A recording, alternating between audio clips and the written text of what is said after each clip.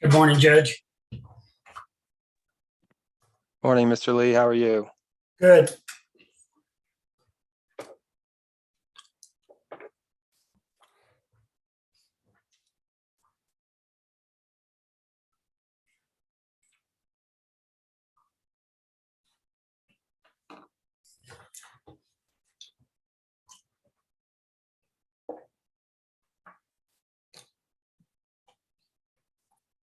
Good morning, Judge. Morning, Mr. Lee. Morning, hearing examiner Ryan. Morning. You guys ready for the show? We are. Where are the participants? I can admit them now. Okay.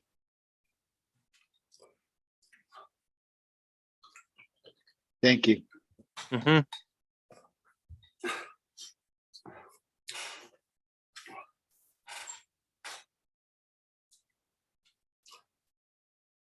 Good morning, Morning. Mr. This is Mr. Albright. Can you hear me okay? Yes, sir. Great, thank you. All right, Mr. Lee, let's go ahead and start.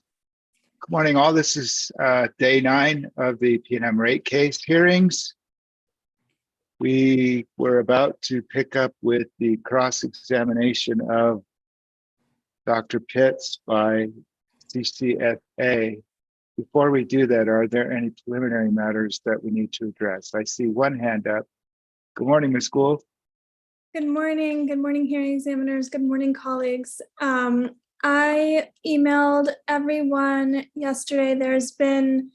It came to our attention that our corrected direct testimonies, the way they were corrected, made them not OCR compliant. And so we've been working really hard to get those corrections in the testimonies and make them OCR compliant. And so I sent out the corrected OCR compliant testimonies last night.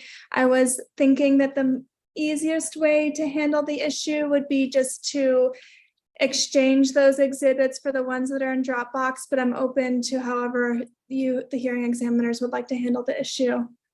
One question before we get to that. So what was it? If I understand correctly, something will be non-OCR compliant only if you were to like type it up in Word, print it, and then scan it. Because if you just print directly to PDF, it always comes out. So do you know what happened as to why? It's really more just a question for future reference. Yeah, it's because there's corrections, and so we had to make corrections on the testimonies, and so they were printed, and the corrected pages were then scanned in, Okay. and that made the whole documents not OCR compliant. Okay. Thanks. Well, Ms. Gould, thank you for, I hope it wasn't too hard to do the OCR.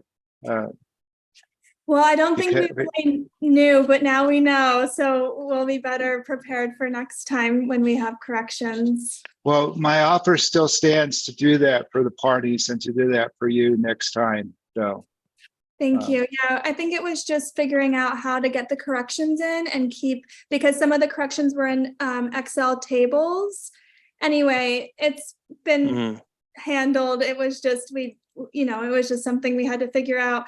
So yeah, with the hearing examiner's leave, we would suggest just exchanging the ones that we sent last night for the ones that are currently in the Dropbox, if that would work. That would keep the exhibit numbering the same.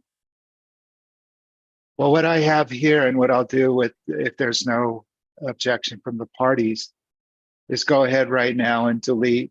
There are 2 versions now of each of these 3 exhibits in your main exhibit exchange folder in Dropbox. And so I would go ahead and delete the versions dated September 2nd, 2023, uploaded at 4:17 p.m. If there's no objection, that's what I would do. There's no objection. I was the one that alerted Inamaria that they were not Thank you. OCR compliant, so. Thank you, Ms. Gould. So that's what I'm going to do. Thank you. And I have another question kind of in the same vein. It's a little different. We, as can be seen from the fact that we have corrections on our testimonies, we filed erratas. the testimonies that we emailed last night and the ones that are uploaded to Dropbox have the corrections in them. My question is, do we need to make the errata a separate exhibit Um, for Dropbox? no, Okay, great. that's just a filing, but make sure that all the corrections are captured, obviously, in the testimony. Okay, great. Perfect. Thank you. I mean, The clarification. sure. So it's, okay, 5. I'm just looking at Dropbox. Okay, that's fine. Thank you, Ms. Gould. Great. Thank you so much. You're welcome. Yeah, anything else? All right, then. Good morning, Mr. Nazi.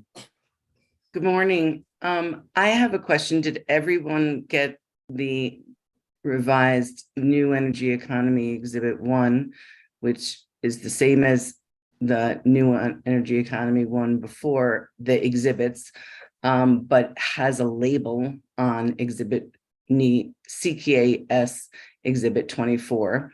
I'm sorry, And then- CHS? CKS? Thank you. Sorry. And then New Energy Economy Exhibit number 3 is Can we just- corrected. Okay, let's do one at a time because I want to see what's in Dropbox right now. So what's the first one? The first one is New Yes. Energy Economy Exhibit 1, the exhibits. Okay. Exhibit list. There's an exhibit list and exhibits. And Correct. the version in there right now in Dropbox is September 2nd. So that needs to be, I need to take care of that, right? Yes, please. Sure. And I sent it yesterday afternoon.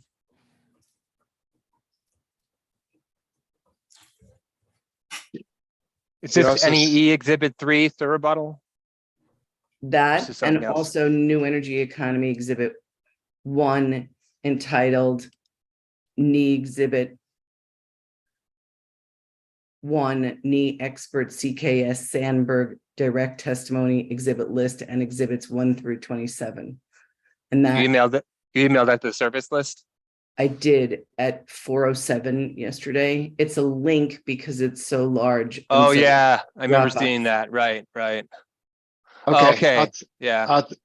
I will take care of that. Thank you, Mr. Nazi. And then the other issue is the corrected NE Exhibit 3. And there was a change. It's the only changes on page 25, line 7 from the number 64 to 69.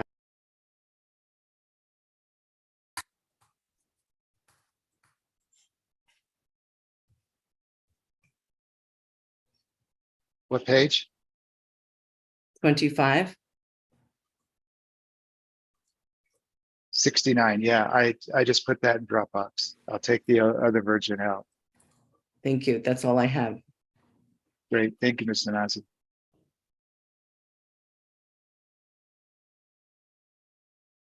Anything else?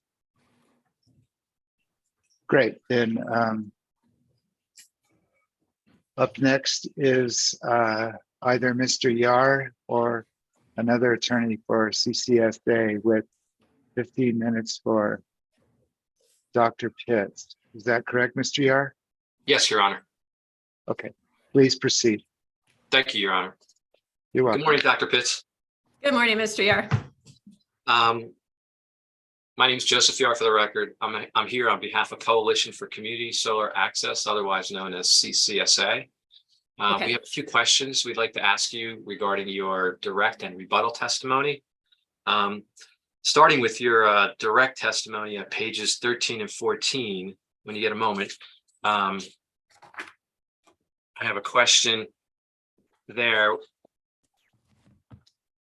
In your direct at that page, you recommend manual adjustments to the total banded revenue requirement to be collected from certain customer classes in order to recover costs associated with providing community solar bill credits. Is that correct? Yes. But in response to CCSA's testimony, you are now proposing in your rebuttal to remove those. I'm manual sorry, adjustments. you're breaking up a little bit. Can you start again? Of course, sorry about that. I'll start from the top. But in response to CCSA's testimony, you are now proposing in your rebuttal to remove those manual adjustments to the total banded revenue requirement. Is that correct? Yes. Instead, in your rebuttal, you note that now PNM proposes to track community solar bill credit amounts in excess of its avoided cost of generation through a regulatory asset with a carrying charge. Is that correct? I'm sorry, Mr. Yar, could you tell me which page we're on? Sure, in the rebuttal? sure. That's page 58. 58. Okay, thank you. I'm sorry, could you start from the beginning with that question? Absolutely.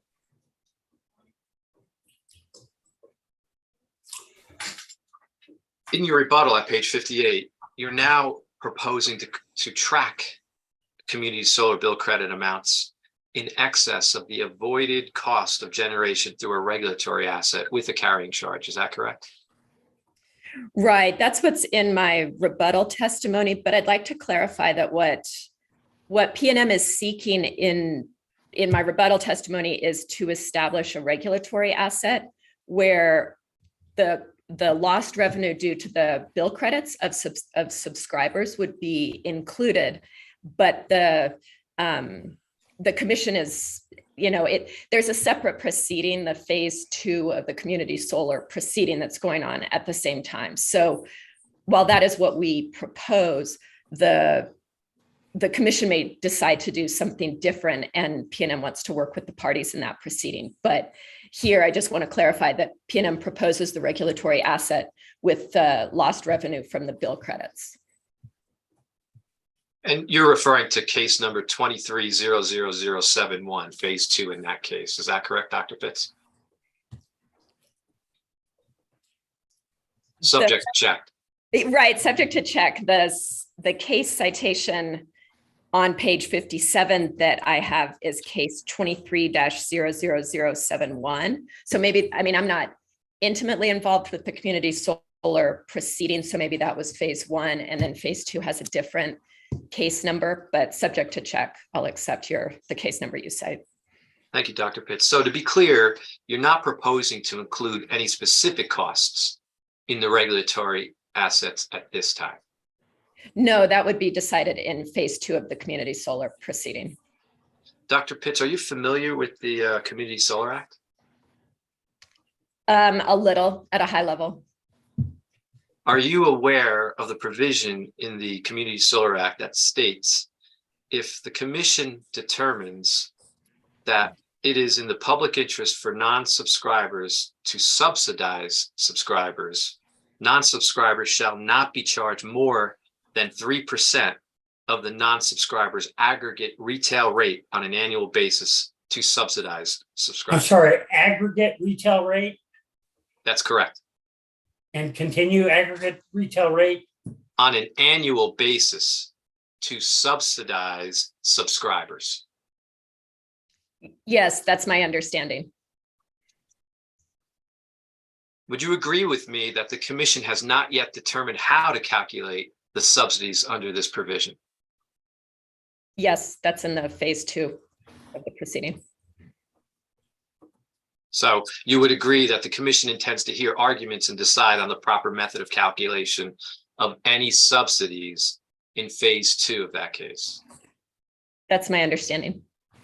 So would you also agree that in that docket, the commission could find that some of the costs that PNM proposed in your rebuttal testimony to place into a regulatory asset are in fact not included in the calculation of subsidies?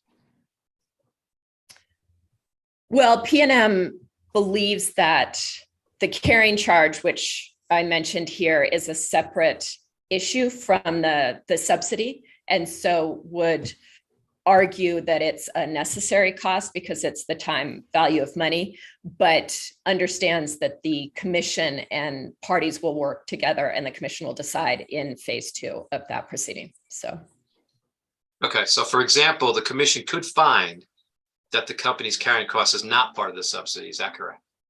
yes, So approving a regulatory asset would not prejudge the determination made in case 230071 as to how to properly calculate that subsidy. Is that correct? Is that your understanding? right. And it is also correct that if granted, the formation of a regulatory asset in this case would allow PNM to bring the costs in a regulatory asset account to the commission in a future general rate case for recovery. Yes, So putting those subsidies into a regulatory asset does not guarantee cost recovery. Is that correct? right. PNM would still have to justify cost recovery in the future. And PNM would have to justify that they were prudently recovered. Is that correct? Yes, Nothing further, Your Honor. Thank you, Mr. Yar.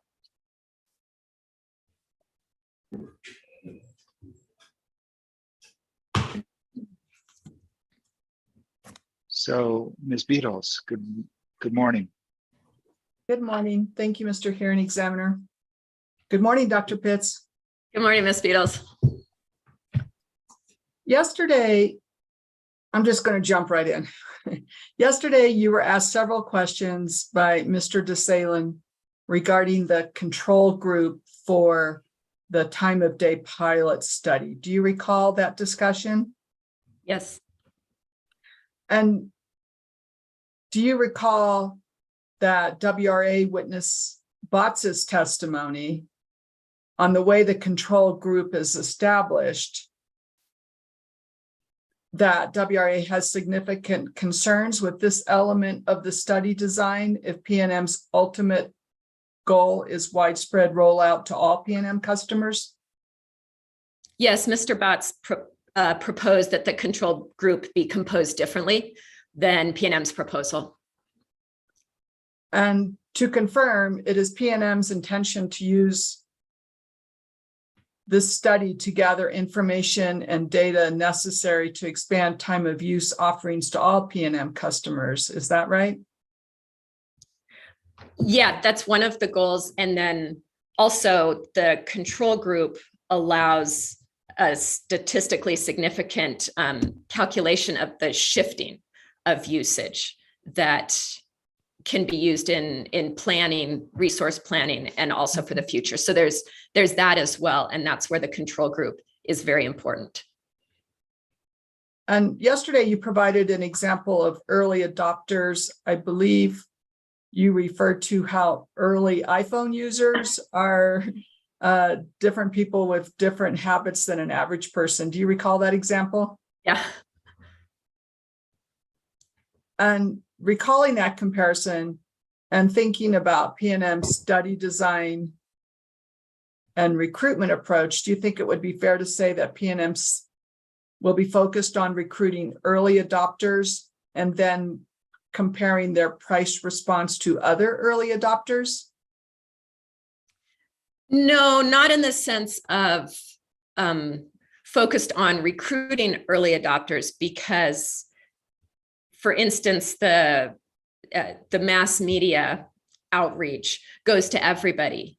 It's that early adopters might be more likely to respond first, but PNM's outreach with the mass media, with Facebook banner ads, things like that, go to everybody who participates in those forms of media. And then things like the paper bill inserts for paper bills that will be included for zip codes that are predominantly low income to try to target that demographic. Again, I don't know that that demographic would be initially considered the characteristics of an early adopter, but PNM will make efforts to include them and make sure they're aware and get them to participate as well. So I do think that PNM won't target the early adopters, but the early adopters are more likely to respond first since it's an opt-in program. So you're hoping to recruit customers other than those you would characterize as early adopters? Oh, sure. I mean, we would like to have a broad variety of people want to opt into this rate so that we can understand how different people respond to the price signal, how the marketing and education works on different groups. So yeah, PNM is not targeting just one specific group. So to the extent that early adopters would be naturally more interested in participating in your pilot, how will information about their response be applicable to the average customer?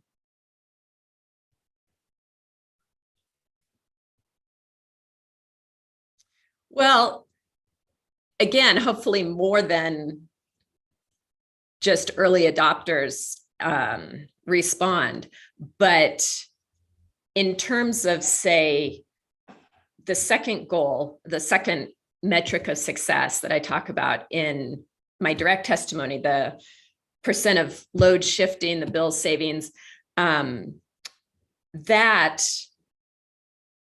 by doing the control group or setting up the control group the way PNM proposes, we hope to minimize like the bias that Mr. DeSalen was talking about, where the behavior changes of those early adopters are measured against the baseline of early adopters who would have behaved similarly prior to opting into this rate, and thereby get a truer picture of the impact of the load shifting, because we're measuring like to like for the load shifting. And the bill savings, what comes out of understanding that and how much people are able to save, or if they aren't and they receive, if they're residential 1A and receive the bill guarantee, for instance, then that's applicable to let us know that we need to adjust marketing messages, or that the message of bill savings and then trying to match it to other characteristics. If we understand that only people with central air conditioning are signing up, those are the early adopters, then we understand maybe the incentive, the price signal needs to change to make it a broader, more broadly appealing price signal, or the marketing and education need to change, the messages on the website, things like that. So I think early adopters have a lot to teach the rest of the customer base, even though they might be slightly different in their behaviors. Ms. Beatles, if I can just stop you 1 second. Mr. Medeiros, I'm seeing Commissioner Aguilera. I know he has questions for this witness, and the commissioners don't have the luxury of being present for the entire hearing. They've got lots of time demands. Ms. Beatles, would you mind if the commissioners have questions, they could get in and ask them and move on if they prefer? Not at all. Commissioner Aguilera, I know you had some questions for Dr. Pitts. Do you want to ask those? Sure. Hi, Dr. Just trying to think about your multiple commitments that you have, so. Yeah, And no, Ms. thank you. Thank you, Ms. Ms. Beatles, and Commissioner Aguilar, before you start, I just want to let Ms. Beatles know that I reset her cross-examination at 23 minutes. Thank you. You're welcome. Sorry for the inconvenience. Can you hear me okay? Yes, Commissioner. Okay. Dr. Pitts, nice to see you and meet you, at least virtually. So the first question that I have is with respect to the rates that are being proposed for the time of day pilot, how were those rates derived? Well, we used a historic load profile for the classes to determine the load percentages in the various proposed peak periods, and then applied that to the test period determinants to put determinants into each bucket. But the rates themselves, we had goals of wanting a strong enough price signal, a strong enough on-peak to off-peak ratio to encourage the shifting of energy usage from the on-peak periods to off or super off-peak periods. So we believed that 4-to-1 was the optimal on-peak to off-peak or super off-peak ratio in the summer, and then 2.5-to-1 in the non-summer months. And so the research, like from the Brattle Group and then the consultants we worked with, and the recommended decision that came out of El Paso Electric's time of day, time of use case, all indicated that 4-to-1 was kind of that spot where the higher the ratio, the more load shifting occurs, but it tapers off. I mean, we could make the ratio 10-to-1 if we wanted, but at that point, the trade-off is that hardly anybody wants to sign up for that. And it's not an exponential increase in terms of the amount of energy that is shifted off peak. So we believe, for the sake of our first time of day pilot, that 4-to-1 was the optimal summer ratio. And so then setting the actual rates was sort of an iterative process, starting from that point. So those were the decision-making steps that we had. Okay, thank you. And so, yeah, I understand the ratio, and you know, there being examples that you're using in using the ratio. I guess my question was with respect to the energy, the per kilowatt hour energy charge. For example, you're starting with the off peak, it's something like 8 cents, 8.2, I think 8.4, something like that. How did you derive that? Well, we wanted something that, let me pull this up. We started from the point of view of like looking at the residential rate class. Let me get to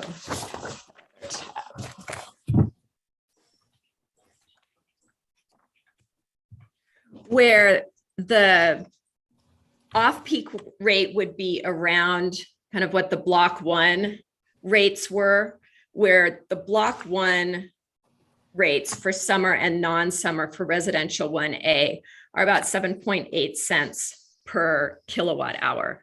And so so that's kind of the starting point, to put the off-peak rates somewhere around there. And then the 4-to-1 ratio in the summer, the off-peak rate is slightly higher, but then the non-summer off-peak rate is lower than the 7.8 cents. It's approximately 7.3 cents. And so we wanted to have the off-peak ratio or off-peak rates be around in the area of the block 1 non-summer and summer rates.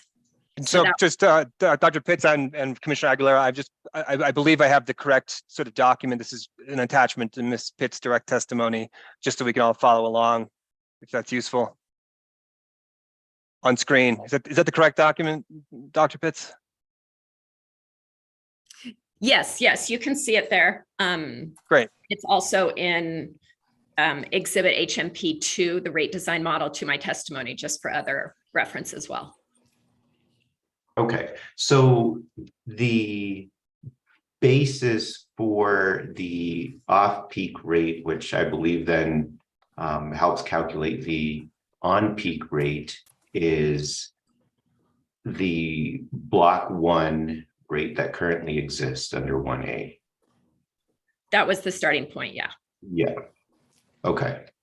And in the off season or in the non-summer season, it needed to be lower, and the summer season, it needed to be slightly higher to achieve that ratio that we wanted to achieve.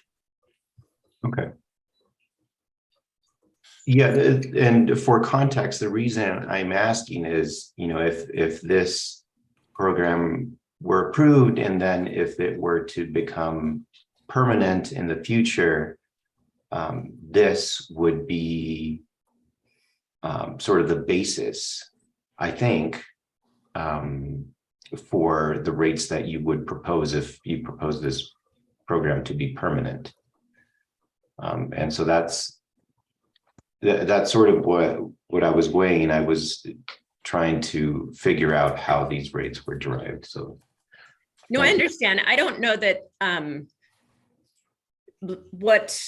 what we propose here and what you all approve is, again, this is a pilot for studying how people respond, how much they can save and shift, but we will revise and refine in the future based on what we learn. So it doesn't mean necessarily that rates would be almost identical to this for any larger rollout in the future.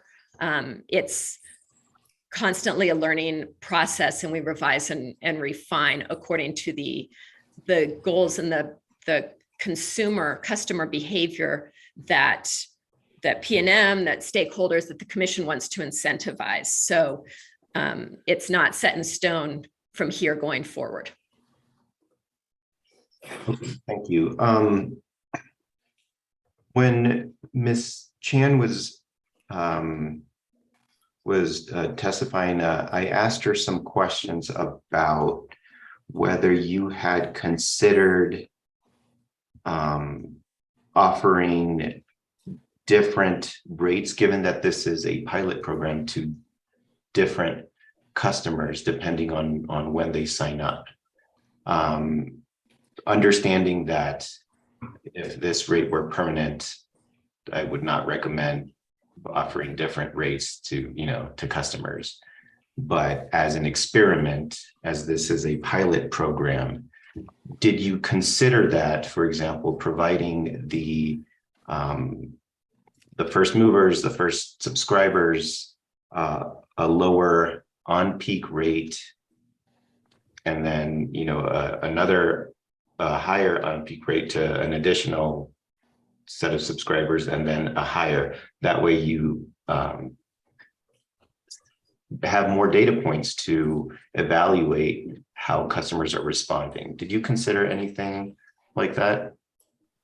Well, we didn't consider that, but we did consider and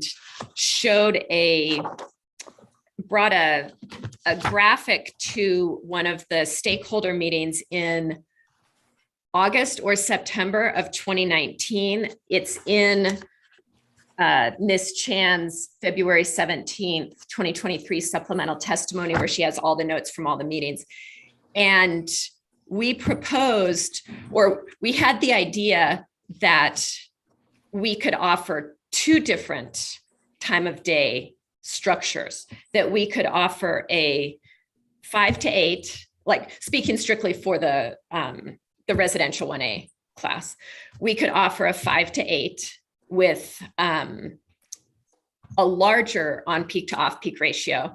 And we could also offer a 4 to 9 with a shorter ratio. And at the time, we weren't discussing what those ratios might be. There were no prices or anything, but the idea was some customers might be more able to accommodate a 5-hour on-peak period, but they wouldn't want the difference in off-peak on-peak to be so dramatic. So it wouldn't be, say, 4 to 1.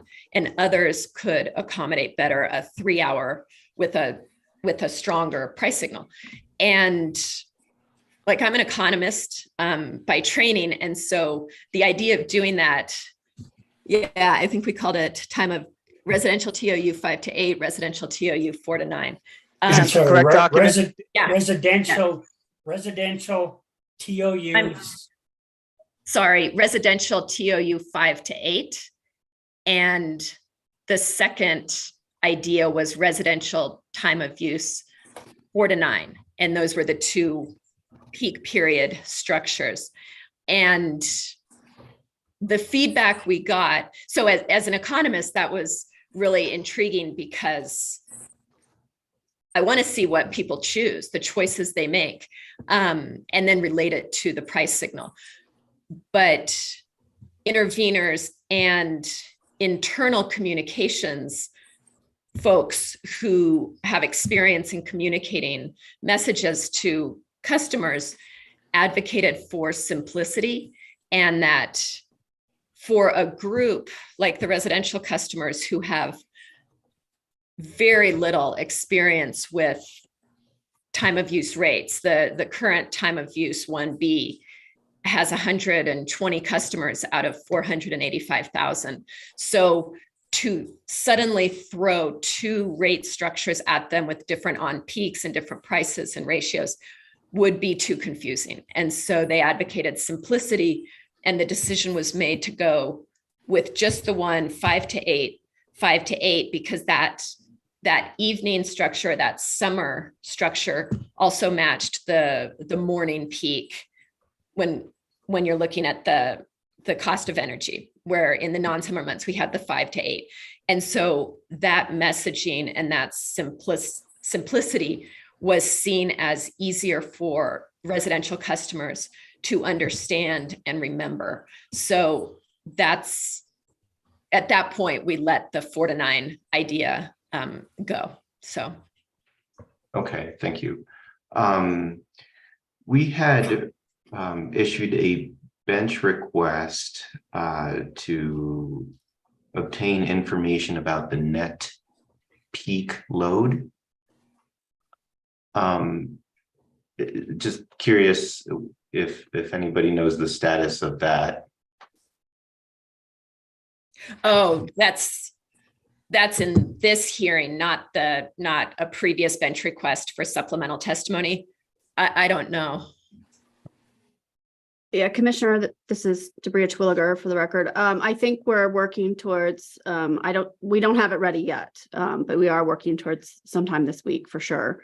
Hopefully sooner than later to get that into the record. Okay, thank you. So while we wait for that information, Ms. Fitz, can you explain the anticipated benefits to customers from having an on-peak period of 5 to 8 p.m. versus say 4 to 7 p.m.?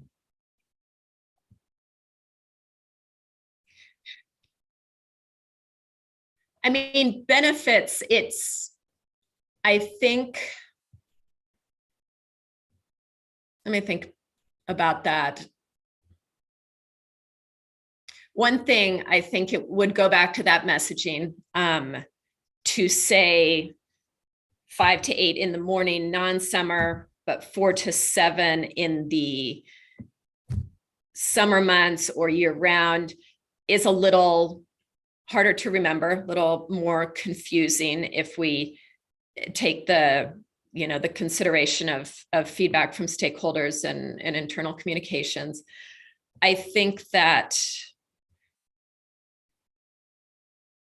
there's probably going to be different people who can take advantage of either way.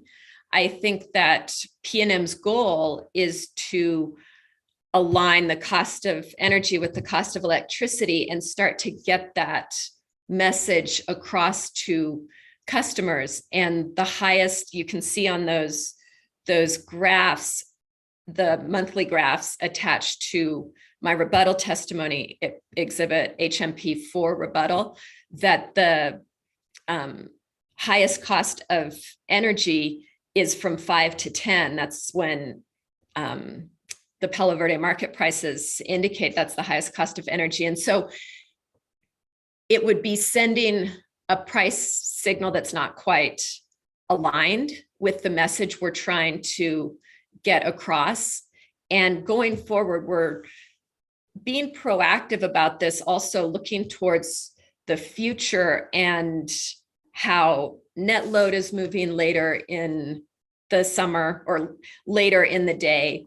There's that. So the 4 to 7, I think, as net load moves later over the years, which is what we expect to happen, then would not help them to shift energy off of peak as much, that net load peak, I mean. And my understanding is that, and Mr. Phillips can talk about this more, but that it's the loss of load probability or loss of load expectation hours that will matter more going forward. So I think that the 5 to 8 is more proactive, looking forward to how we expect the system and net load to behave also in the future, and also captures the message of aligning cost of energy with cost of electricity.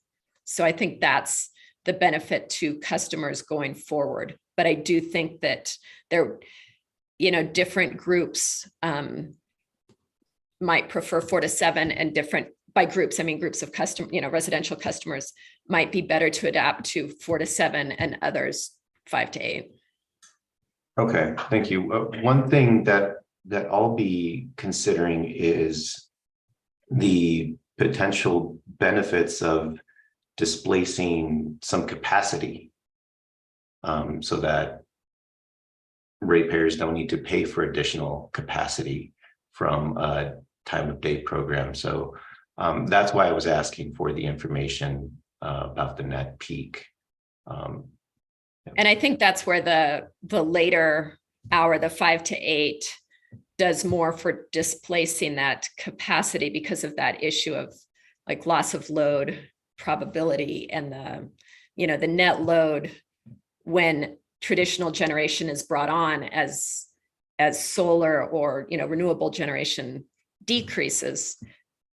That's those are the hours that will capture the capacity, the time frame that can help displace capacity.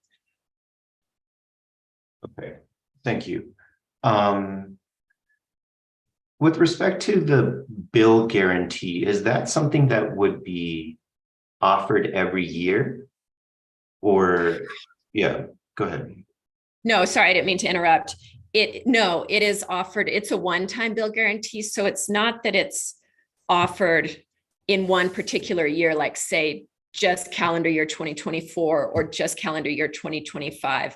For residential 1A and small power 2A customers who sign up, their first 12 months on the program, or on the rate, they are eligible for the bill guarantee. And once that 12 months passes, whether they get the bill guarantee or not, then they're no longer eligible. And if they drop off the rate at any point before the 12 months, then the bill guarantee option for them ends. So it's 12 months from the time they sign up, those two groups, but not tied to a particular 12-month, consecutive calendar year type period. Okay, so do you see this then as an incentive to sign up for, some customers that might be risk averse?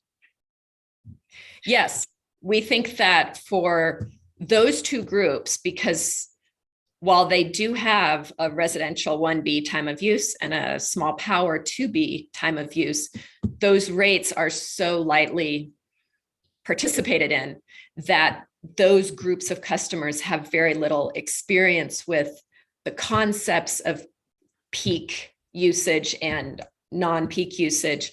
So they might be a little hesitant. And it kind of goes back to Ms. Beadle's question about the behaviors of early adopters, who those kind of people might throw themselves at the rate because they're excited about they see it as the rate of the future, or they are excited about, they really understand how they can save money, things like that.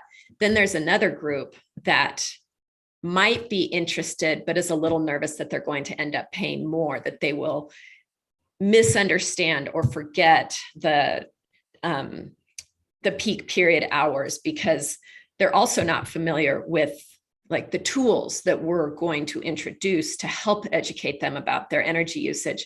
And so to help that group over the hurdle of being nervous to sign up for the rate, the bill guarantee can help them, because they don't have to worry that over the course of the year, if they forget and use a lot of energy in peak periods, that they will lose money. And so it's a risk mitigation piece of the program. But again, just for the first 12 months and just for those 2 rate schedules. Okay, thank you. And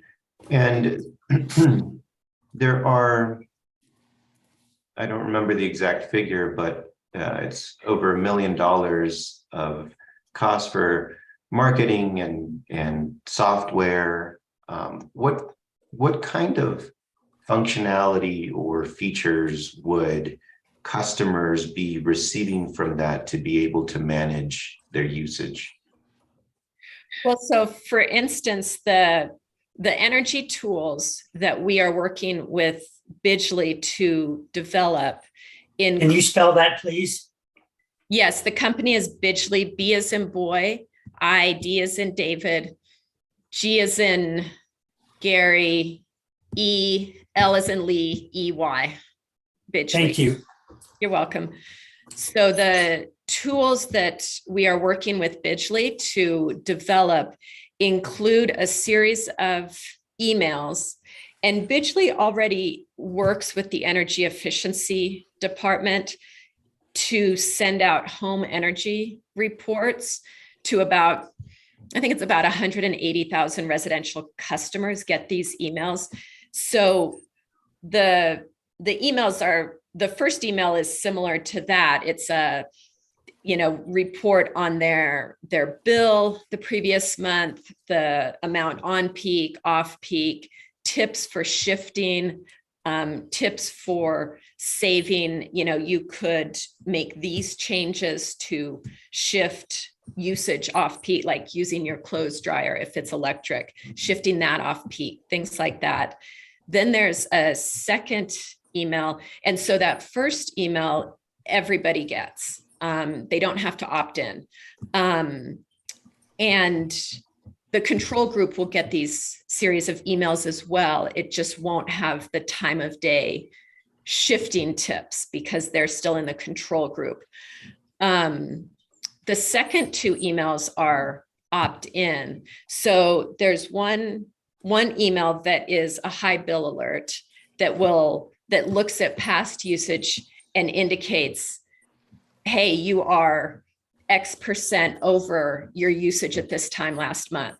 So it's kind of giving them a heads up that, and then leads to time of day tips. You can shift this, move this off peak to, get your usage back under control. There's also, and that's an opt-in email. And then there's a third opt-in email that is like a budget bill. So the customer can set their monthly budget for what they expect to pay or hope to pay that month, what they don't want to exceed, I guess. And if they, at any point that they exceed 75%, it generates an email saying, you've exceeded 75% of your budget for this month. Again, here are time of day tips for how to shift your usage, things to do. And so again, that's an opt-in email. And then on all of these emails is a button that's I think the official term is like a lazy login or a single sign-on, where they can just click the button and go to the Bidgely portal that has more information. And for the time of day, it shows there, because of the interval data, it has an energy heat map that shows when they are using energy, and it's overlaid with the peak period so that they can see how much energy they're using on peak. And it's a visual graphic to help them. And so there's all of these tools for the time of day customers as well. And again, the control group gets all of the emails, but just without the time of day tips. But they can still opt into the budget bill alert, the high bill alert, and they would get the monthly report on their bill and their usage. Okay, thank you for that explanation. Those are the questions that I have for now. So thank you, everybody, especially Dr. Pitts and Ms. Beatles, for your flexibility. Sorry for the interruption. Thank you, Commissioner. Thank you, Commissioner Aguilera. Since we extended that opportunity to Commissioner Aguilera, I suppose we should also ask Commissioner Ellison if he has any questions at this time. You know, I would like to ask a few, but I'd be happy to go after Ms. Beatles. Ms. Beatles, what's your pleasure or privilege, whatever? What would you like? That would be fine with me. How many more minutes do I have, Mr. Hearing Examiner? 23. Let's do that. Okay, thank you, Commissioner. All right, please proceed, Ms. Beatles. So Dr. Pitts, I'd like to ask a few questions to clarify how the pilot will operate in a few respects. So, for example, will the individuals who sign up and are then placed into a control group be informed that they're being assigned to a control group instead? Yes, of course. They will be, customers who are interested in the rate will be informed upfront that there's the two groups. They won't be finding out at the very end, oh, by the way. They will know from when they're signing up, because the messaging is that there will be the rate group, the people who go on the rate. There's the control group that will get the meter and that will get all the energy usage information, the tools of, the high bill, the budget bill, that they just won't have the time of day billing aspect. But because they will get a meter, they will get the energy map. They will be able to see and understand how they are using energy. It's just that they won't be on the actual rate. So yes, we will explain from the very beginning that when they sign up, then, like I was telling Mr. DeSalen yesterday, we will kind of say we batch any interested people, any interested customers once a week, then we send that group of names to the evaluator, DNV, to separate out into control and rate, and they send it back to us. And then we communicate with the control group again to let them know that they have been selected for or placed in the control group. So that's how we envision the process and the communication going. But at several points along the way, people will be told about the control group so that it does not come as a surprise. We're not trying to surprise anyone in a negative way. Yes, I understood that customers who sign up were informed that they might be placed in a control group. I was just asking the question to confirm that when they are actually assigned to the control group, they are also informed of that. Yes. Okay. And I'd like to refer to page 59 of your direct testimony, starting on line 10. Let me get to that. I was on Ms. Chan's supplement. I'm sorry, could you tell me the page again, Ms. Beatles? Page 59, starting on line 10.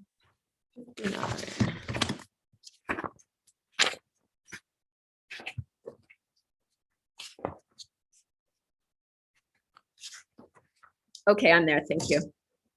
You refer to the recommended experimental design as one called recruit and delay, where some customers, and I'm just going to read the rest of the sentence, where some customers who request the rate have their meter exchanged but are placed in a control group for a limited period of time before they are moved on. I'm sorry, meter exchanged and placed. Meter exchanged but are placed in a control group for a limited period of time before they are moved onto the pilot TOD rate.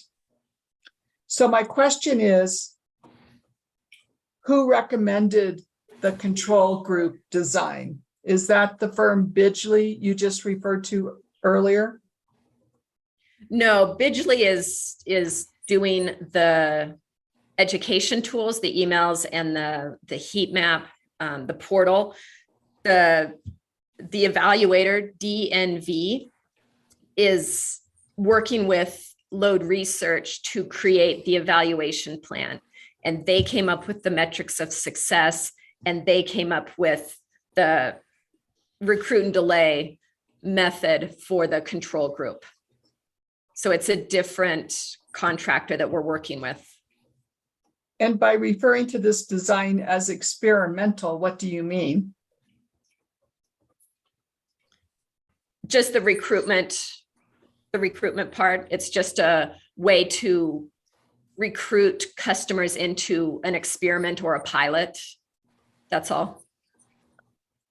Do you know whether DNV has used this method of control group formation before?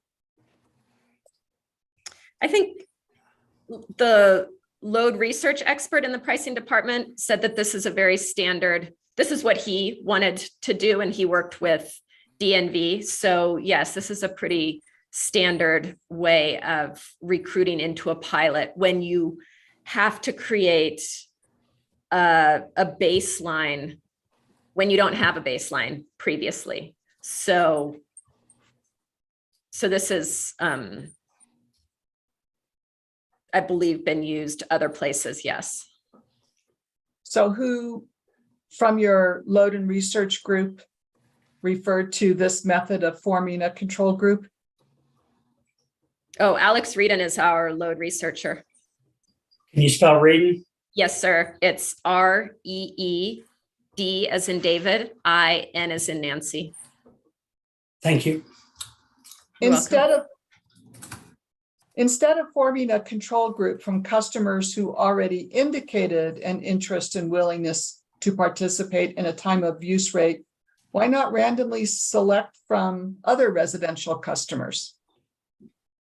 Again, it's to avoid overstating the impact of the shifting, because the people in the control group will form the baseline against which shifting is measured. And so if you take two customers who are very different and you're wanting to measure the behavior change of customer A against customer B, who is just very, has different behaviors and motivations in energy usage, the calculation of shifting load is going to be different than if you take customer A and customer B, or there's too many hypothetical customers here, customer A and customer H,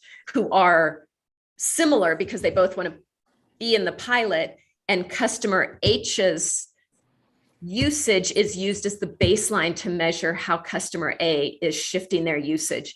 Then it is a more accurate understanding or a more accurate measurement of how usage shifting is occurring. And so it minimizes the chance of overestimating the impact of the program. And so, or overestimating the impact of the shift and how much shifting people are actually doing. And in order to use it for like resource planning, it needs to be as statistically significant as possible, as accurate as possible. And so PNM did not want to, or wanted to minimize the overestimating of how successful the shifting was. And so that's the idea behind the creating the control group out of those that also want to be on the rate as well. Isn't it PNM's goal to ultimately move all customers to a default time of use rate? Ultimately. So how would a control group who is selected from a pool of customers already interested, who may be made up mostly of early adopters, how would they tell you that much about the larger customer class?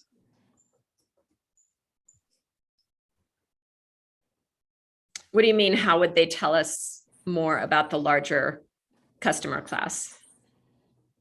If the control group is culled from a group of individuals who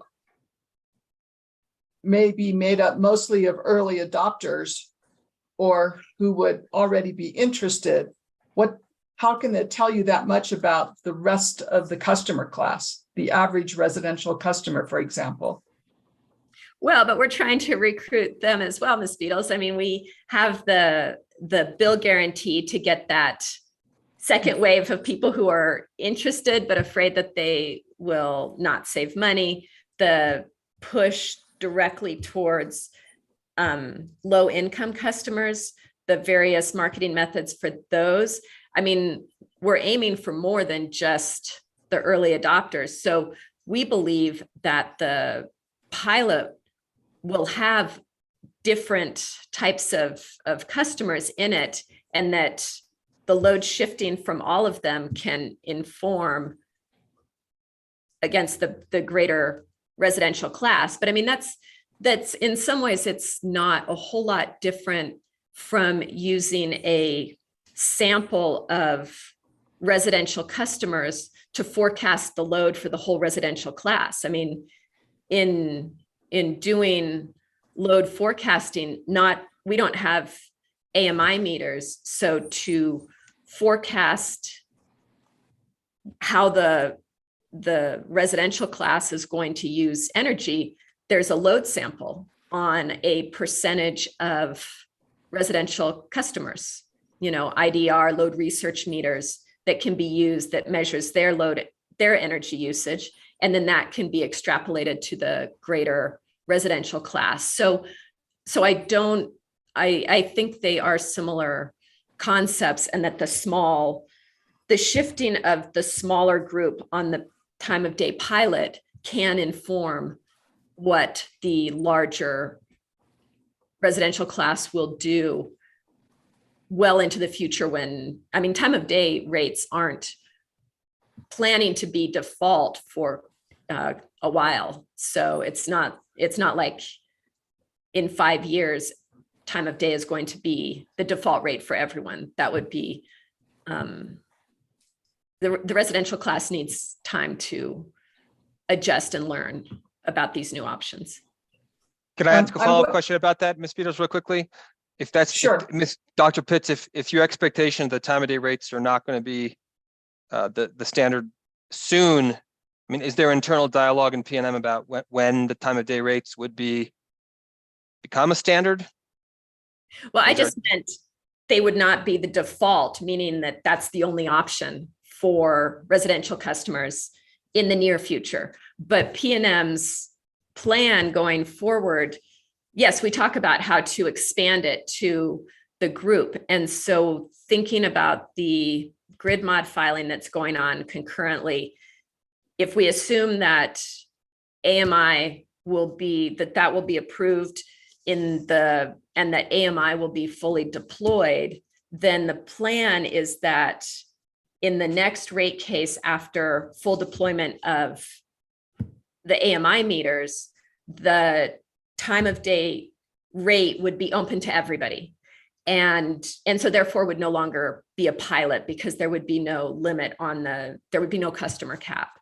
And at that point, I mean, in this proceeding, we have proposed to close the 1B time of use and 2B time of use to new customers so that anyone wanting to coming into 1B would be directed to the time of day pilot or 2B time of day pilot.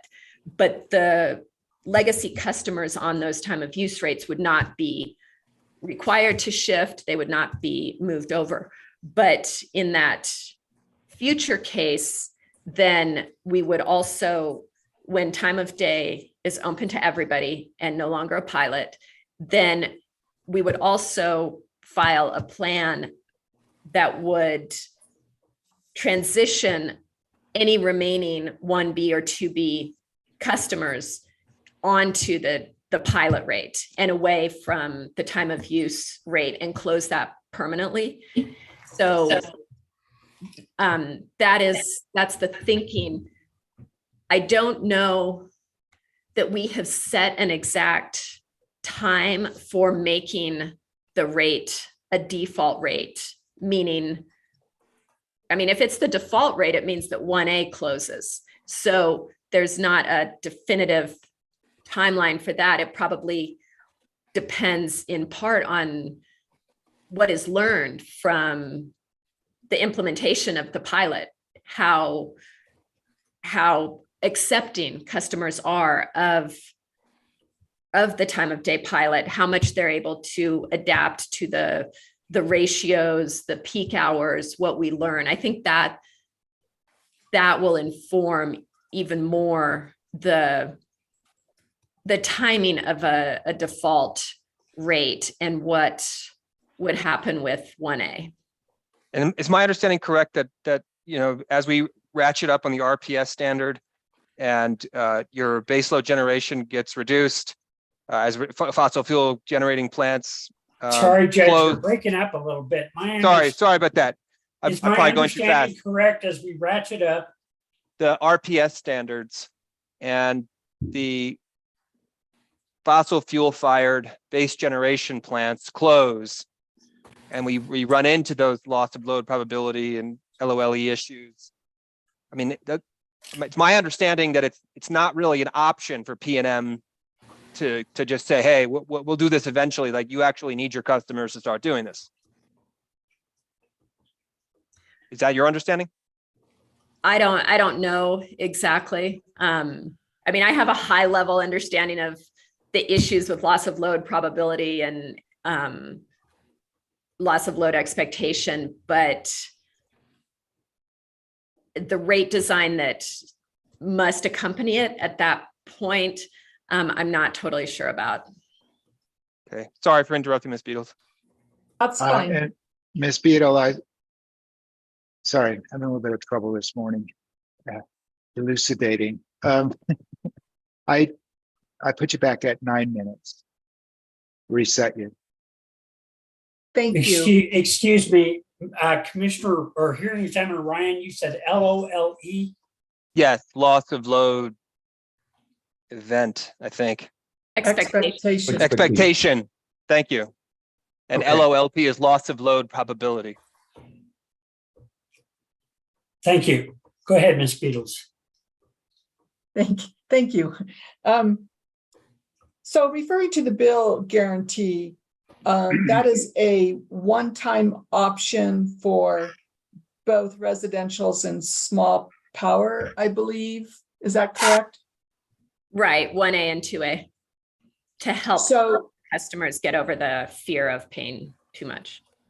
do customers have to ask, or do you initiate application of the bill guarantee? So if it turns out that they paid more on this time of use rate than they on the time of day rate, as opposed to your other rates, your standard rates, would they, if they wanted to get compensation, would they need to initiate it, or do you alert them and give them the compensation?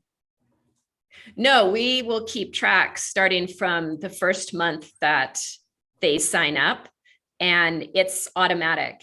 Once they sign up, we will know and monitor going forward. And if at the end of the 12 months, there's a lag of about a month to let any kind of bill reset or bill rebill or errors with the bill that might affect the bill guarantee settle through. Sometimes it takes a month or two if there is a rebill or there was an error with a long bill, short bill, these billing issues.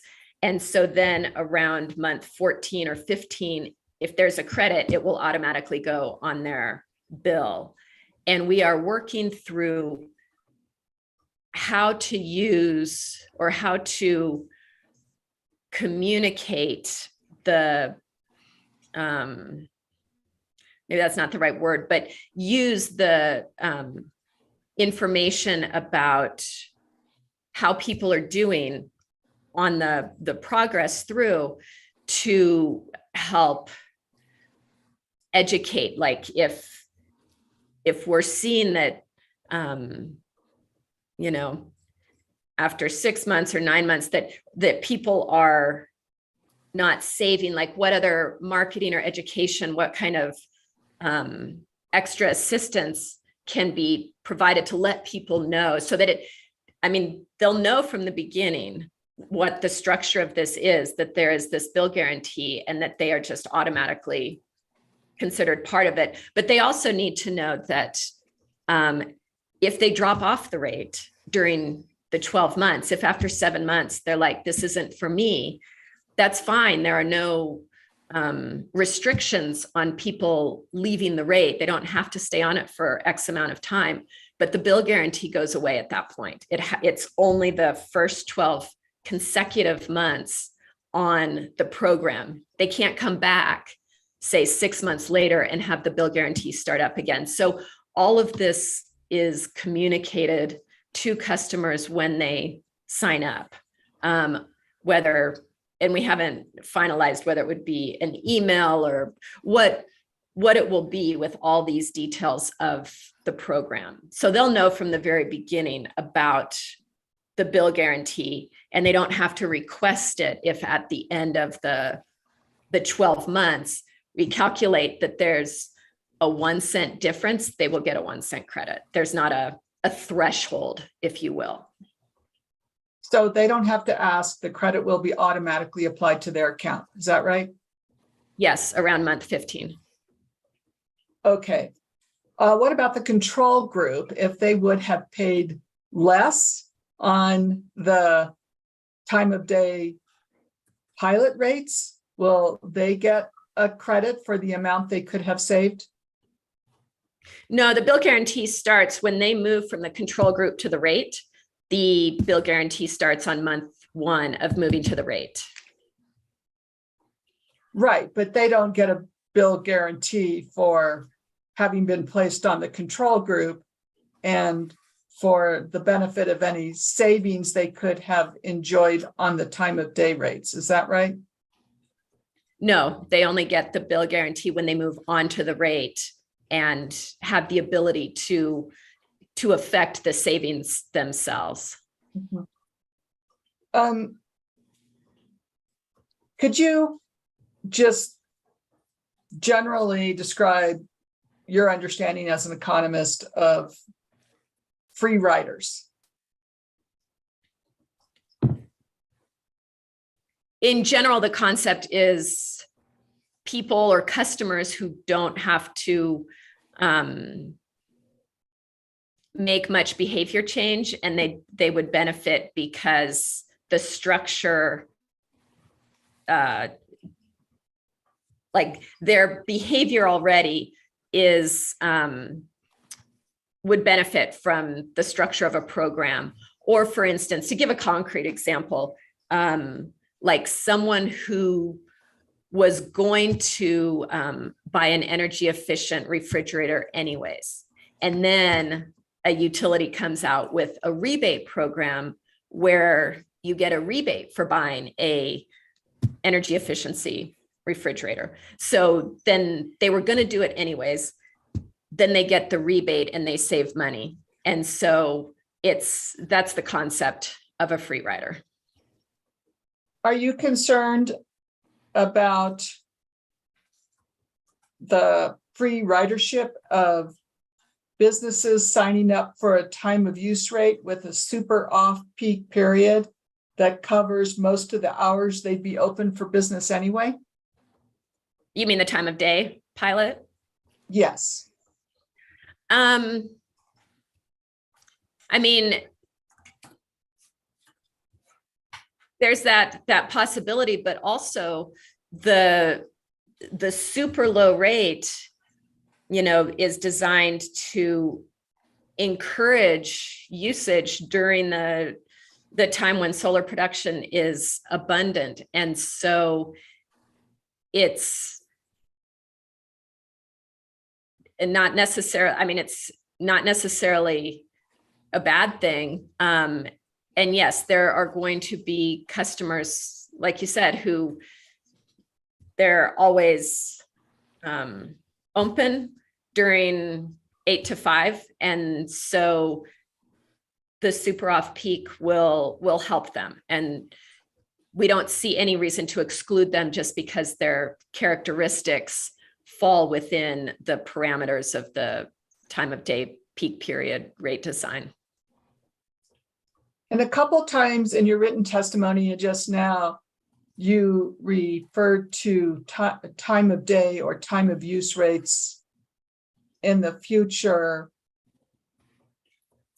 having the effect of encouraging consumption during hours when solar is abundant. Is that right? Right. So emissions reduction could be a goal in addition to, shifting load off peak or cost savings. Emissions reduction could be a goal in the design of future time of use rates. Is that correct?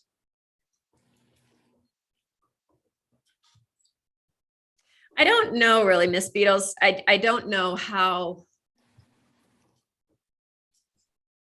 we would measure that exactly. So I haven't thought through that.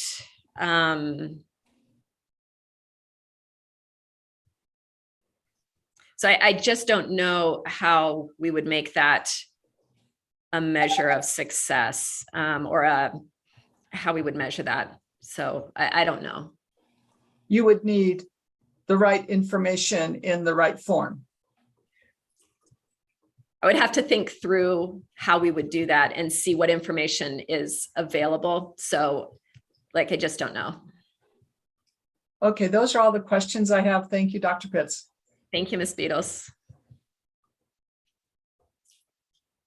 Okay, staff. Were you going to go to Commissioner Ellison next? Yes. Staff has 40 minutes, so we'll probably have to do that after the break. Mr. Ellison, go ahead. Hi, good morning. Good morning, Dr. Pitts. It's nice to meet you virtually. Good morning, Commissioner. Same. Nice to meet you. I appreciated reading through your testimony. One thing that I didn't notice in your direct testimony was a discussion of the current time of use pilot and what kind of lessons learned you've derived from that pilot. Has that been discussed in this case? I think so. The current time of use, which I refer to as the legacy time of use, isn't a pilot really. It's been around for 30 or 40 years. And to be honest, the time period of the on-peak period hasn't changed since the early 1980s when it was first set up. It was set up as 8 a.m. to 8 p.m. and it still is that for all of the time of use legacy schedules. And the rate ratios between on-peak and off-peak have remained the same for a while. I don't recall how long, but we have proposed in this case to continue the same ratios that were in the previous rate or that are currently in effect, I guess I would say. And the lesson that I personally take that PNM, the pricing department, takes from these rates is that, especially, the time of use legacy rates are the only option for general power on up through the industrial classes. Only the residential class, the small power, and the irrigation rate schedules have a non-time of use option. And from looking at the response to those rate schedules, it is so low that the main takeaway is that a 12-hour on-peak period is just not viable for residential and small power customers, because out of 485,000 residential customers, 120 are on rate schedule 1B, time of use, the legacy rate. For, let's see, I've got it in the February 17th testimony, the supplemental testimony. The first exhibit, I believe, gives the numbers of how many small power customers, but it's 1% maybe of the small power customer base is on their respective small power time of use legacy rate. So for the small power, 98.4% are not on their time of use rate. The irrigation customer class, they have better luck with or better participation, I guess I would say, with their time of use rate. 2/3 of the irrigation class is on 10B. Yes, this is it. Thank you. Is on 10B, which is the irrigation time of use legacy rate. But irrigation is a different type of customer class. So they likely have the ability to shift their irrigation schedule outside of that 8 a.m. to 8 p.m. timeframe. So I would say from the legacy time of use lesson, the biggest one is that the 8 to 8 is too long. It is very difficult to shift usage off of those time periods. And for the larger rate schedules, the 8 to 8, like large load factors seem to benefit more, or they can adapt to the 8 to 8 better. So that's why in the time of day pilot, we have proposed a much shorter on-peak period, because we don't think that residential and small power customers will sign up for, there's no way to market the current time of use legacy rate to those customer classes and get them to sign up for a 12-hour on-peak period. Well, it sounds like, customers simply don't find it attractive, this rate 1B, that they realize that they would be paying more under that schedule. Well, the legacy rate, I think the residential and small power have not been They have not wanted to participate in it. There's, like that exhibit shows, very few participants, and PNM doesn't actively market those rates to residential and small power customers. So Right, but I guess my question is, by the very design of it, it seems that it's going to be unattractive to customers. Would you? that's why we're phasing it agree? out. That's why we've closed it, or why we have proposed to close 1B and 2B in particular to new customers, because the idea is to phase those legacy time of use rates out as Right. the time of day pilot moves forward. And also, as you've discussed, there have been a lot of changes in power production since those rates were put in place. And now it seems that we should be more interested in getting people to use power during the middle of the day. That's why we have the time of day rate structure that we have, with the super off peak with the lowest rate during the daytime hours, to your point, Commissioner. So 8 a.m. to 5 p.m. is the super off peak period for the commercial time of day pilot rate design, with that goal to encourage energy usage during the daytime when solar generation is abundant. And that the super off-peak period applies only to commercial customers, correct? Non-residential customers. Yes, for this pilot. I see. Why not mimic that with residential customers, having a lower rate during those 8 a.m. or 9 a.m. to 5 p.m. hours? Just to clarify, you said from 8 a.m. to 9 p.m., right? I'm sorry, no, let's 8 a.m. to 5 p.m., I think is what you were saying for the commercial customers, correct?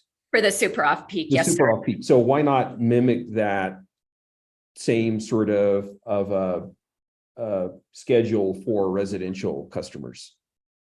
It was a trade-off in making the residential time of day rate design a little more complicated to explain to them. Our goal is to get residential customers to sign up, and in these meetings with stakeholders and internal communication, where participants, everyone agreed that simplicity for residential customers was better. It's a trade-off between making the rate design more complicated and therefore more confusing, and then maybe excluding people who might be on the fence about joining. It just seems too complicated to manage 3 periods. We went with simplicity to start with, and in the future, we plan on introducing the super off peak to the residential rate design in the future. Did you consider, for the sake of simplicity, rather than having that peak period, instead to have off peak during solar production hours, say 9 to 5, and then having your peak actually being all other hours? So let me rephrase to see if I understand. So off peak would be 9 to 5, the daylight hours when solar production is the greatest. And then on peak would be all the other hours. So Yes. from 5 p.m.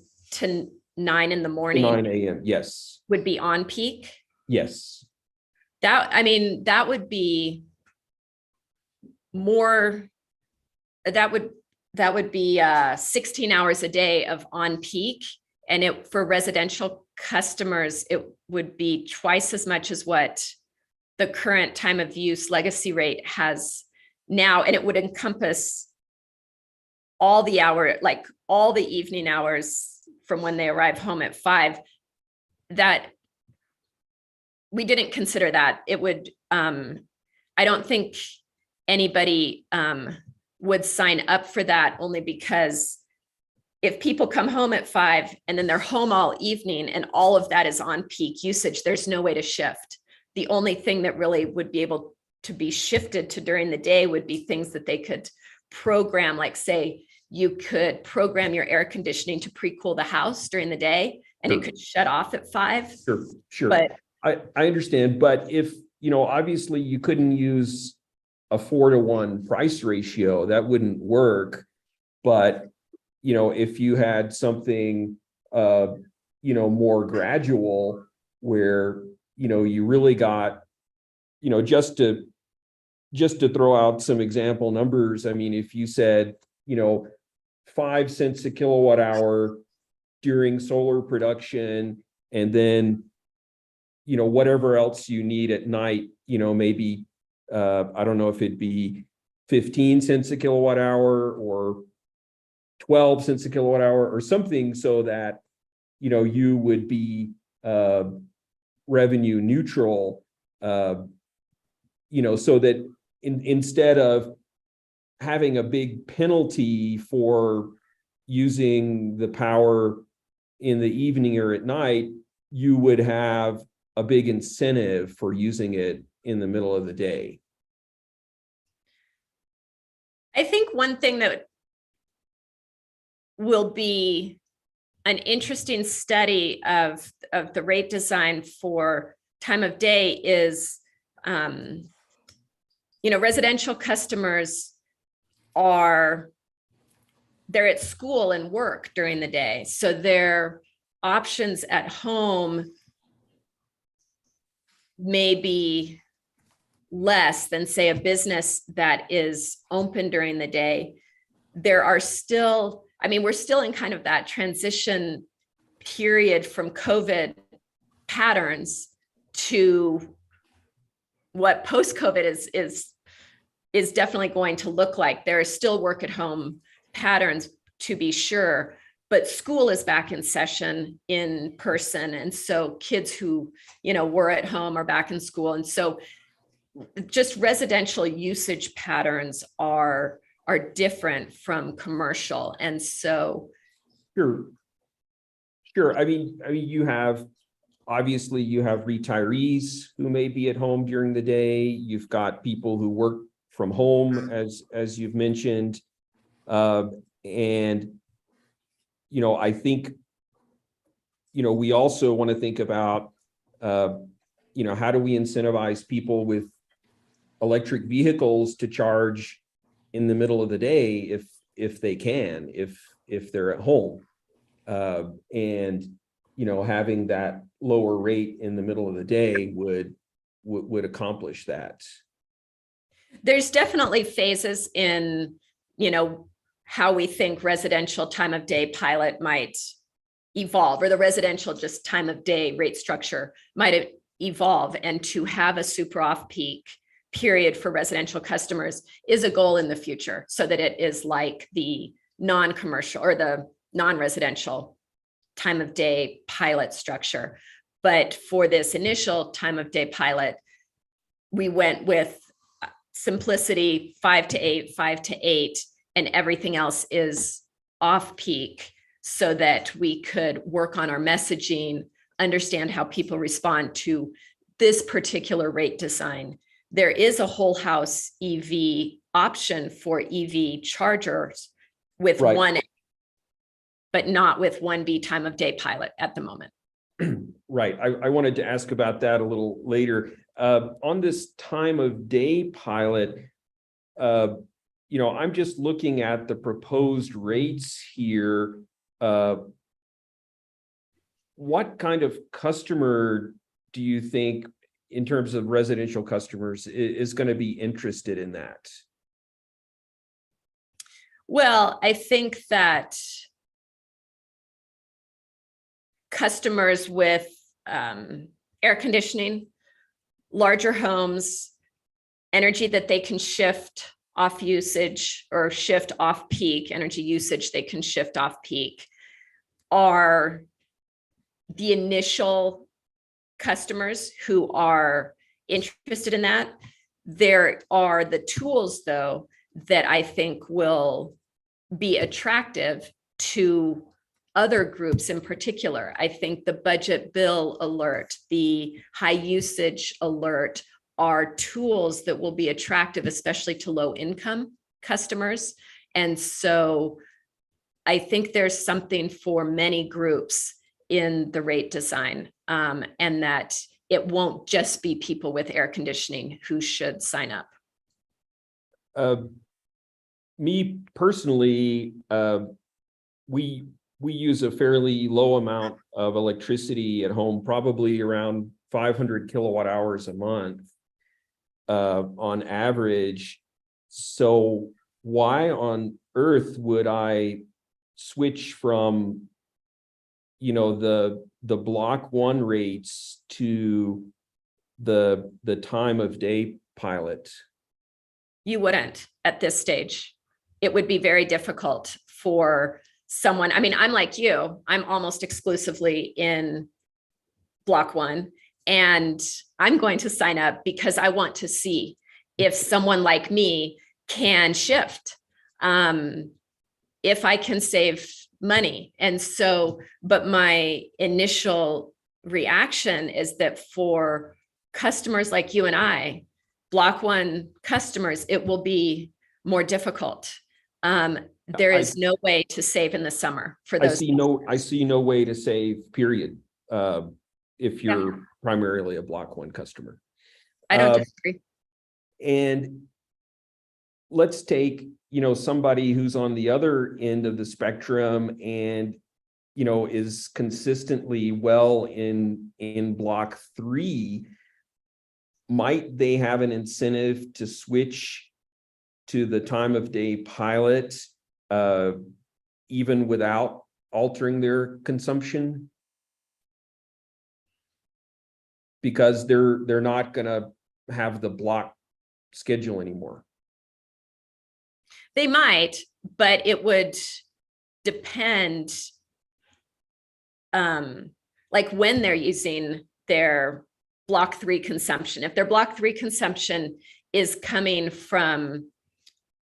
home at 5 and they're not on, say they're not on the whole house EV, so they plug their EV in and start charging, they turn on their air conditioning because they're finally home, things like that, and the usage shoots up from 5 to 8, then they probably definitely need to change their usage patterns in order to move some of that block 3 usage off of the on-peak period. So I don't think it's a given that a customer with a large amount of usage in block 3 can sign up for time of day, save money, and not change any behaviors at all.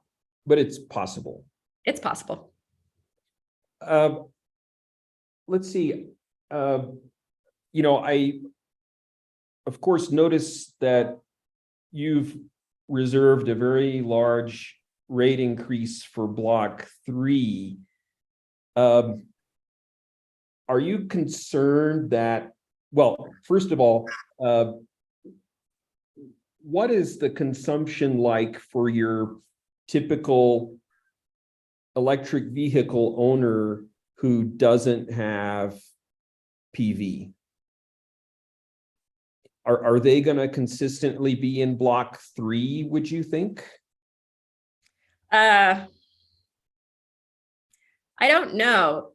We designed the whole house EV to incentivize them to charge overnight. But okay, I'm gonna what ask the about average that. EV usage is, I don't know.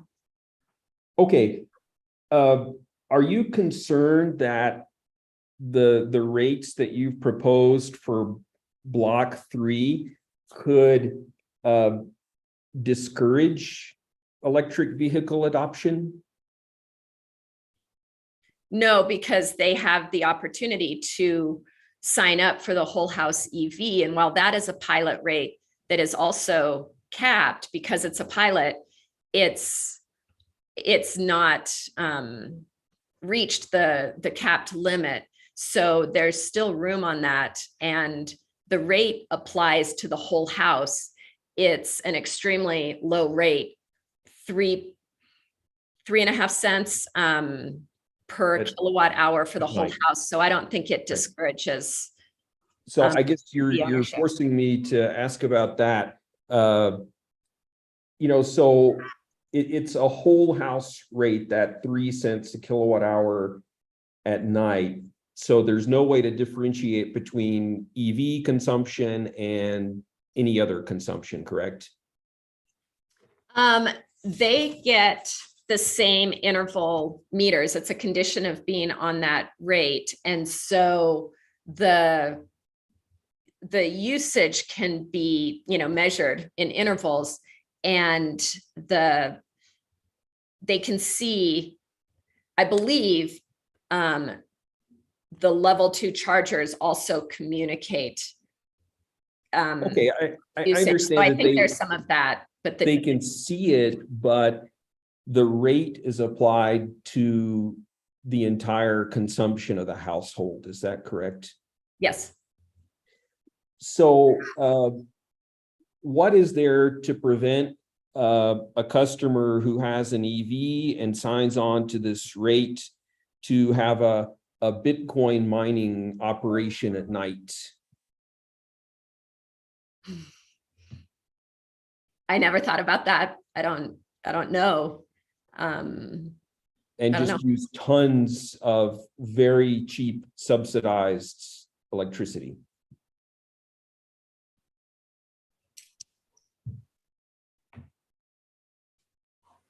I don't know. I don't think there's anything preventing it. So the pilot you're requesting in that is 4,900 customers, is that right?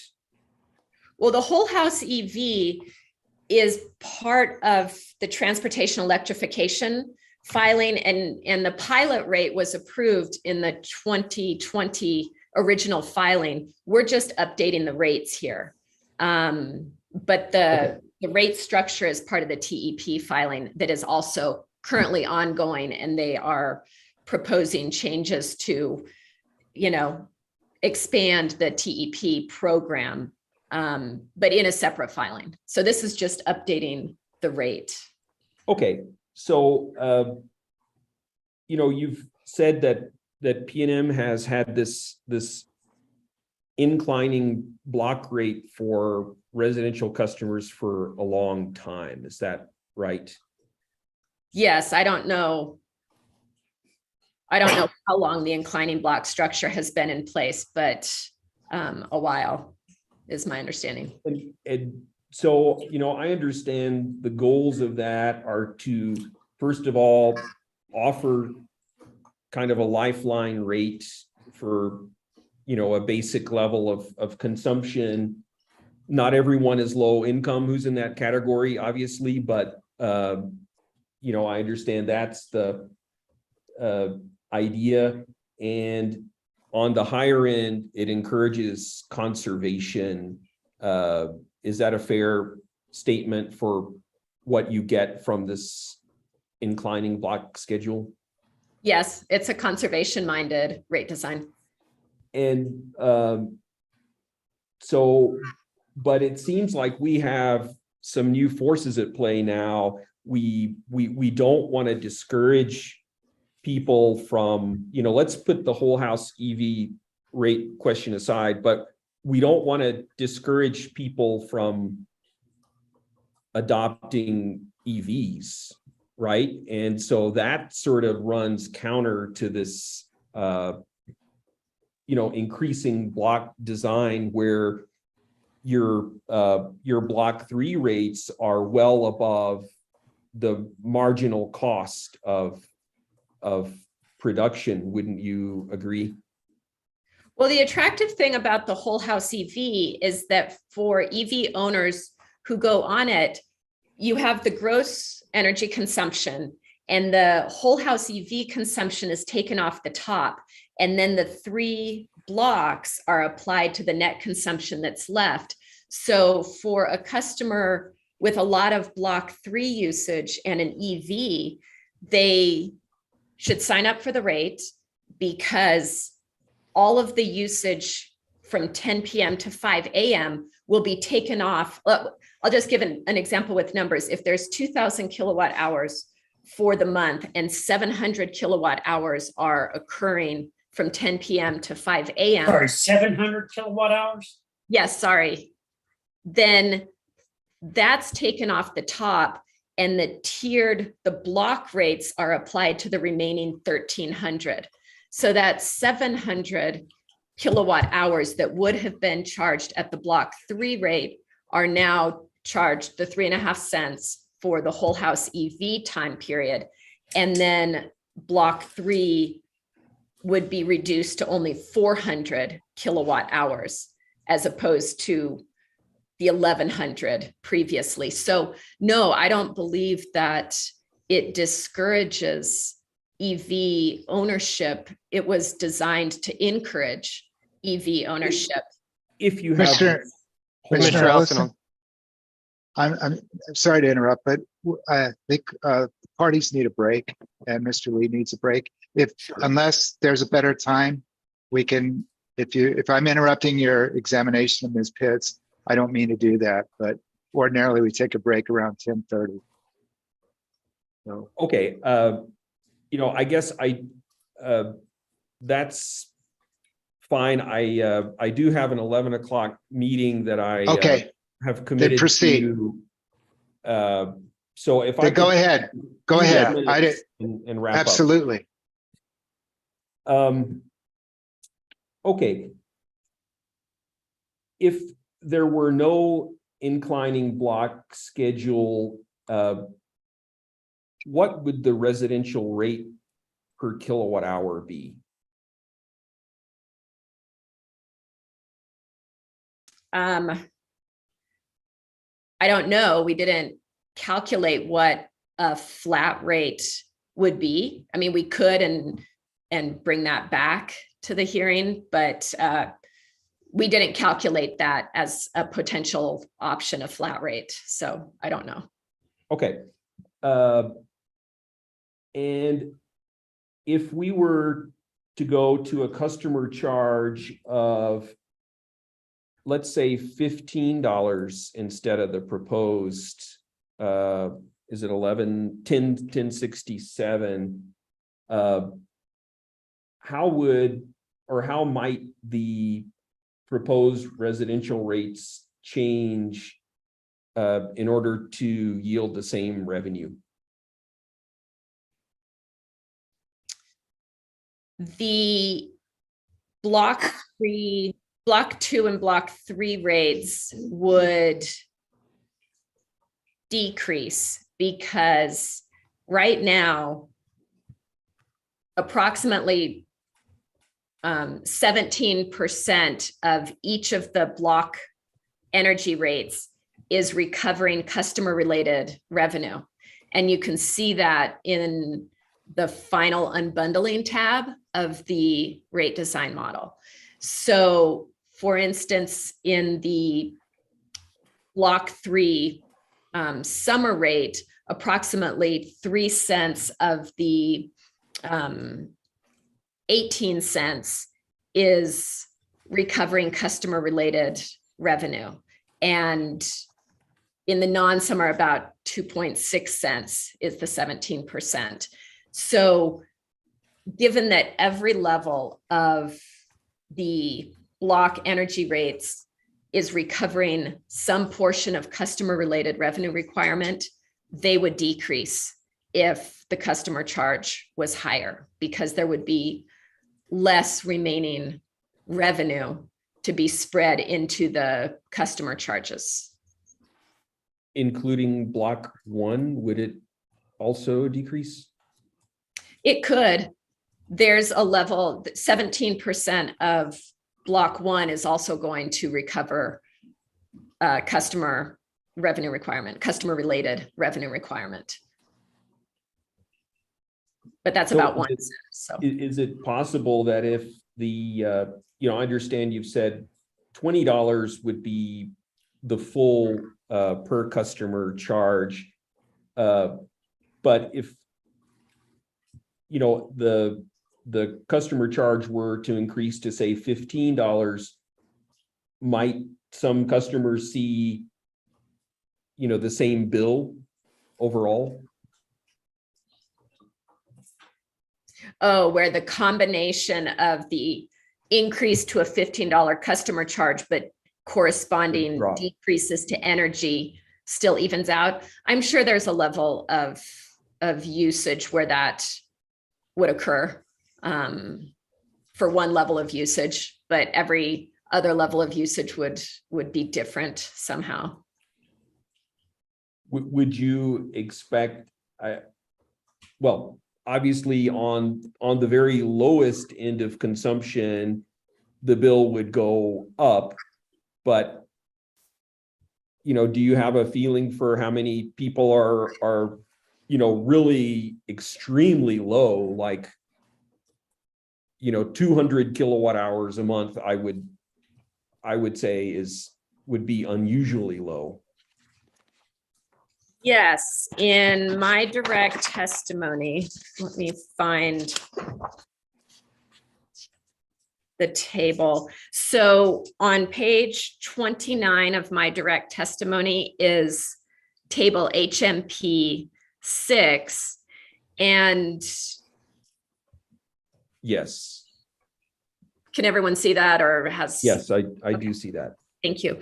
So that's, the table accomplishes a couple of things, but in terms of answering your question, that middle column that is titled 1A number of customers is the distribution of 1A residential customers by usage. So you can see up to, if you look, you were asking just in particular about, say, 200. 200. You can see that there are approximately 29,000 customers who use, on average for this example, 200 kWh or less in a month.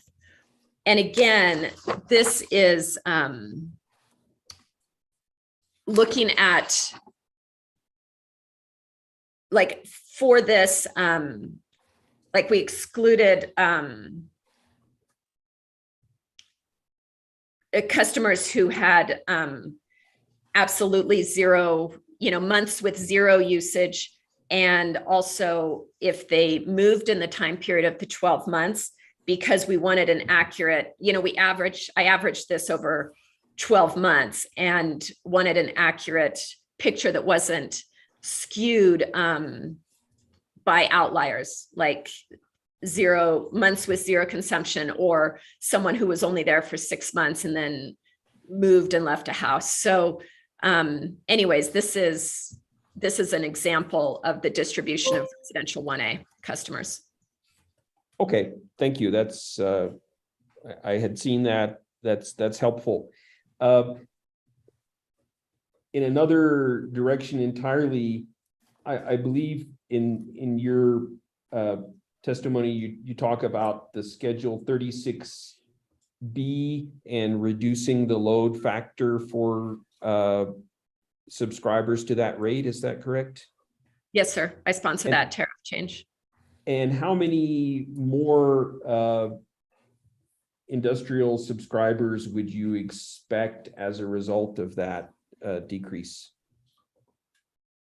I don't know exactly. That's something that the hiccup, the economic development team would know better.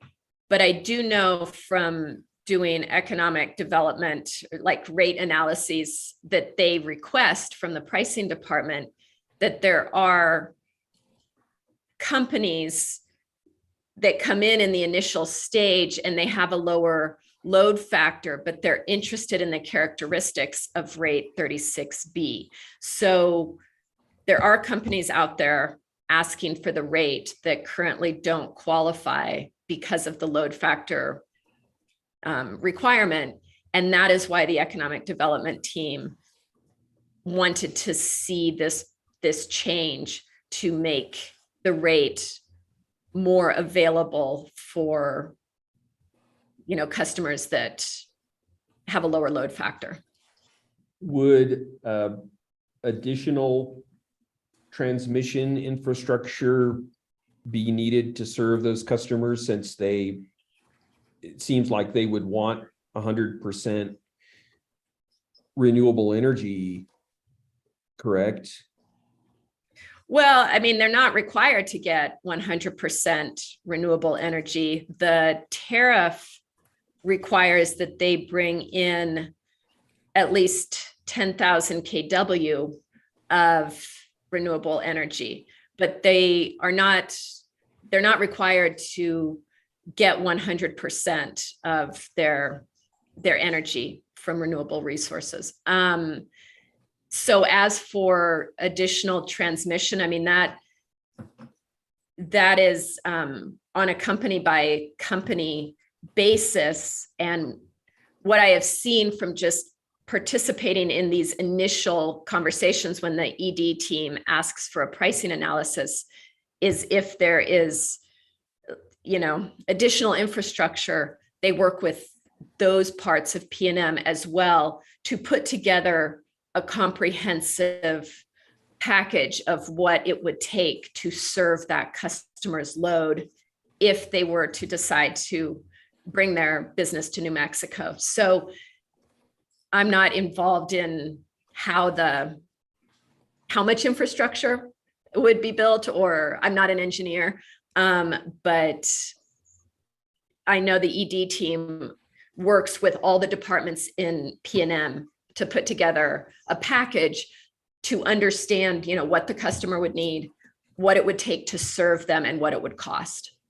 Right. And I guess what I'm getting at is, if they wanted additional solar, I would imagine that could be accommodated fairly easily. But if they wanted additional wind, well, there may be no additional transmission from points east, and additional capacity may be needed.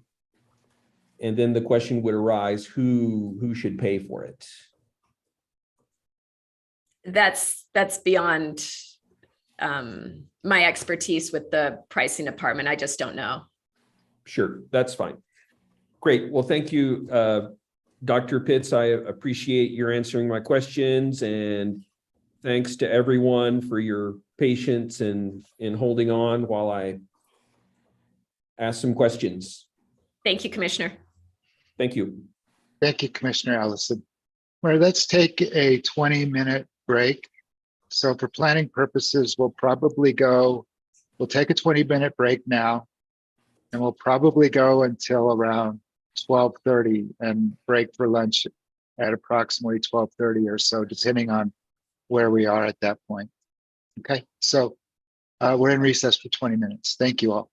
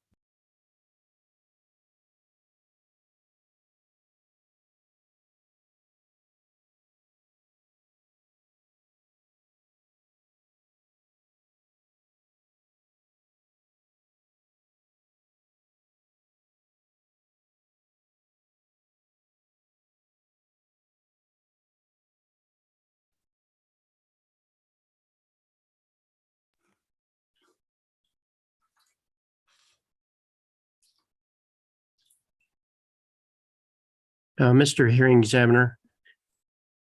Yes, sir. Yes, sir. Before we go back on the record, just to let you know, I have a commitment over the lunch hour, 12 to 1. I think I may be up first with Mr. Peters, but it appears that we may not get, or Mr. Phillips, I mean, it looks like we may not get to him until after lunch, which will be fine. I just have an hour commitment over the lunch hour today. Okay.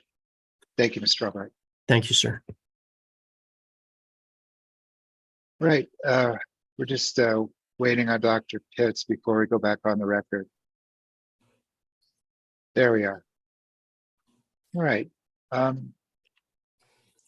Finally, for the cross-examination of Dr. Pitts, we have staff. Ms. Regensburg, I have you down for 40 minutes. Yes, sir. Thank you. Hello, Dr. Pitts. My name is Gloria Regensburg, and I work with the Public Regulation Commission Legal Division. Hello, Ms. Regensburg.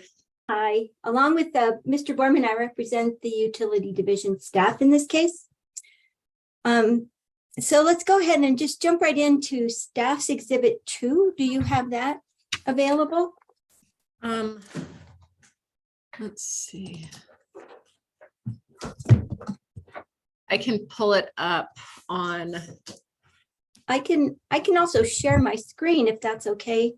I have it pulled up. We have a second screen to show those things, and I have it pulled up. Great, perfect. So let's go to page 13 of 18 of Staff Exhibit 2, Interrogatory 8-21. Page 13 of 18, I'm there. Thank you. Okay, and then Interrogatory 8-21. I'll give you a few minutes or a couple of seconds to look at it. I think your response is pretty long. And so my question regarding this interrogatory is, in the context of your response, are loads and generation resources the same thing?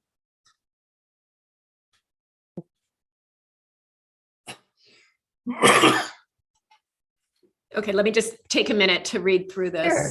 Yes.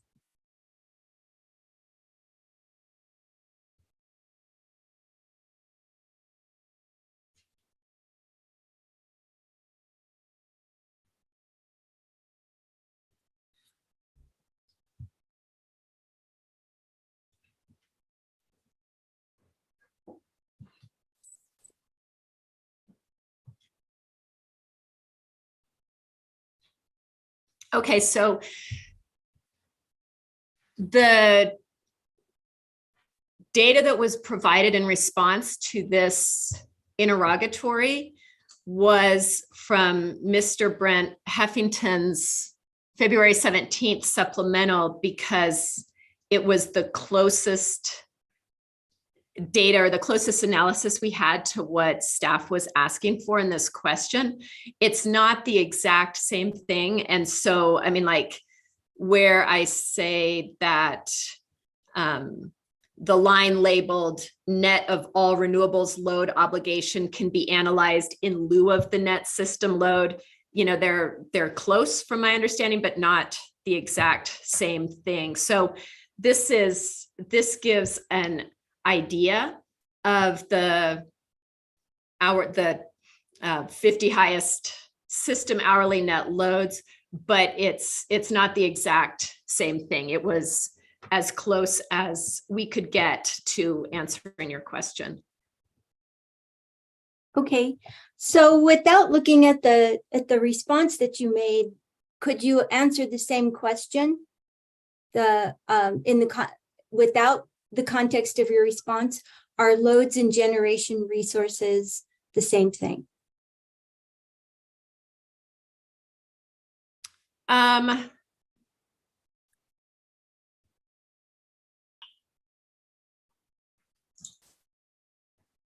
No, I mean, you know, generation resource is what it indicates, right? You know, whether it's traditional generation or renewable generation, but net load is what customers are putting on the demand customers are putting on the system. And so the net load relates to the generation because the generation resources, because it's saying that it is the gross load net of renewable generation. And so traditional generation is what's left. So that's how they would relate. But the load is the load, the demand on the system from customers. Okay, thank you. My next question is, do renewable generation resources serve loads separate from PNM system loads? Could you repeat the question, Ms. Regensburg, please? Yes, sorry. Do renewable generation resources serve loads separate from PNM's system loads?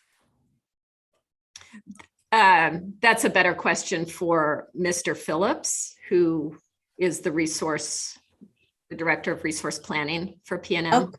So he would be able to. Okay, thank you. And just looking back at staff's exhibit 2, interrogatory 8-26, that's on page 16 of 18. Yes, I'm there. 826. Okay. And the response to this question in PNM's proposed production and transmission demand allocators, PNM used the system coincident peak gross loads. My question is, how did PNM choose the production and transmission demand allocators? Oh, I don't know. I don't work with the allocators. I mean, that's a better, how we chose that would be a better question for Mr. Casas, but I answered this question in the context of the citation to my rebuttal testimony, which was a paragraph where I was just explaining the difference between gross and net loads. But I don't know how PNM chooses production and transmission demand allocators or develops them. That's outside the scope of what I've done for the rate case. Okay. Did PNM use system gross coincident peak loads for the development of the 3 summer, 1 winter coincident peak for production and transmission? Just answer if you know. I don't know, Ms. Regensburg. Okay. So can you subtract generation resources from loads? And again, just answer if you know. Can you subtract generation resources from load. I think Mr. Phillips is better able to answer that question for you. Okay.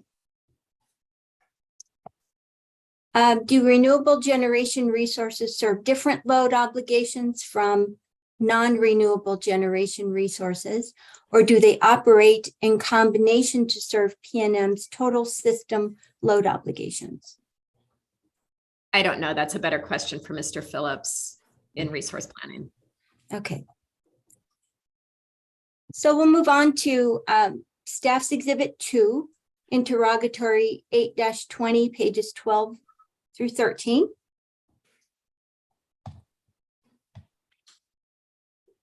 Ah, 20. I see it. I'm there. Okay. And in this response, is PNM encouraging customers to shift their consumption to different hours? Sorry, let me start over.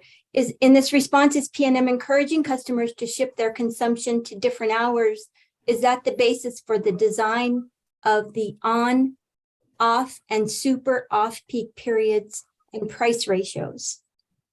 Yes, we're trying to send a price signal that will incentivize customers to shift their consumption to lower priced periods, whether it's on peak or super off peak period, and away from the peak period. Okay, thank you. So if customers shift their loads to the hours in which PNM's total system gross peak load typically occurs, wouldn't this cause PNM to need to construct additional solar generation capacity or other generation capacity in the future to serve this growing load? No, I don't believe so, because the solar generation already is abundant. And so I don't believe that would necessarily result in more generation having to be constructed. I think if we think back to Dr. McMenamin's discussion, he had a little bit of a discussion about solar and like how, I don't recall exactly if he incorporates it into his forecast or something like that, but he did talk about, he sees solar as a still expanding technology, and he's there's like 7,000 application or customers who I believe are coming online or something this year, next year in his forecast for solar. So, I mean, more and more customers are adopting solar as well. So I don't know that PNM would have to construct more solar.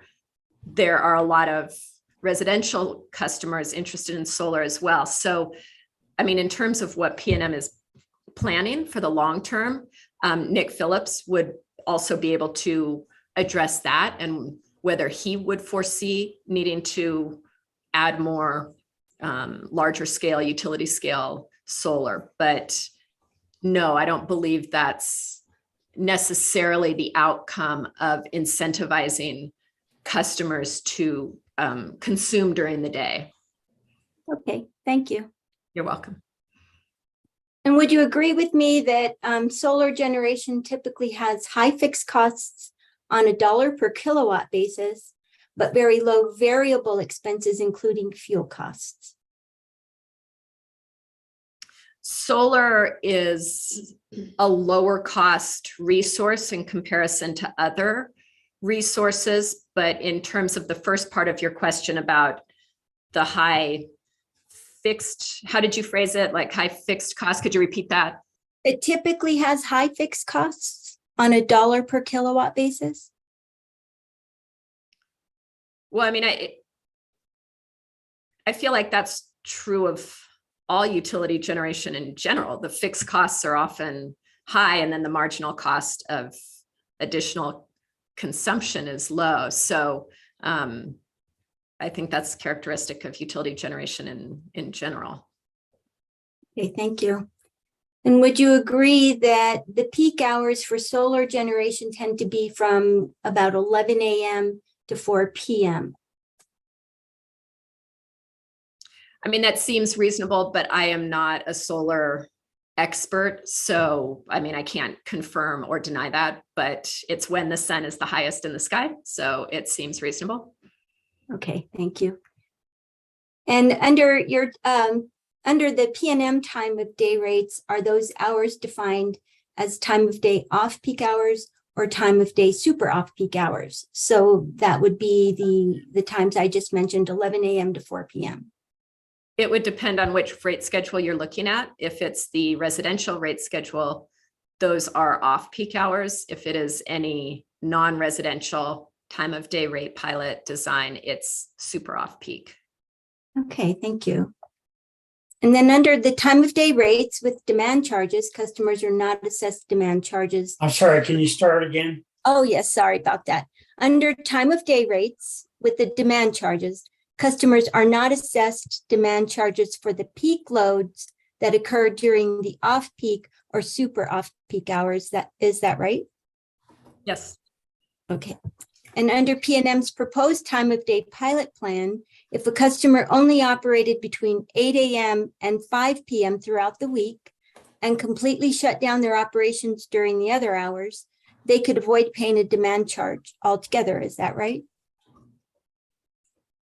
No, because there's also a demand ratchet that functions where it's I mean, first of all of those rate schedules have a minimum demand charge. And so there is, for instance, 4B, they will be charged for 500 kW, whether or not they reach that. If they had a month where they used nothing, or say 400 kW because of whatever, they would be assessed that minimum demand charge. So, and then there's the demand ratchet, which is also, it's like the average or the highest of the previous 11 months, something like that. So no, I mean, they cannot completely avoid a demand charge if they shut down for those 3 hours or 5 hours or whichever seasonal time frame we were at. So. Okay. So if this same customer would be using power during the hours that solar generation is providing its maximum output levels, the customer could avoid paying for those fixed costs by avoiding demand charges. Is that right? I'm sorry, could you repeat that again? If a customer is using power during the hours that solar generation is providing its maximum output levels, could the customer avoid paying for the fixed costs by avoiding demand charges? Well, I mean, they still have to pay demand charges because there's a minimum demand on every demand-based rate schedule. So they would never completely avoid the demand charge.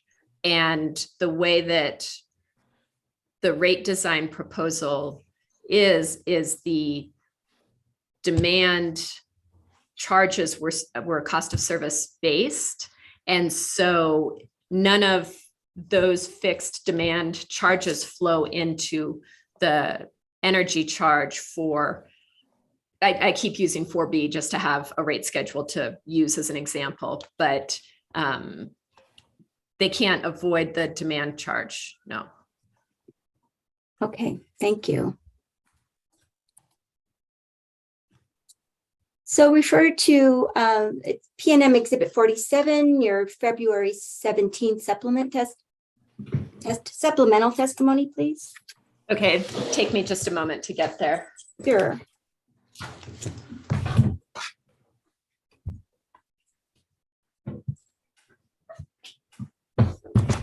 Okay, I'm there, thank you. Okay, so let's take a look at page 16 through 18.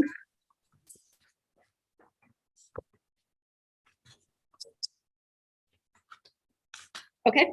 And here you're explaining selected time of day, peak, off-peak, and super off-peak periods. Is that correct? Yes. So then let's go to page 17, HMP 1 and HMP 2. Yes. Does the hourly energy cost information reflected in figure HMP 1 and figure HMP 2 reflect the total energy cost or only those costs that would be included in base rates? Well, this is just an example. This was a forecast because this was developed, these slides were developed back in like 2020,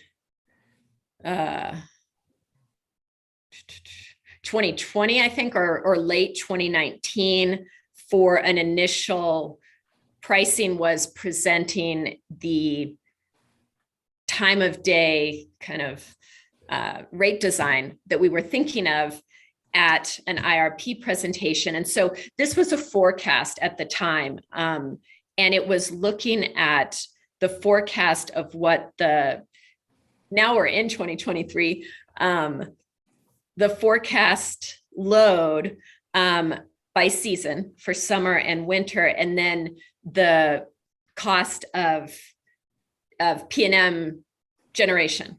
And so it's a slightly different look than what the graphs, the monthly graphs that I provide in the exhibit HMP4 to my rebuttal testimony. So, but again, the concept is similar. We were showing how the overlaid time of day periods corresponded to the higher cost timeframes for energy. And so the scale on the right vertical axis, because this is a double axis, since the scales are different for P&M load and the cost of energy. Again, the right axis is not the actual cost, it's a relative scale of, one representing the highest cost generation and 0.10, down to 0, the lower cost generation. So that's what this is showing, but it wasn't a forecast developed by Dr. McMenamin or like load forecasting to represent the test period now. It was an example of our rate design proposal, what we were thinking of for a presentation to IRP back in 2020. And then I used similar slides like this in the filing we made in late 2020 for the initial transportation electrification program filing. I used these slides as well. Okay, thank you. Let's see. Is it appropriate to include costs that will be recovered through the fuel and purchase power cost adjustment clause for designing base rates? The energy component of rates is non-fuel, or as non-fuel energy related costs. So P&M doesn't have plans to incorporate costs that are recovered through the rider, the fuel rider, in base rates. The energy component, energy rates don't include those fuel rider rates or fuel rider costs. Okay. All right, thank you. So let's take a look at your rebuttal testimony at the bottom of page 37. Okay, I just need one moment. Sure.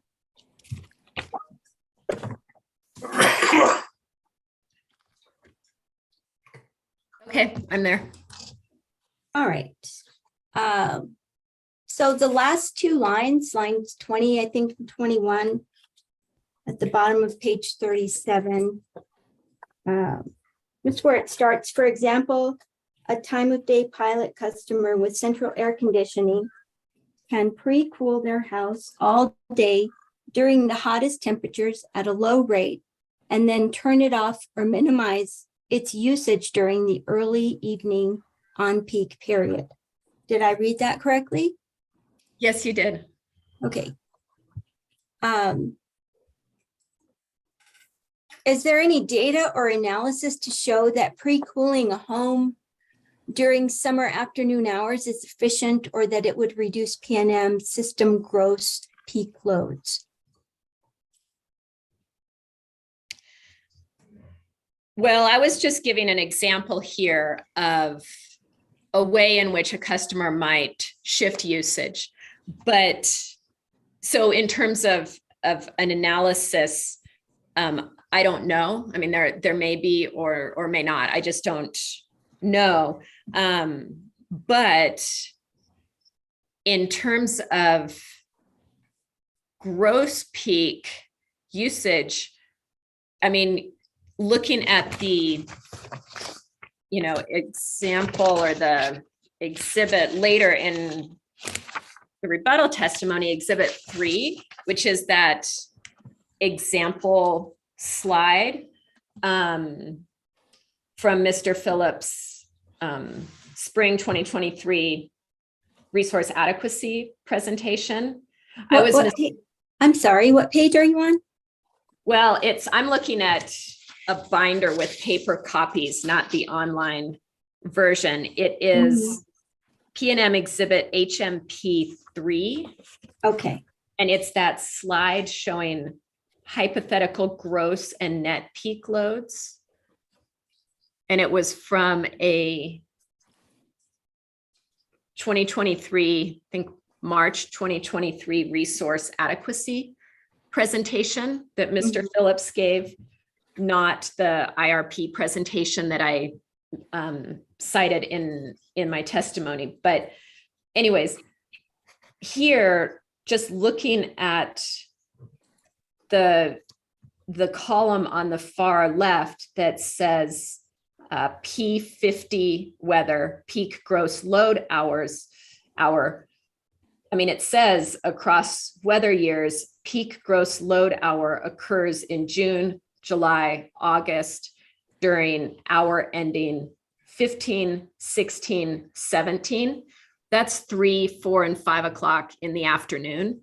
So those are the off-peak or super off-peak hours. So we would expect shifting usage into those hours. Those are the gross peak load hours. Okay, thank you. So let me just give you an example. Let's say it's a 95-degree Fahrenheit day or 105-degree Fahrenheit day in Albuquerque. And usually the asphalt all heated up during the day and starts to radiate, in the evening, the asphalt and the concrete.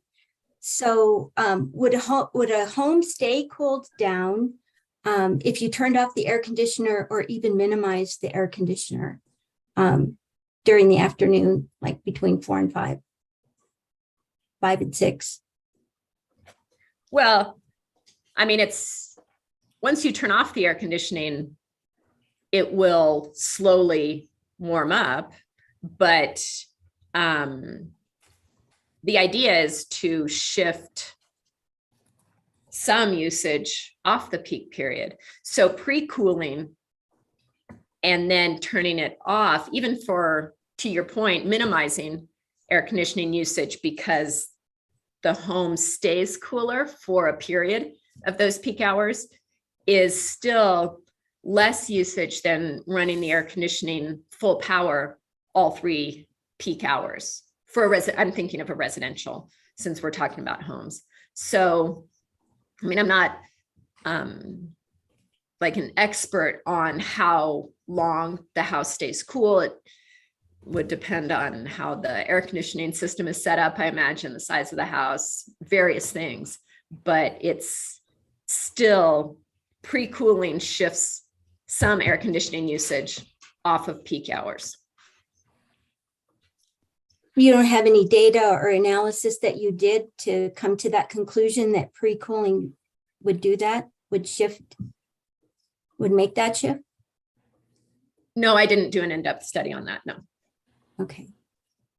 Do you have any reason to believe that the energy allocators used by PNM are not reasonable, appropriate, or properly reflect cost causation for energy component costs on PNM system? I don't know that. That would be a better question for Mr. Casas, who works with the cost model and the allocators. Okay. And I'm just wanting to go to a couple of questions that related to your conversation with Mr. DeSalen yesterday. Your conversation about the graph for hourly Palos Verde price curves you provided in exhibit HMP 4 to your rebuttal testimony. Yes. It should be right there. Do you know if the Palo Verde prices are actually market prices that include fuel and purchase power costs? I don't know that. The Palo Verde index prices are a commonly used proxy for market energy prices in the Southwest. And so that's why I have these graphs to show, because it is a proxy for market energy prices. Do you know what costs are included in the Palos Verde prices? No, I'm not an expert on the Palo Verde prices. I just know that they are a good proxy, and so we can examine them for what the cost of energy might look like historically as we set our time of day periods. All right, thank you. And does PNM recover essentially all of its fuel and purchased power costs through its fuel and purchased power clause and not through base rates? Yes. Has PNM proposed time of use or time of day fuel and purchased power prices? No. And could you explain why the Palo Verde prices are relevant to time of day base rates other than what you've mentioned earlier? No, I mean, that's the basic connection, is that we set the time of day periods to connect the cost of energy with the cost of electricity. And so looking at the historic price, the historic curves and how they were changing and what we expect in the future helped us set the time of day peak periods to connect those two. That was one of the goals, or that was the goal of the time of day peak periods, was to connect the cost of energy to the cost of electricity. Could you explain that a little more, what you mean by connecting the cost of energy to the cost of electricity?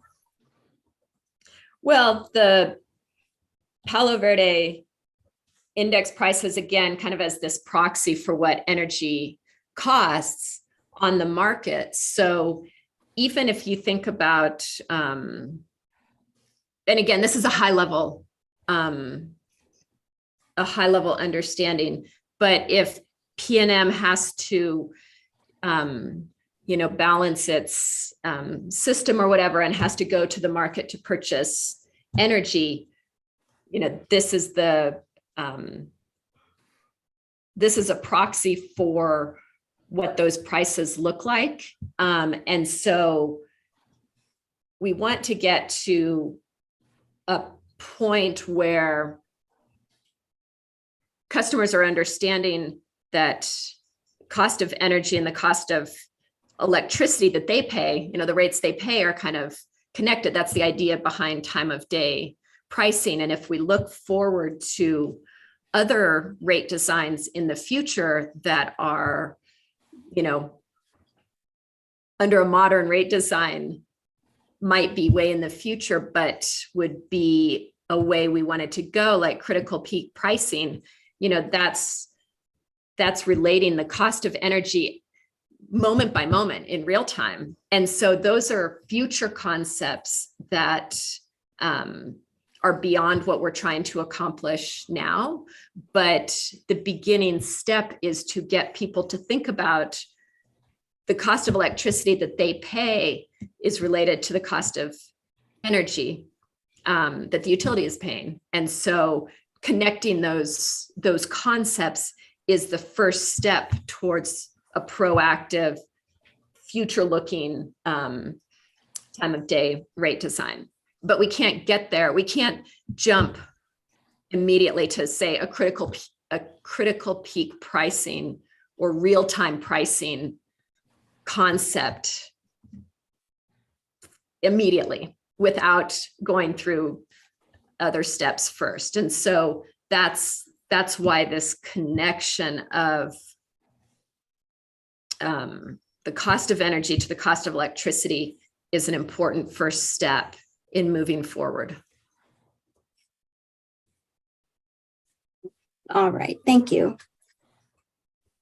So is PNM proposing time of day fuel and purchase power costs? No. The Rider 23 is still the fuel and purchase power cost adjustment factor. All right, thank you. I believe I am finished with my questions, but I would like to request that staff interrogatories and responses for 8-20, 8-21, and 8-26 be admitted. Is that all there is, Ms. Regensburg, of staff exhibit 2? Or is there more in there? I believe it was just the references to the questions and responses to 8, 20, 21, and 26. We did present the entire response, however. So we're willing to do the cover page and redact any material and also submit the affirmation page. You know, I have no objection as long as that staff exhibit 2 is culled down to the responses to 8-20, 8-21, and 8-26, along with the cover page and the affirmation page. Sure.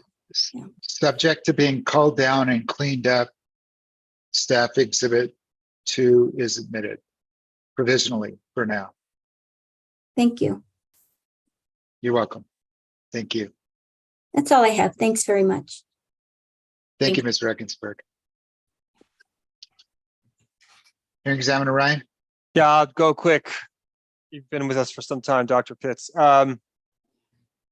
We've talked in this case a great deal about subsidies. There was lengthy discussion with regards to allocation and all the earlier steps of rate setting about who is subsidizing who and whether that's appropriate. And I just wanted to know, is there anywhere in your testimony?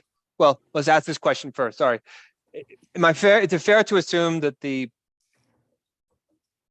is what I gathered from the testimony in this case anyway. Folks who are utilizing energy within block 3 are more affluent people. Is that a fair assumption? No, I would disagree with that. If, let's see, let me look. In my direct testimony, hearing examiner, it is table on page 19, table HMP3 shows the distribution of low income and non-low income customers in residential block rates, and then breaks it out by season, gives in July and January. And you can see that block 3 in July, 28% of low income customers have block 3 usage, and 20% of low income customers in January have block 3 usage. But the percentage, kind of to your question, of non-low income customers is higher in both months. So there are more non-low income customers in block 3, but there's still a significant portion of low income customers who have block 3 usage. Is there a way or information in your testimony that I mean, if we can accept, I'm not asking you to do this, but I mean, to the extent to which there is some sort of correlation between higher energy usage, which seems to be the finding of that table there. I mean, I understand what you've just clarified, but with the 55 and 39% in July and January, I guess that's is that not a sizable population of that usage, non-low income people?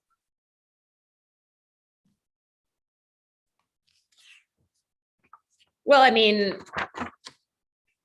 maybe I don't understand your question. Yeah. What I'm trying to go with all this is to the extent to which, are we able to discern who is carrying the most cost within the residential class, within economic strata? In other words, who is paying? We heard from Mr. Cervantes during this testimony that there's a fee that's a charge to folks for credit card use, but in fact, that in partly subsidizes those folks who are utilizing an ACH system to have free ACH payments, which, as Mr. Cervantes testified, is a little strange because that would suggest that lower income people are actually paying a higher share of the costs of that particular issue.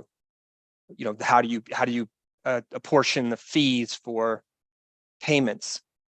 And so what I was just trying to ask you now really ultimately is, can we discern from the data, either in your testimony or elsewhere,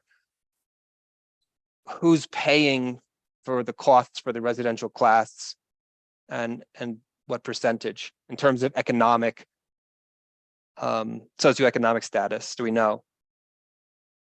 Well, I mean, higher energy using customers are subsidizing the lower energy using customers because they are paying a greater share of customer related revenue requirement through their energy charges.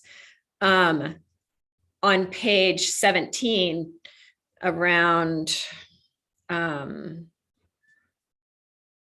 like lines 13 through 18 kind of looks at first at residential 1A customers as a whole.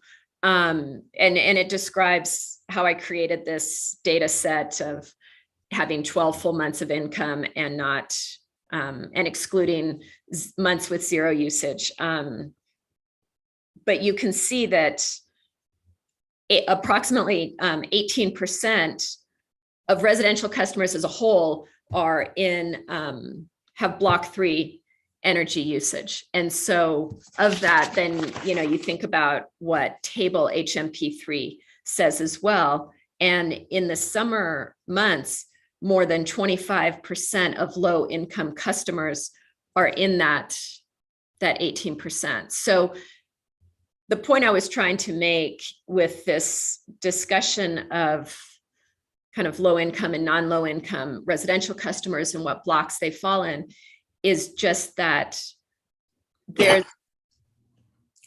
has been the perception that low usage is the equivalent of low income. And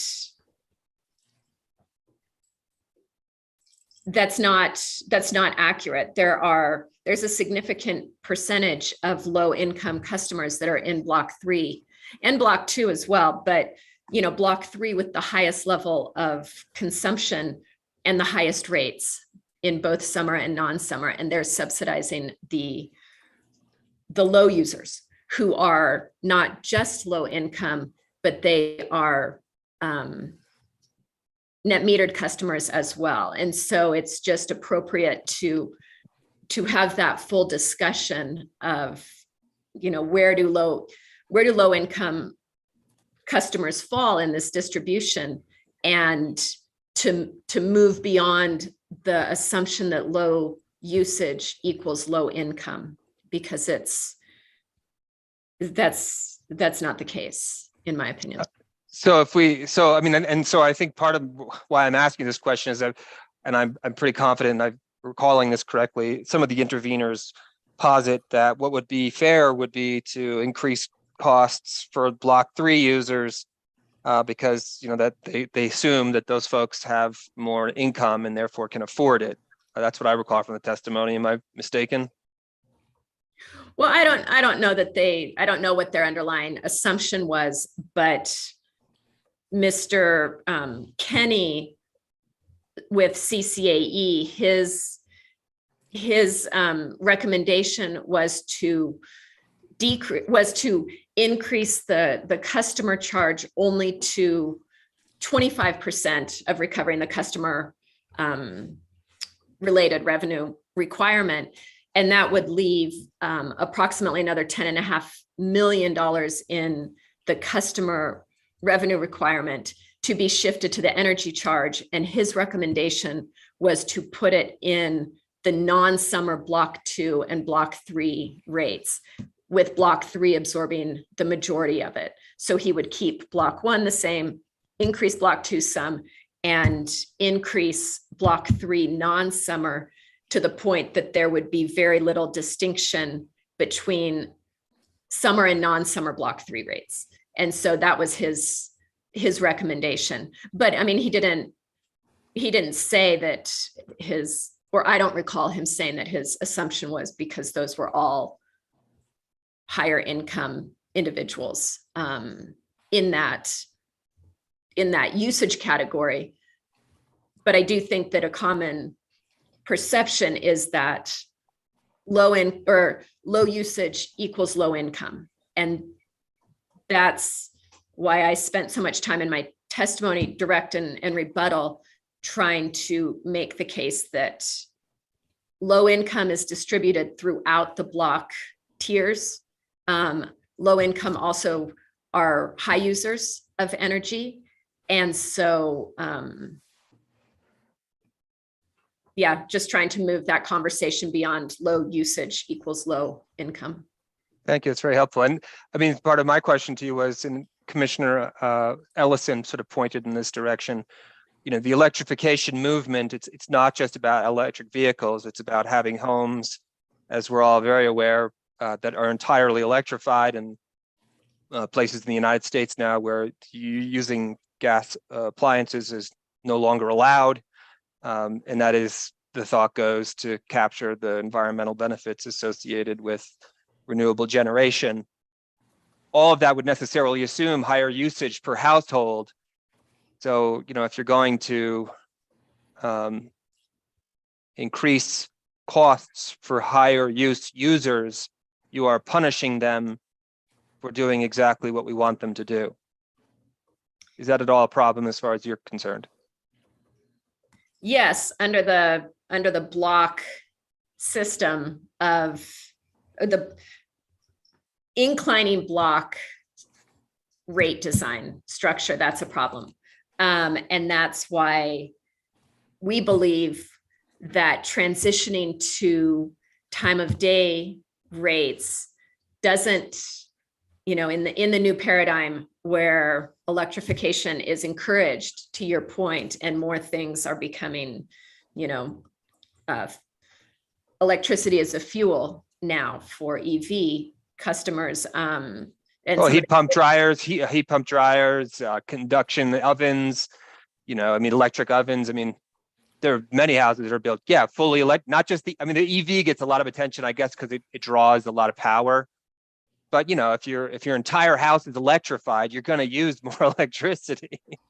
Exactly. Yeah. And so with that being a way that we are moving, the time of day pilot proposal and the idea of it's not how much you use, which is important under an inclining block structure rate design, it's when you use it.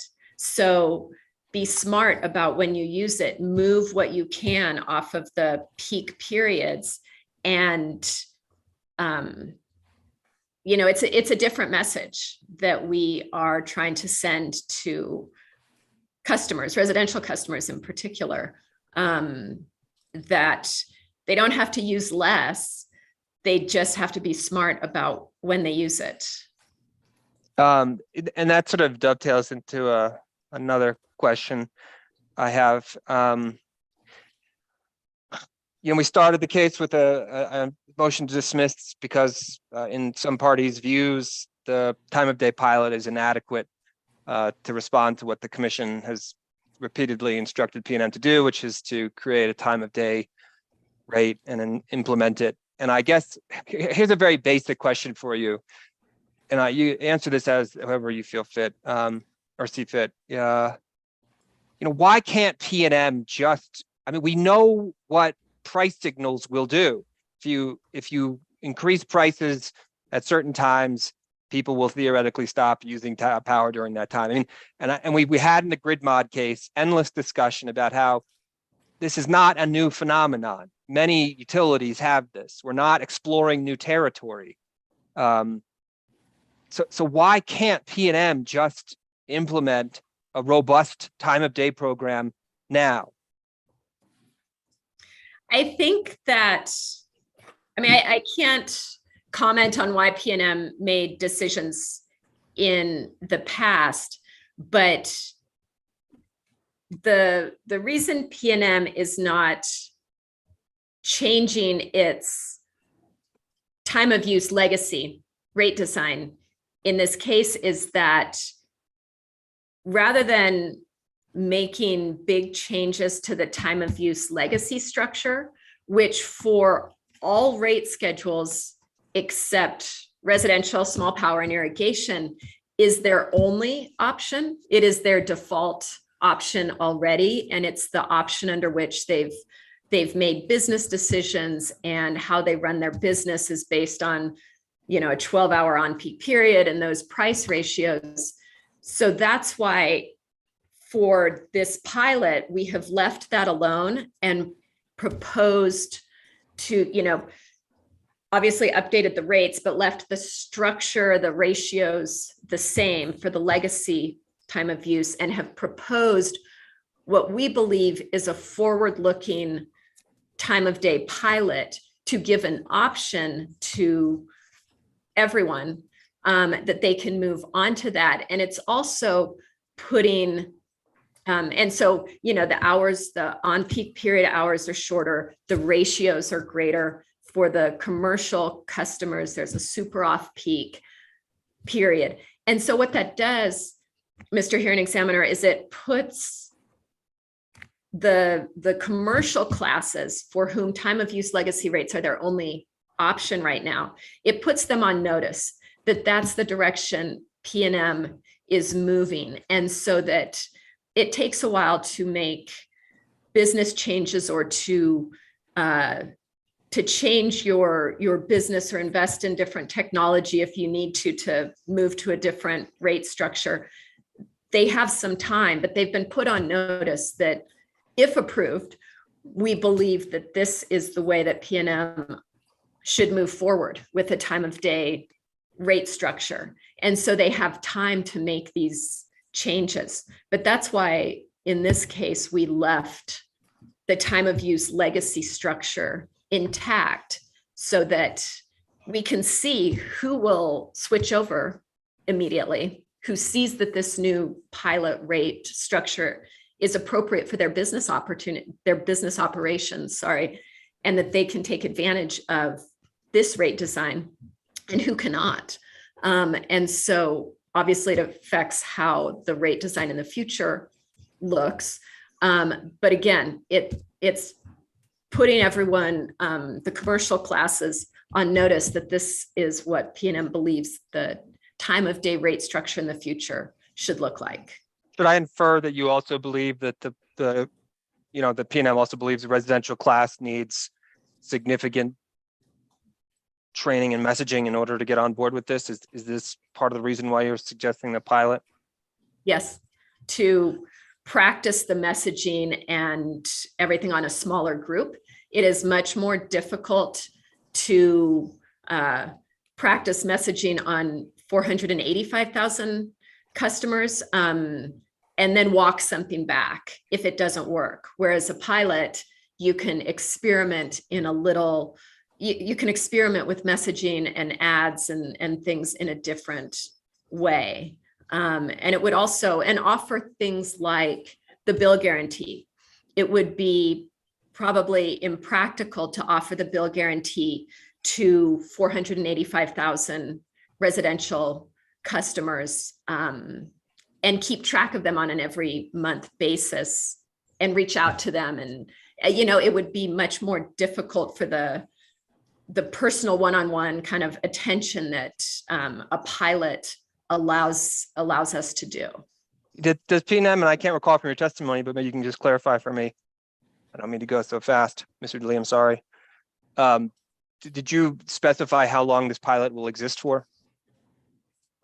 Well, the plan is that this will be a pilot until the full deployment of AMI, Gotcha. assuming I recall. Gridmod Yeah, moves forward, and then we would open it to all residential customers in the next filing, or all customers in the next rate case after full deployment of AMI. And at that point, it ceases to be a pilot because it's no longer customer capped, and some of the other aspects would be revised as well. would it make sense to, I'm just you can answer this again as you see fit. If the commission were to deny this application for the time of day pilot, but insist that it be done in the grid mod context, and on the justification that the meters themselves are integral to this whole process. The AMI meters are proposed in the grid mod context, and in the grid mod context, one of the objections to the plan was that there was no time of use rate proposed, so it was unclear what value the AMI meters brought to customers. I mean, why shouldn't the commission do that and dump this into the grid mod case?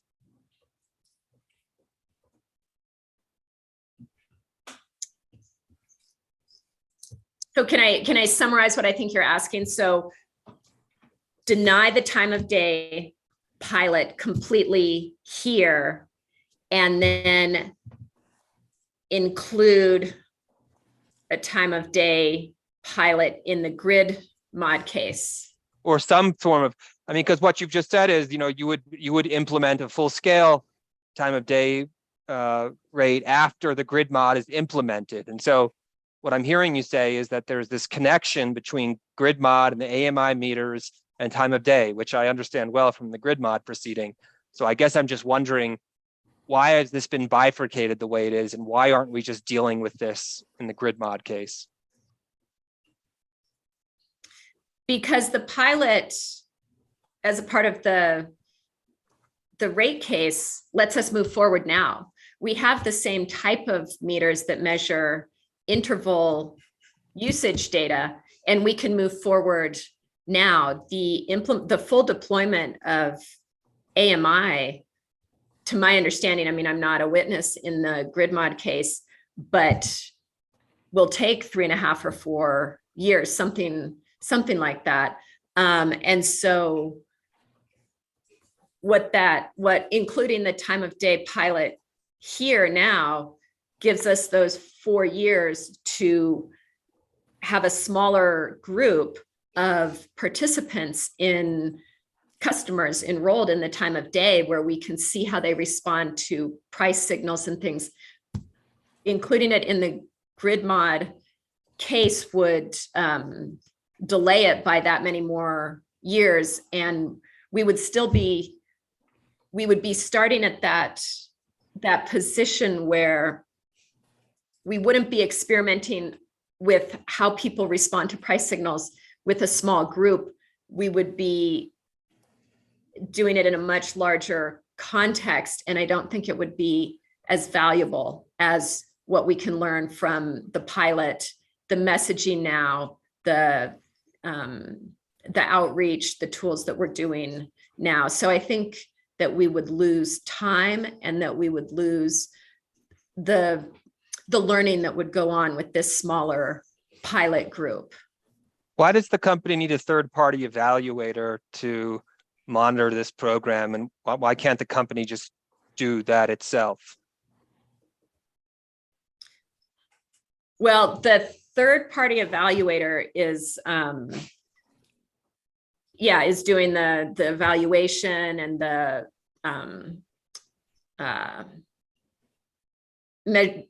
implementing the surveys that will look at customer satisfaction, the recruitment efficacy, which are metrics of success. PNM doesn't have enough people in-house to do that. And these companies specialize in evaluation. I mean, they bring that expertise to PNM. So it's a combination of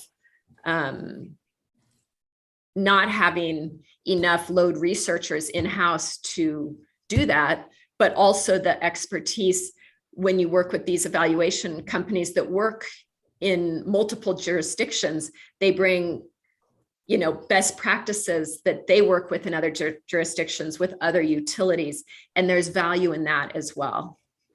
At page 28 of your direct testimony, you note that the average residential customer monthly bill will increase by approximately 75 cents per month, or 0.9%. And I just want to confirm that that estimate of increase is like the total bill impact on residential customers, average residential customers, for a whole suite of increases that are coming their way. Is that my understanding of what you're saying there is? Yeah, I mean, this is for one level of usage, the average customer at 600 kWh per month. And I included riders that were in effect. So, I mean, this is my direct testimony. So riders that were in effect in December 2022, which would have been the fuel factor rider 23, energy efficiency rider 16, and the RPS, renewable energy rider 36. And then the three riders that either had been proposed, but a rate hadn't been set, had been approved, but a rate hadn't been set. And those two were the transportation electrification program, rider 53, that now does have a rate, and the energy transition charge, or that had been proposed, but not approved because of the simultaneous grid mod filing that we expected at the time would be the timeline at the time that direct testimony was filed. The timeline of grid mod was that a decision might come down in the fourth quarter of 2024. And so we were looking at, okay, what might customers see in January 2024 when rates go into effect? And so this was meant to be for residential customers, a holistic look at the bill impact. So those were the riders that were included. But it's just for that level. Every level is different, right? Okay. Those are all my questions. Thank you, Ms. Pitts. Dr. Thank Pitts. you, hearing examiner. Thank you, hearing examiner Ryan. Ms. Twilliger, any redirect? Just a few questions. I think this will be pretty quick. Dr. Pitts, you had some questions from hearing examiner Ryan earlier about a default TOD rate in the future. Do you recall those? Yes. And I know you've stated just a few minutes ago that you weren't a witness in the grid modernization case. Is that right? Correct. Do you know if the testimony, or at least responses to discovery in the grid mod case, indicated that in the next rate case after full AMI deployment, not only would PNM open up the TOD rate to all customers, but it might also include a plan, or it would include a plan to transition to a default time of day rate at some point in the future. Do you know if that was stated or not? I believe so, because PNM's goal is that these be default time of day rates at some point. So yes, I believe that's the timing of when we would file a plan to transition to that point. First, open it up and have a plan to move towards default time of day. Okay, thank you. And then, Dr. Pitts, you've had some questions from Mr. DeSalen and Ms. Beatles that seem to try to characterize the customers that would sign up for the TOD pilot as early adopters. Do you recall those questions? Yes. Can you explain why or how PNM is trying to make sure that the 10,000 customers, residential and 7,500 residential, 2,500 non-residential, are not just customers who would be construed as early adopters? What is PNM doing to make sure that it's not just those folks who sign up for the TOD pilot? Well, I feel like the bill guarantee aspect is really important as well, to get customers who would not maybe be characterized as early adopters, but are interested but hesitant, to overcome that hesitancy and also sign up.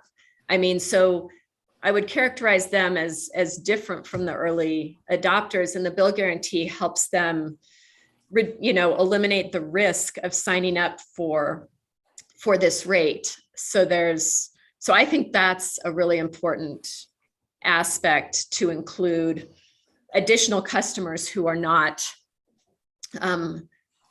what is characterized as early adopters to participate in the rate. Okay, that's all my questions. Thank you. Thank you, Dr. Pitts. Thank you. Thank you, Mr. Wilger. Dr. Pitts, I really appreciate your lucidity and your perseverance through this long 2 days, 1.5 days of cross-examination and examination of you by the commissioners and hearing examiner Ryan. You are provisionally excused because it's possible, although we'll see, but you may be called back, but otherwise, it's always great to see you. Thank you very much. Thank you, Mr. Hearing Examiner. I appreciate it. Thank you. Okay, I think we should just go ahead and break for lunch now. Let's take an hour. Let's come back at 1:30 with Mr. Phillips. Does that sound okay? Yes. Great. All right. We're in recess until 1:30. Thank you all. Thank you.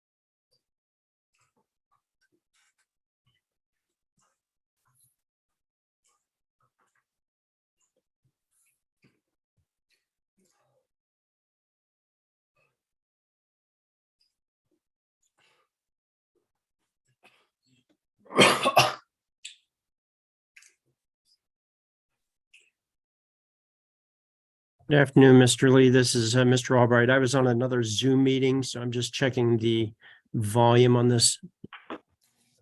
You're coming in loud and clear, Mr. Albright. Good to see you. All right, thank you.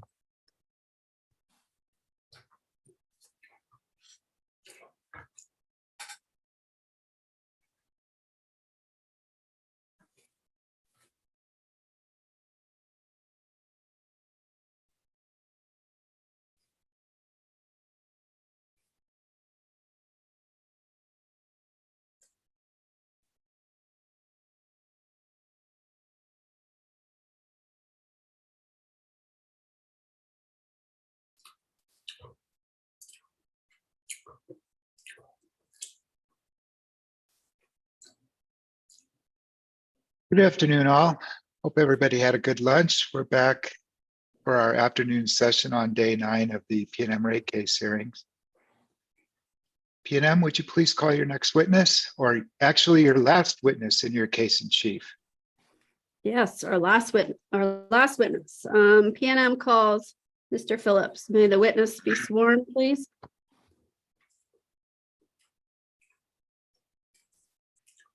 Would you please raise your hand? You solemnly swear the testimony you're about to give in the matter now pending should be the truth, the whole truth, and nothing but the truth. Yes, sir, I do. Thank you, sir. Good afternoon, Mr. Phillips. Good afternoon. Can you please state your name, spelling your last name and your title for the record? My name is Nicholas L. Phillips. My last name is spelled Phillips. My title is Director of Integrated Resource Planning for Public Service Company of New Mexico. And do you have in front of you what's been marked as PNM Exhibit 49? Yes, I do. And that's your rebuttal testimony filed on July 28th, 2023? That is correct. Was it prepared by you or under your direction? Yes, it was. Any corrections to PNM Exhibit 49? No. And is this testimony true and accurate to the best of your knowledge? Yes, it is. If I asked you the same questions today, would your answers be the same? Yes, they would. PNM request admission of PNM Exhibit 49, please. Is there any objection? Hearing none, PNM Exhibit 49 is admitted.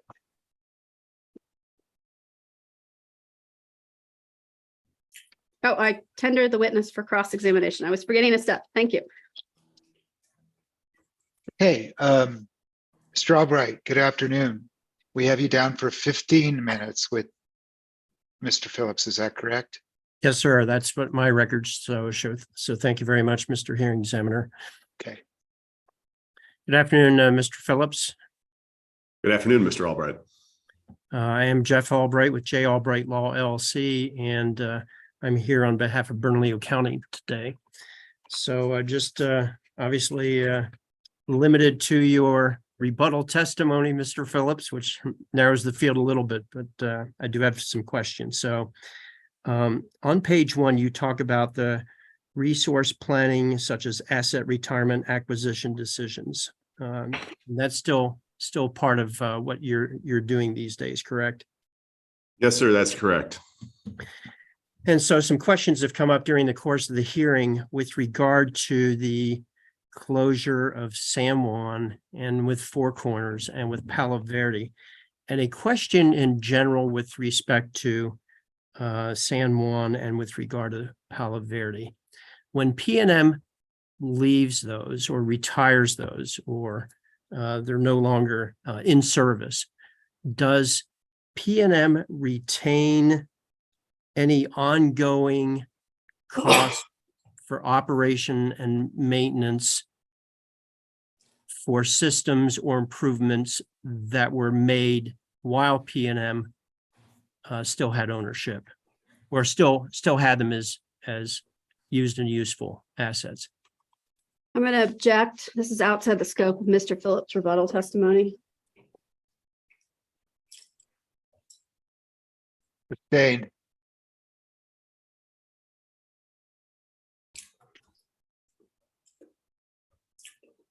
Do any of the operating costs for Palo Verde or for San Juan remain part of this rate case? Objection. It's outside the scope of Mr. Phillips' rebuttal testimony. Sustained.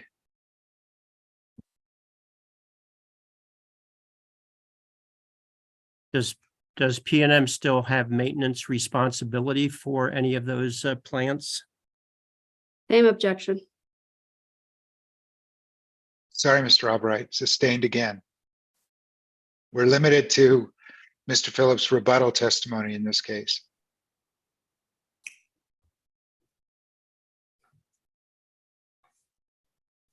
On page 3, you talk about the commission selected San Juan Generating Station replacement resources not being operational on a timely basis. Do you see that?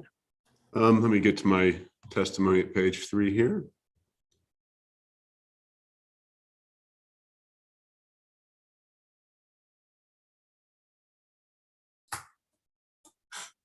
Is there a line number you could point me to? I don't see that on page 3.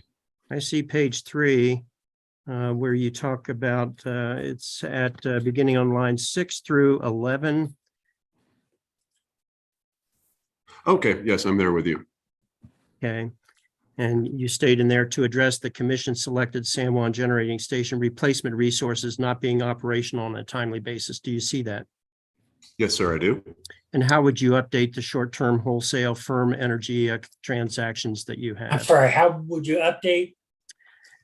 Yes, on, can you provide an update on the firm energy transactions that you have for 2023?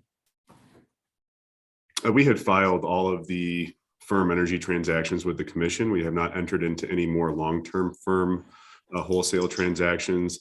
Through our wholesale power marketing group, we do regularly enter into day ahead or other balancing transactions.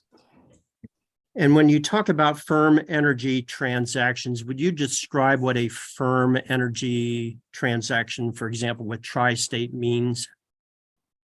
The fact that it's firm means that it's backed and will be delivered on a firm basis, and there's penalties if it is not delivered. As opposed to a non-firm transaction, if there was another call on that energy, the seller could withhold that transaction from us and then deliver it to another counterparty.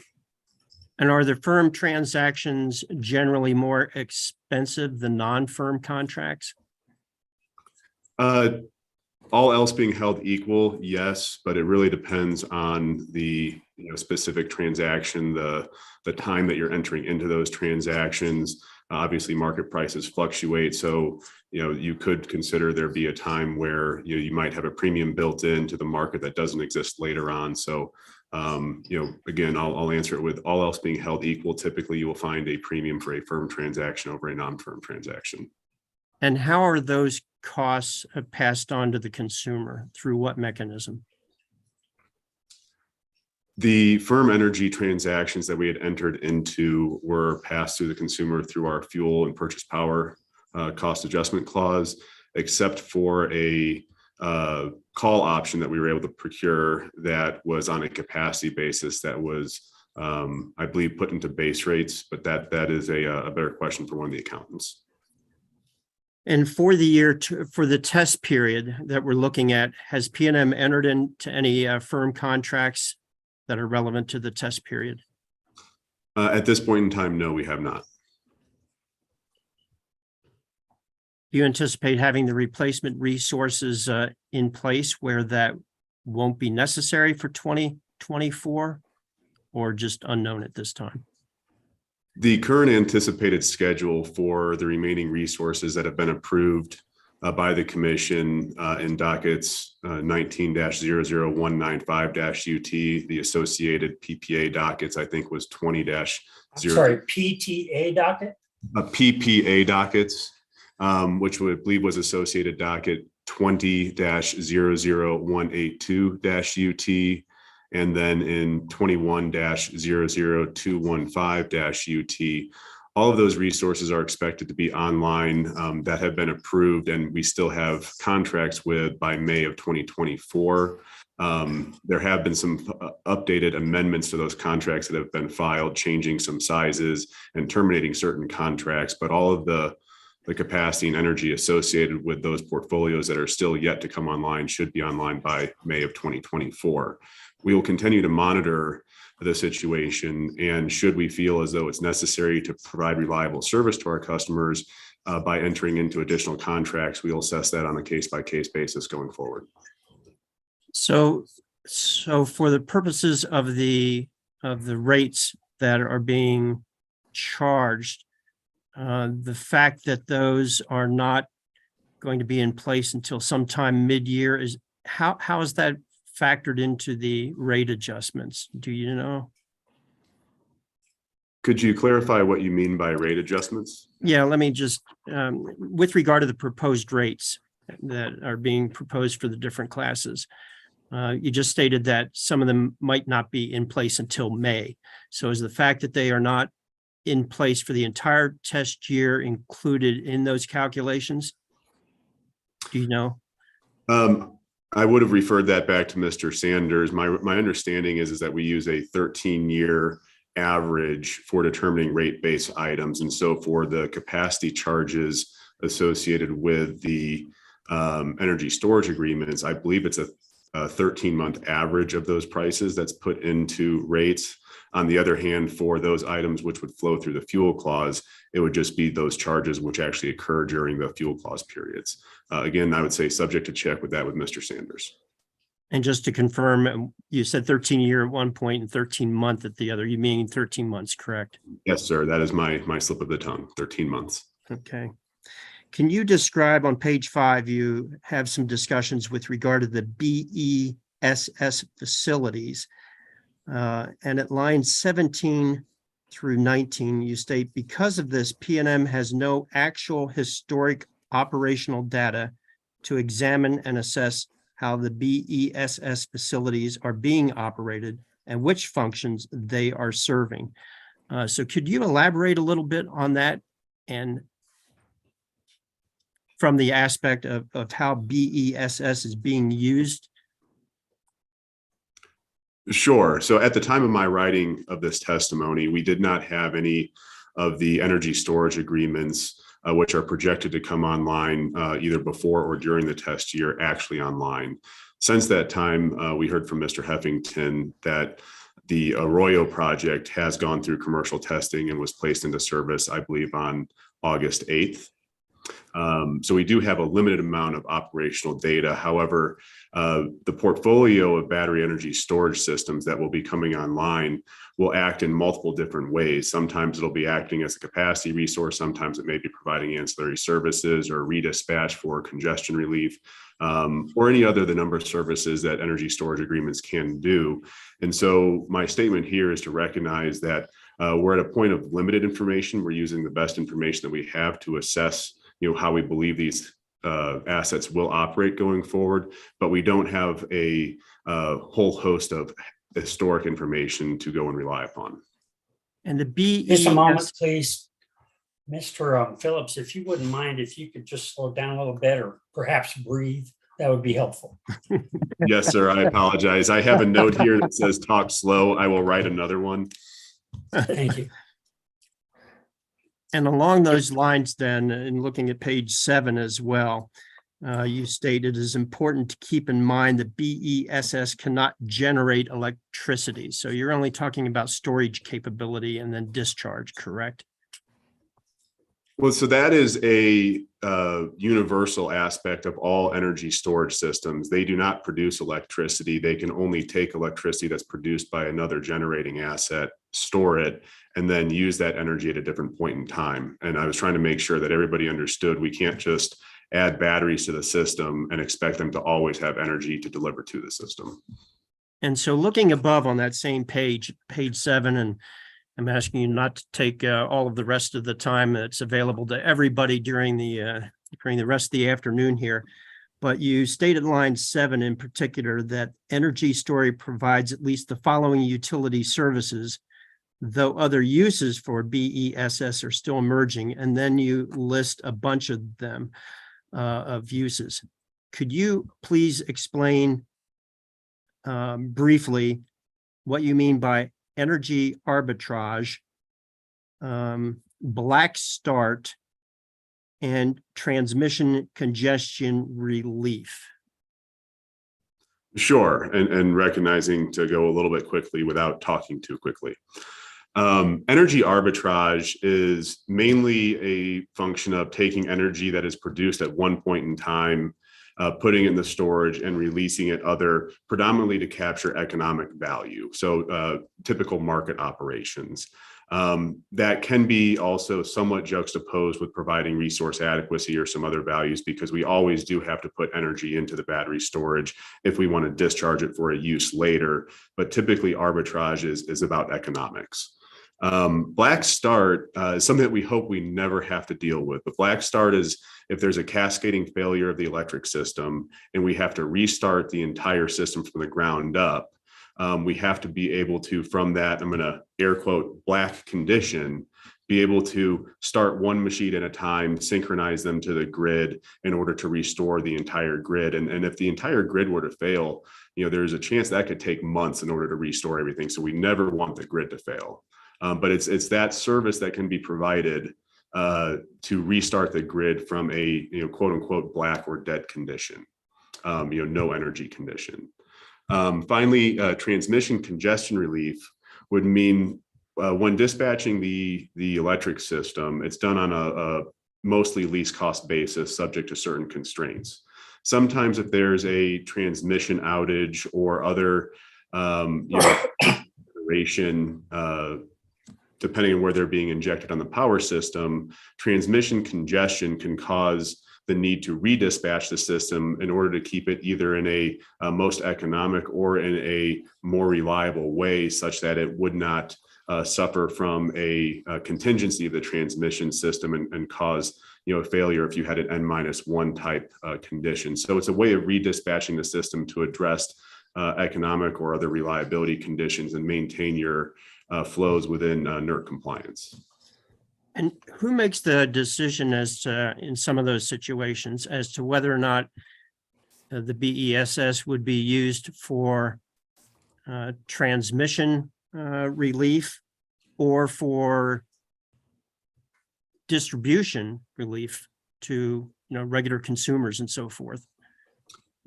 So the specific example that you just gave is interesting because it depends on where those specific assets might be sited and connected to the system, if they could provide transmission or distribution relief, recognizing that there are times where things could actually backfeed from the distribution system onto the transmission system.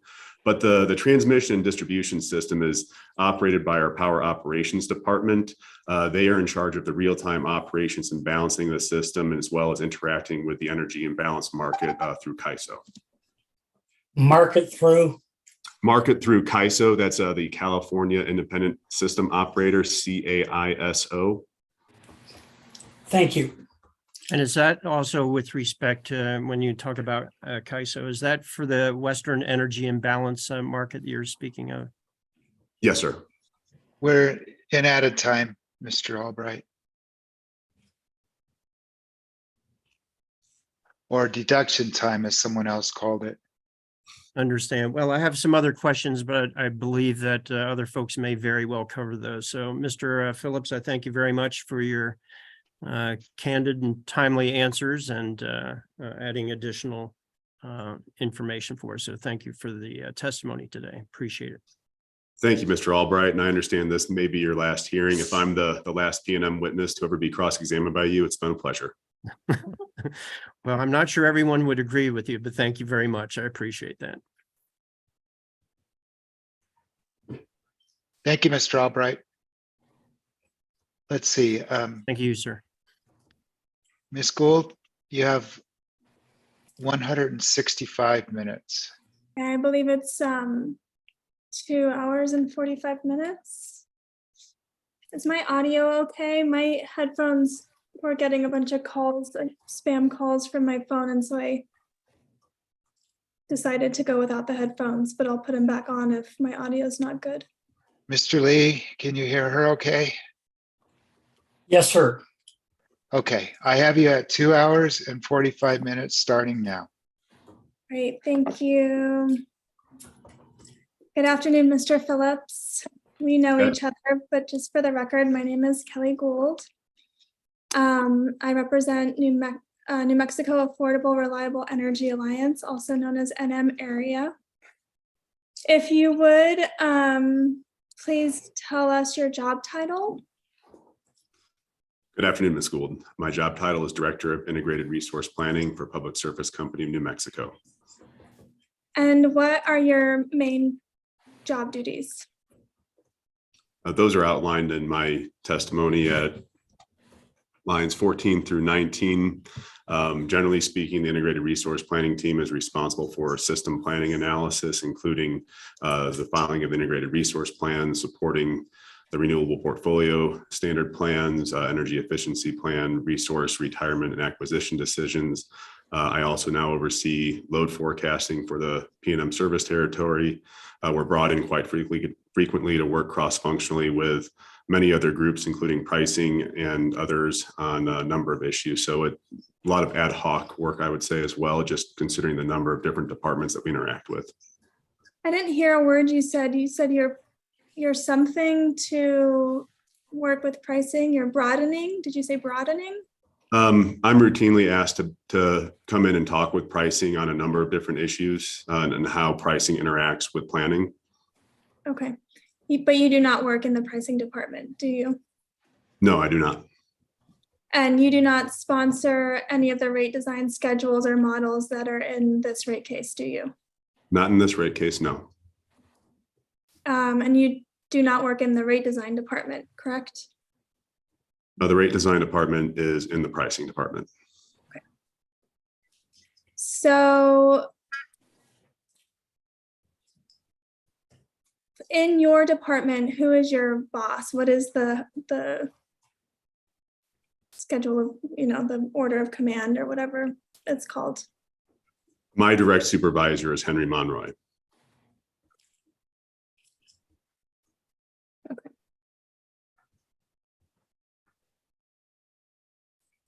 And so primarily, your expertise is in modeling mostly future scenarios like the IRP. Is that accurate? My utility background spans more than just integrated resource planning. I think in my Exhibit A or Exhibit 1, it talks about the number of different things I've done throughout my career, a lot of which also does include cost of service, rate design work, and things like that. But here at PNM, I'm employed in the fashion of integrated resource planning. Do you have any operation? I didn't read your job history, so forgive me if it's in there.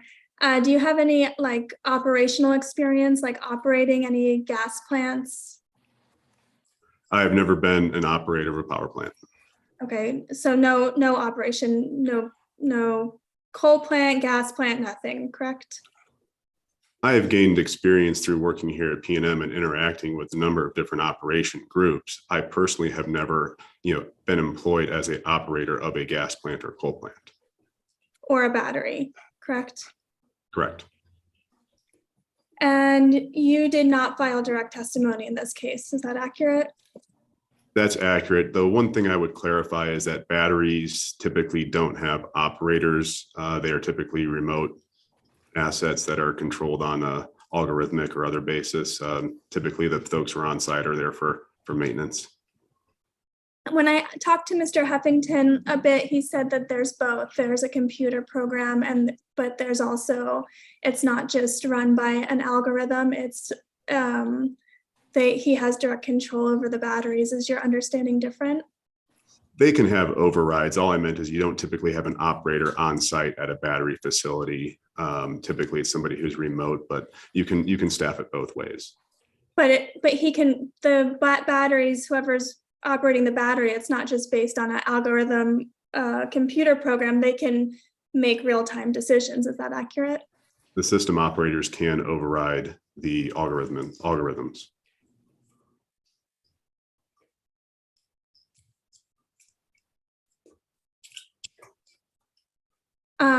And sorry to go, I didn't hear your answer to my other question. You did not file direct testimony in this case, correct? That's correct. I only filed rebuttal. And PNM, my understanding, and so correct me if I'm wrong, my understanding is that PNM is requesting approval to allocate its resources on 2 different system peaks. Is that a general high level statement that's correct? I mean, if you could be a bit more specific, the PNM is using a number of different allocators, more than 2 for all of the resources on its system. Well, I guess there's been a lot of discussion about the gross peak and the net peak. Are you familiar with those terms?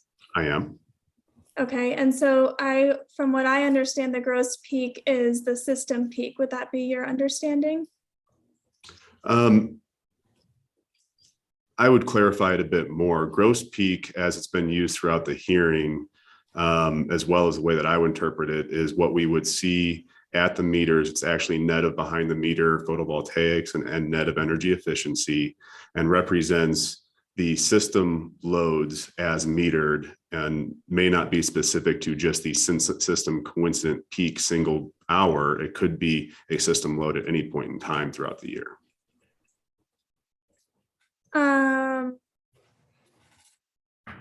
Whereas net peak is the metered loads less utility scale renewable output.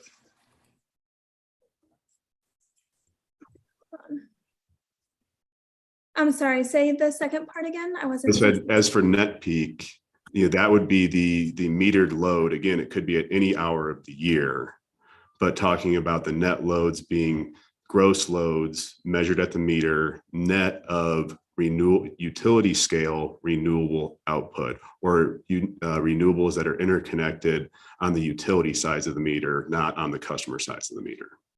And so so the net peak, when it's calculated, you subtract, this is my rephrase, you subtract the renewables from the gross peak. Is that accurate?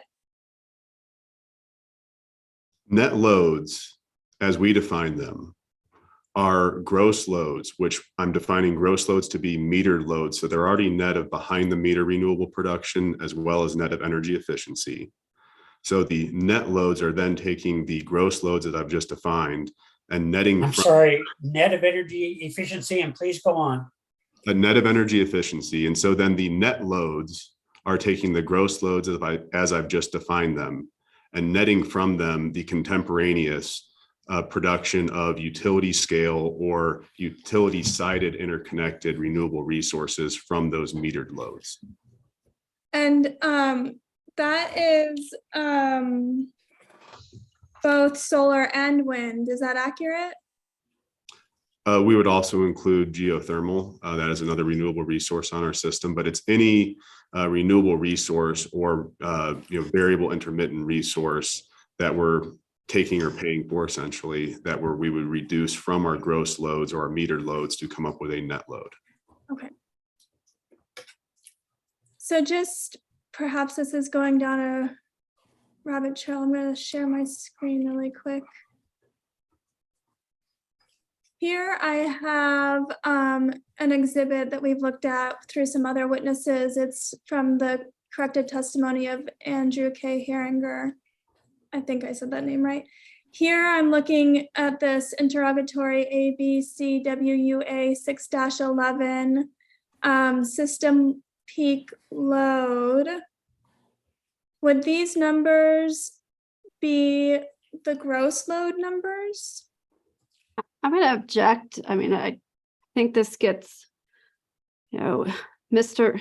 Phillips ran the simulation for Mr. Casas to do the modified 3 summer, 1 winter CP allocator. Mr. Casas and Ms. Chan, his boss, and the pricing department have testified on this interrogatory. I'm just not seeing any, if Ms. Gould would like to tie it to some testimony from Mr. Phillips, more directly, but I'm just gonna object as outside the scope. I'm just trying to get clarification in my brain of, gross load, gross peak versus net peak, Your Honor. Overruled. Ms. Gould, could you repeat your question, please? Yeah, these numbers here, system peak load, would these be considered the gross peak?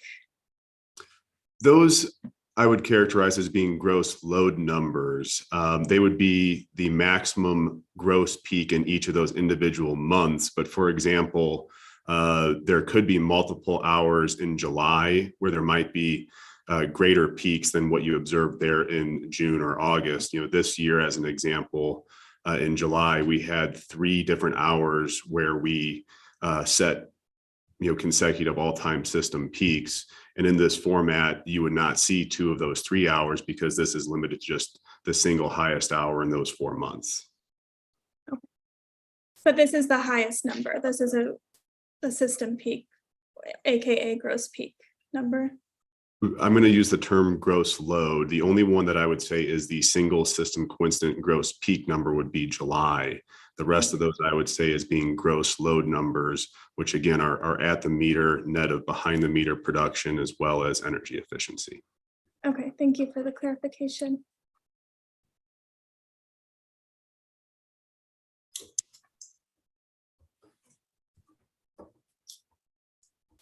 Okay, and so again, correct me if I'm wrong. My understanding is that those hours we just saw, the gross, I think you said gross load hours, PNM is allocating those costs on a 3 summer one when the allocator for the system peak is 3 summer 1 winter. Is that your understanding?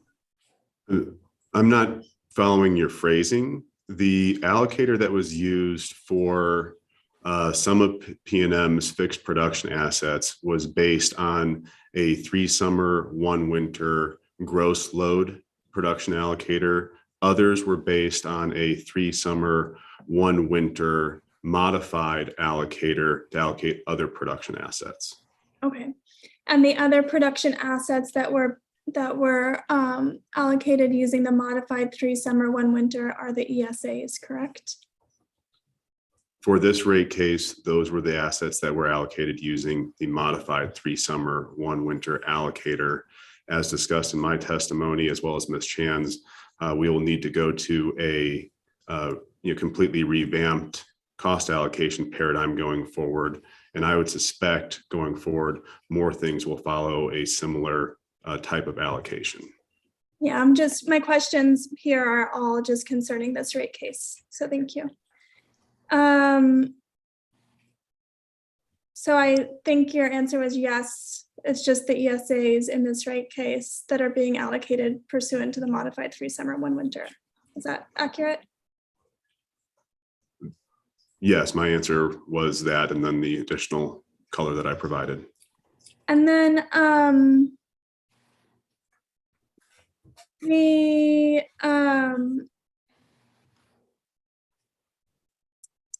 is the modified 3 summer 1 winter allocator, how does that connect with the net peak? Are those hours the net peak hours? Do they correlate to each other? They correlate, but I would not say in the sense that maybe you're implying. The way that the modified 3 summer 1 winter allocator was put together was looking at when the expected maximum dispatch or maximum discharge of the energy storage agreements and resources on our system we expect to occur. Those will most likely align with the peak, the net peak load hours. If we think about it this way, a energy limited resource such as a 4-hour battery storage device, we can only dispatch at its maximum capacity for 4-hour block. That net peak period, which we've discussed a number of times in different venues, such as in the 2020 IRP or 2023 IRP meetings, the March 14th resource adequacy presentation that I heard Dr. Pitts reference that I spoke at, the net peak hours and the risk hours are aligned. That's what's correlated. At least at this point in time, that will continue to change going forward. Okay, And so, here- excuse me, go ahead. Please let the witness finish his answer. And given that the net or the risk hours typically are going to occur in June, July, and August, hours 19 through 21, we would expect to see the peak dispatch, and that does correspond with the net load hours, the peak net load hours. We would expect to see the energy storage agreements dispatch at its highest amounts during those hours. If we were to dispatch them earlier, say during the gross load hours, we may not have enough energy left to dispatch them when we actually need them.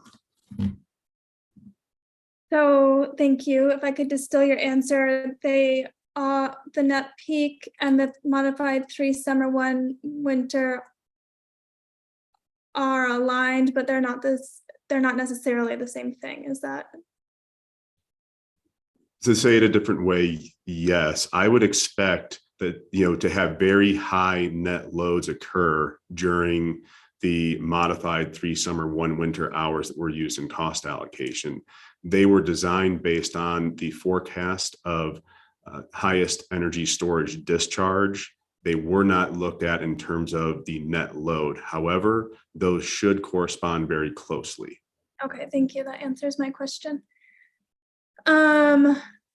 So basically, to get to the modified 3 summer 1 winter, you didn't just subtract the renewables from the gross load, you did something else. Is that correct? The way that the allocator was developed, and I believe Mr. Casa spoke to this, is we looked at the forecast of the battery discharge, and we took that discharge forecast and used that to inform the development of the allocator. It was not a specific deduction of renewables from gross load to examine net load. Okay, and then would you say that the modified 3 summer 1 winter is a change to the allocation principles from what has been approved before? No, I would not. We have never had energy storage devices on our system before. And as such, we had to come up with a cost causation based allocator in order to align those costs with how we would recover them from customers. We used that best information that we had in order to develop a cost-based allocator.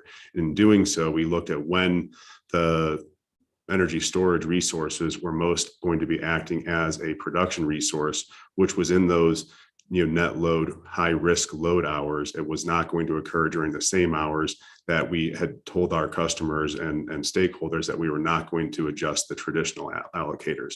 Going forward, all of it's going to need to look at those risk hours and not be tied necessarily to gross peak. But my question was if you would say it's a change to what has been approved before. You don't think that the modified 3 summer 1 winter is a change to what has been approved before? No, I do not. I think that because this is a brand new type of resource, PNM was compelled to put together a cost-based allocator to allocate those costs. It was not a change, it was a new type of resource. Okay. And you conducted the battery model that was referenced in Mr. Casa's testimony, correct? I wouldn't say it was a battery model. I conducted the system model. Okay, I'm just going to ask you questions on it. So I have no information on what it is or what it's not. So you can, tell me, enlighten me. What software did you use to conduct the model? We used the software called SERVIM, which is an acronym for Strategic Energy Evaluation and Risk Model. Okay, and that's SERVM, is that accurate? That's correct. And you say SERVIM, like not serve M, right? Pronunciation SERVIM? Either pronunciations are used, but that's correct. Either SERVIM or SERVM because of the ampersand that they use in the name of the model. I say SERVM. Is that, are we gonna be able to understand each other? If you say Servem or Servum, I will know what you're talking about. Okay. And Mr. Phillips, remind me that Servem is that made by a Strape, or is that a different modeling system that they utilize, or is there a different one? Hearing examiner Ryan, you are correct. The Servem model is licensed to us through a Strape. They were not the original developers of the model, although they now are the licensing entity. Thank you. Is there anywhere that you know of in PNM's application that it states that it used the Servem model to come up with the modified 3 summer 1 winter allocator? So there's two answers to that question. The first part is we did not explicitly state that the Servem model was used. We did state that a simulation was run, and I don't know necessarily that the specific software should make a difference. But I also would say that the Servem model did not calculate the 3 summer 1 winter modified allocator. It was used to provide information that informed the way that allocator was calculated. Okay, well, that I have more questions on. But I wanted to, and I'm not quite sure, I guess, where to go first, because it was my understanding that the Servem model did come up with a modified 3 summer 1 winter. So maybe you could illuminate me on what the model did with that, like how it intertwines with that modified 3 summer 1 winter allocator. Sure. The Servem model was used to conduct a dispatch of PNM system. From the outputs of the Servem model, which the outputs are the dispatch of PNM system, we looked at the times that the battery storage portfolio was charging, discharging, sitting idle, et cetera. We used that information and tied the information from when it was at its peak discharge, and then took that back to the test year load forecast and used the test year load forecast and the underlying customer components to that to develop the allocator. So the output of the Servem model was not a delineation of an allocator, it was a dispatch. There was then the taking of that information and aligning it with the test year load forecast, the underlying customer contributions to those different hours in the load forecast to determine, and let's be very specific then, the production component of the allocator. Is any of that in PNM's application or testimony anywhere? What you just said? I don't think it needed to be. I'm just asking if I want to go back, and I mean, it's a lot to process. So I'm just asking, is that in PNM's application anywhere? All of that detail was not specifically spelled out. The point would be is that the information was in Mr. Costas's testimony that a simulation helped to inform the development of the allocator. It was not necessarily spelled out the point A to point Z. Okay, so I think that I'm probably still going to say things wrong, so just correct me. What I'm understanding is, so you model the whole system, not just the batteries. I guess that's the first place to start. Is that accurate? That's correct. Because the batteries do not generate electricity themselves, they're dependent on other resources to charge them and then needing load to discharge into, you have to model the entire system. Okay, so the whole system is modeled. And then you're looking, and then you're putting in the batteries into the whole system model, and then you're looking at what the model does and when the hours when the battery the model is basically optimizing the batteries, and you're looking at the outputs of the model of when the batteries discharge the most. Is that somewhat accurate? I would say it more as the model is optimizing the dispatch of the system. It's not just optimizing battery dispatch. So it's taking a look at, given all of the different system conditions, when other resources are going to be online, offline, what the load patterns are, and it's determining the best dispatch for the system. We took that output on an hourly basis and examined when the batteries were going to be most acting like a production asset. As I had said in my testimony, batteries are not a production, they're not a transmission, they're not a distribution asset. They're something multifunctional, right? And so we said for the production components, we want to take a look at, well, when is it going to be acting most like a production facility? And we took that information and fed that into the way we developed the allocator. Okay.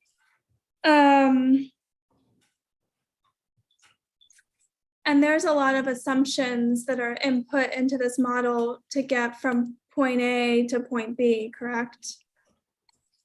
Like most models, there's assumptions that have to go in.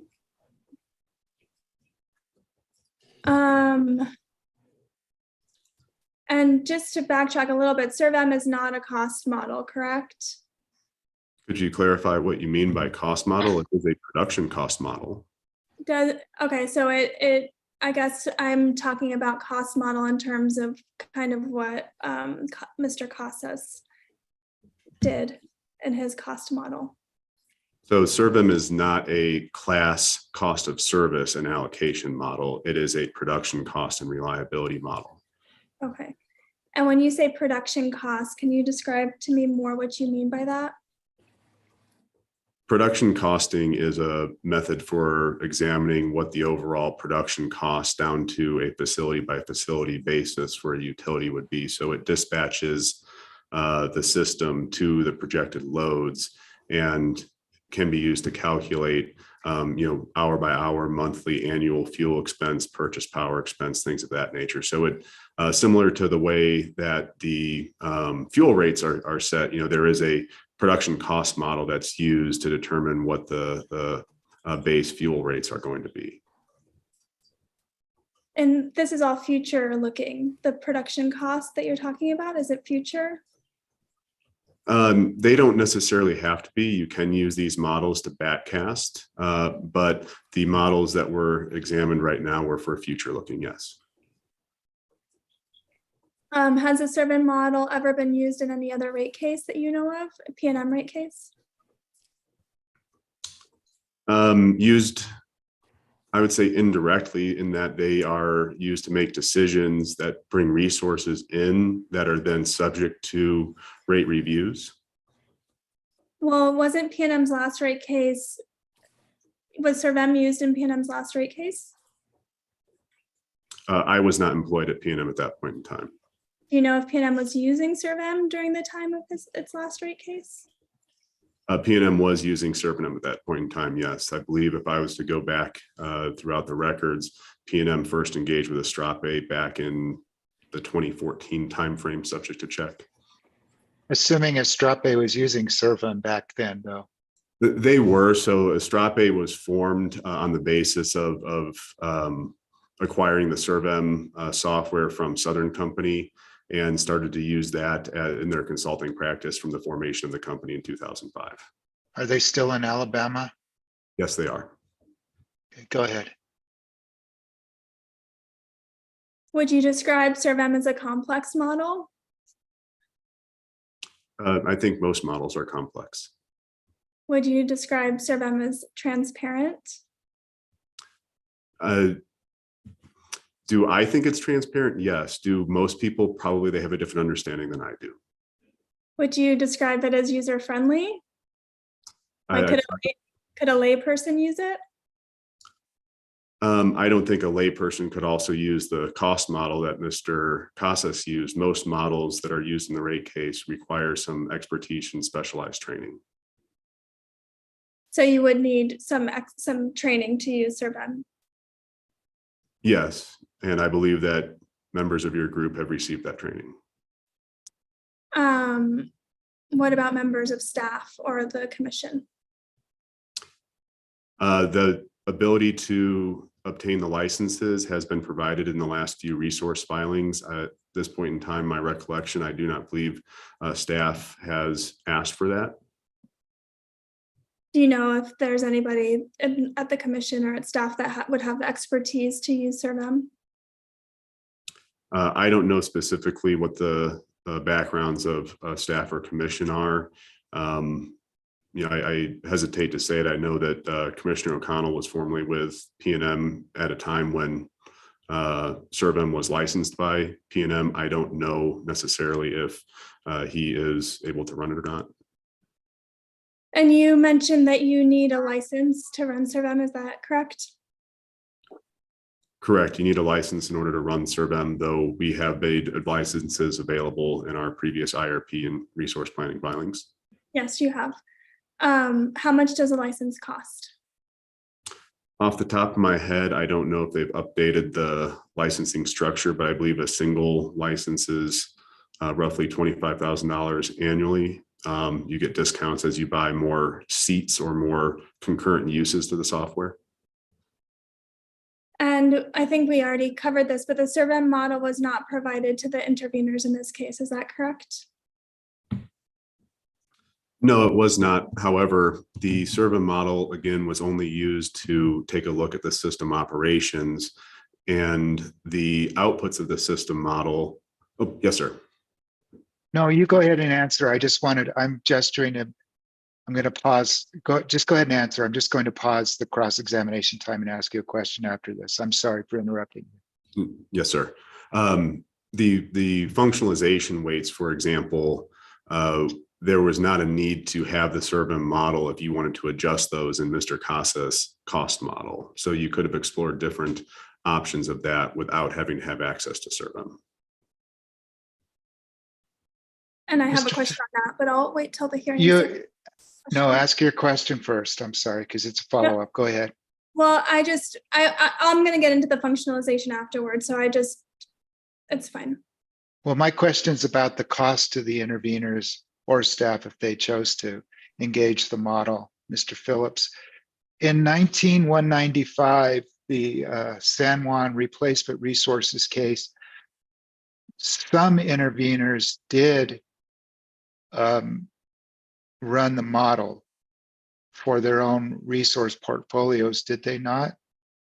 Yes, for example, NMARIA obtained licenses at the cost of PNM and its customers for both Encompass and for CertM. They only presented Encompass runs in their testimony, though they did supply some discovery with CertM runs performed by Mr. Dauphiné. And how much did that cost NMARIA? It did not cost NMARIA anything for the licenses. They were covered by PNM's ratepayers. The same for WRA and CCAE? That's correct. How about 2182, the part 2? Nobody requested access in that case. And what about the Palo Verde replacement resource case?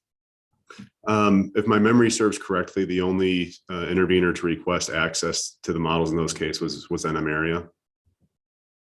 How much did it cost NMARIA in that case?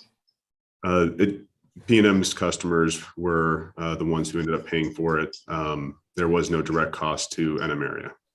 And that's because of the commission's order, which was the same as the order in 19195? Yes, sir, that's correct. Okay. Thank you, Mr. Phillips. Please proceed, Ms. Gould.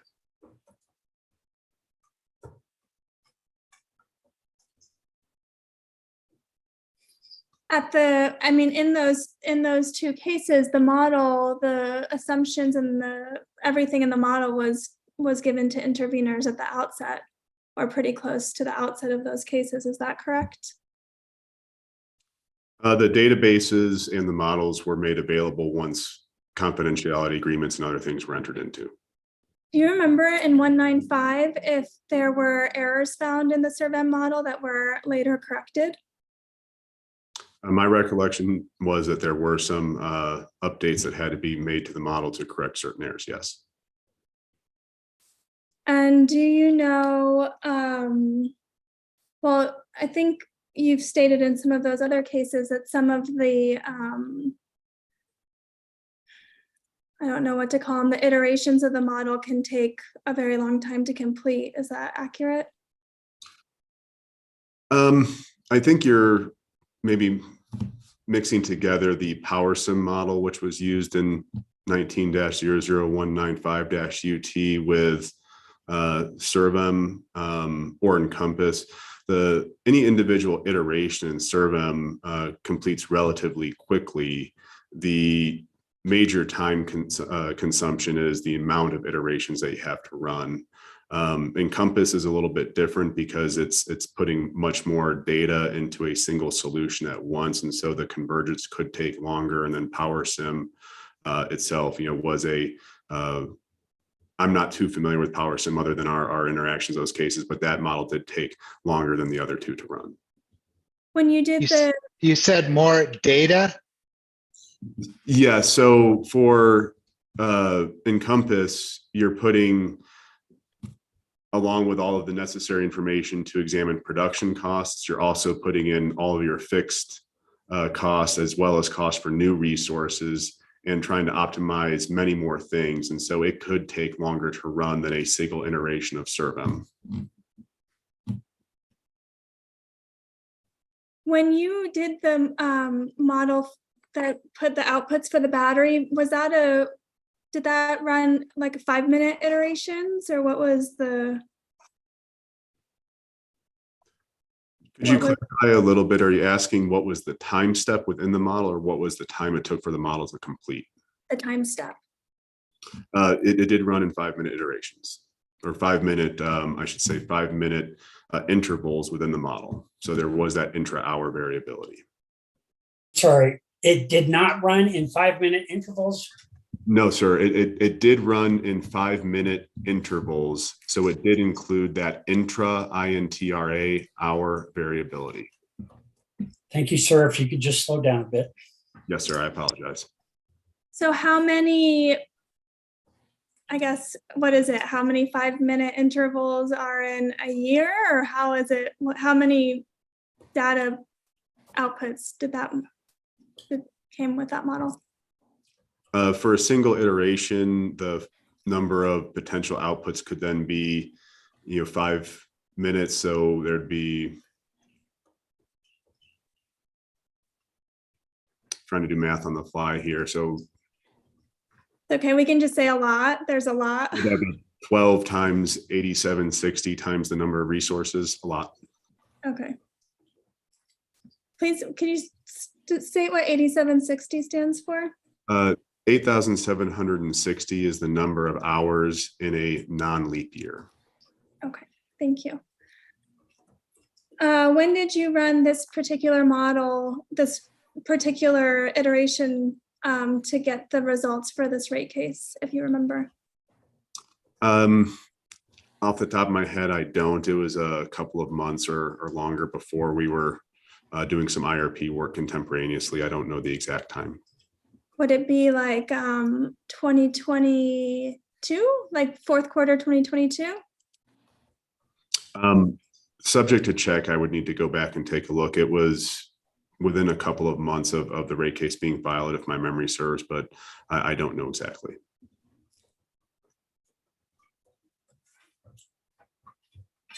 Okay, and so you said that the inputs and the assumptions of the model are not discussed in PNM's rate case filing, correct?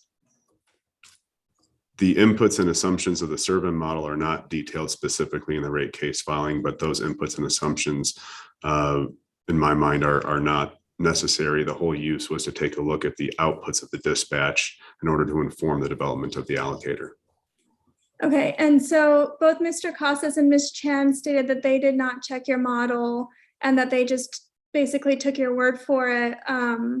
So who at PNM is qualified to check your model for any errors or assumptions or inputs?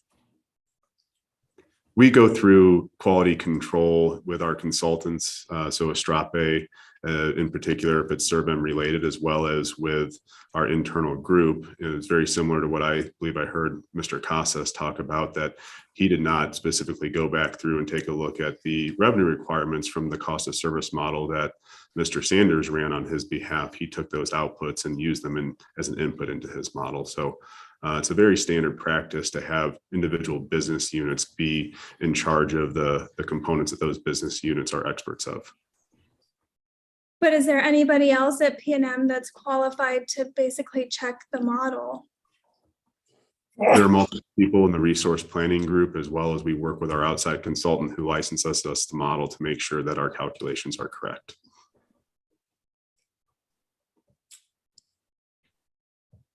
I understand there's the outside consultants, but within PNM, basically, it basically stops with you. Is that accurate? Objection, asked and answered. Overruled. The members of my team are also able to take a look at the SERVIM model and quality control it. So my team members, myself, and our outside consultant, Astrape, who licenses us the model, are the ones that we use to make sure that what we are doing is correct. And are you the boss of your team members? I'm the director of the group. So there's nobody above you in the group. I report to Henry Monroy, as I indicated earlier. Can Mr. Monroy, does Mr. Monroy have the expertise to look at the SERVIM model? I don't know that Mr. Monroy has ever taken a look at the model. You said that the model was made concurrently with doing some IRP things. Were you doing this model for the PNM's IRP? The context of your question was, do I recall when the specific model one was performed? And I said, I'm not exactly sure. We were doing IRP work at the same point in time. We were doing IRP work. We pulled out that same model in order to take a look at this. There's many, many different simulations that when I say model, I should be a bit more clear. You can use the model to run many, many different simulations. And so we were using the IRP model, which we were doing some other IRP work to also then take a look at this. So I guess was it for the IRP or was it not for the IRP? The model itself was the one that we were developing for use in the IRP. Okay. It served another purpose for us to take a look at this battery dispatch and help inform the cost allocation of the energy storage agreements. Okay, so are the assumptions from the battery model the same as the assumptions used in the IRP model? Like the inputs and everything? By battery model, you're talking about the model we ran in this case. So we took the most up-to-date model that we had, which was the model that we were using to perform some IRP work, and used that model to run the simulation that we're talking about here. So is it, yes, the assumptions in the IRP are the same as the one in this model? We would have to talk about the specific assumptions, but generally, yes. Okay.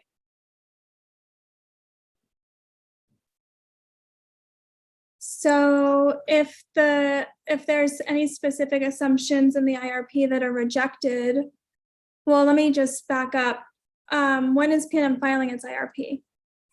PNM is prepared to file its IRP on December 15th of this year. Okay. And are there assumptions in PNM's IRP that have been contested or challenged or discussed? I guess you would need to be a bit more specific. As I just said, we haven't filed the IRP yet. We started the public advisory process to seek information from our stakeholders going back to April of 2022, and had multiple meetings about a number of different input assumptions, et cetera. Now, the underlying SERVIM model is not the model that's used to put together, say, the most cost-effective portfolio in the IRP. So when we're talking about, say, forward-looking cost for resources or other things like that, that's not something that goes into SERVIM. Okay, so if for some reason the commission rejects the IRP, or there are certain assumptions or inputs that are rejected, how does that leave this model in this case? It would really depend on the assumptions that you're, hypothetically saying could be rejected, but the underlying utilization of the system has been very consistent throughout the last number of years that we've been exploring. If you go to the 2020 if we go back further to the case that some of these resources were approved in 19-00195-UT, we started to take a look at when the risk hours were I'm manifest. sorry, 19-00195-UT. And we start to take a look at the risk hours that were manifesting from that point in time. They're very consistent then with what we saw in the 2020 IRP filing. They're very consistent with what we saw in the work on our 2023 IRP so far. They're very consistent in turn with what I presented at the resource adequacy hearing. It's all that concentrated summer net load time that's driving the risk, and batteries as an energy limited resource will dispatch most often at their highest amounts in order to mitigate that risk. So it's been very, very consistent over time. The output, so this is again just my understanding of a layperson that does not know how to model CERVM. The outputs of the model, in my mind, inform two things in this rate case. Please correct me if I'm wrong. First, they inform the modified 3 summer, 1 winter allocator for the ESAs. Is that accurate? I guess I would need you to be a bit more specific on that. The way that I would describe it is they informed the allocator in two ways. One was looking at the specific hours that were utilized for the production component of that allocator. The other was the functionalization weights to determine, how you would put different cost components across the 3 functional systems within the utility.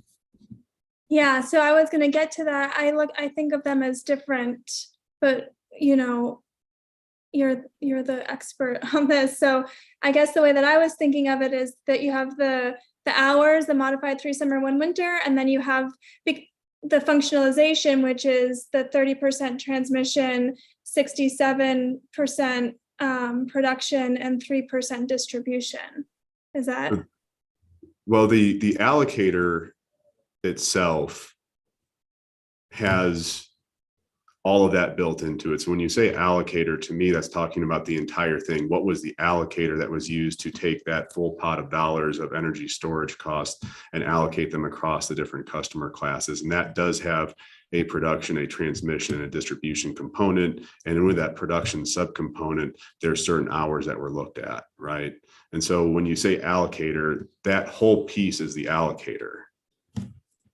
Okay, the way I understood Mr. Costa's testimony was first you functionalize and classify, which is basically functionalizing 30% transmission, 67% production, 3% distribution. And then you go to the second step, which is then allocating. So then you use the 3 summer, 1 winter modified to allocate that 67% production. I think we're saying the same thing in a different way. Okay. And everybody should just please slow down a little. Okay, sorry. Thank you, Judge.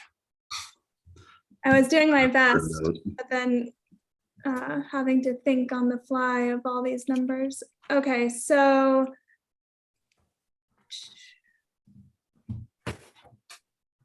my understanding from what you've already said from the model is you did not force the 3 summer, 1 winter, the modified 3 summer, 1 winter hours in the model. That was not like a forced thing. That was a product. That was the output. Is that accurate? No, I mean, the allocators would not be an input into CERVM. It would have nothing to do to CERVM, but CERVM also does not produce allocators as an output. The information that was output from CERVM was along with all of the other resources, the battery dispatch and charging schedules that informed the development of the modified 3 summer, 1 winter allocator.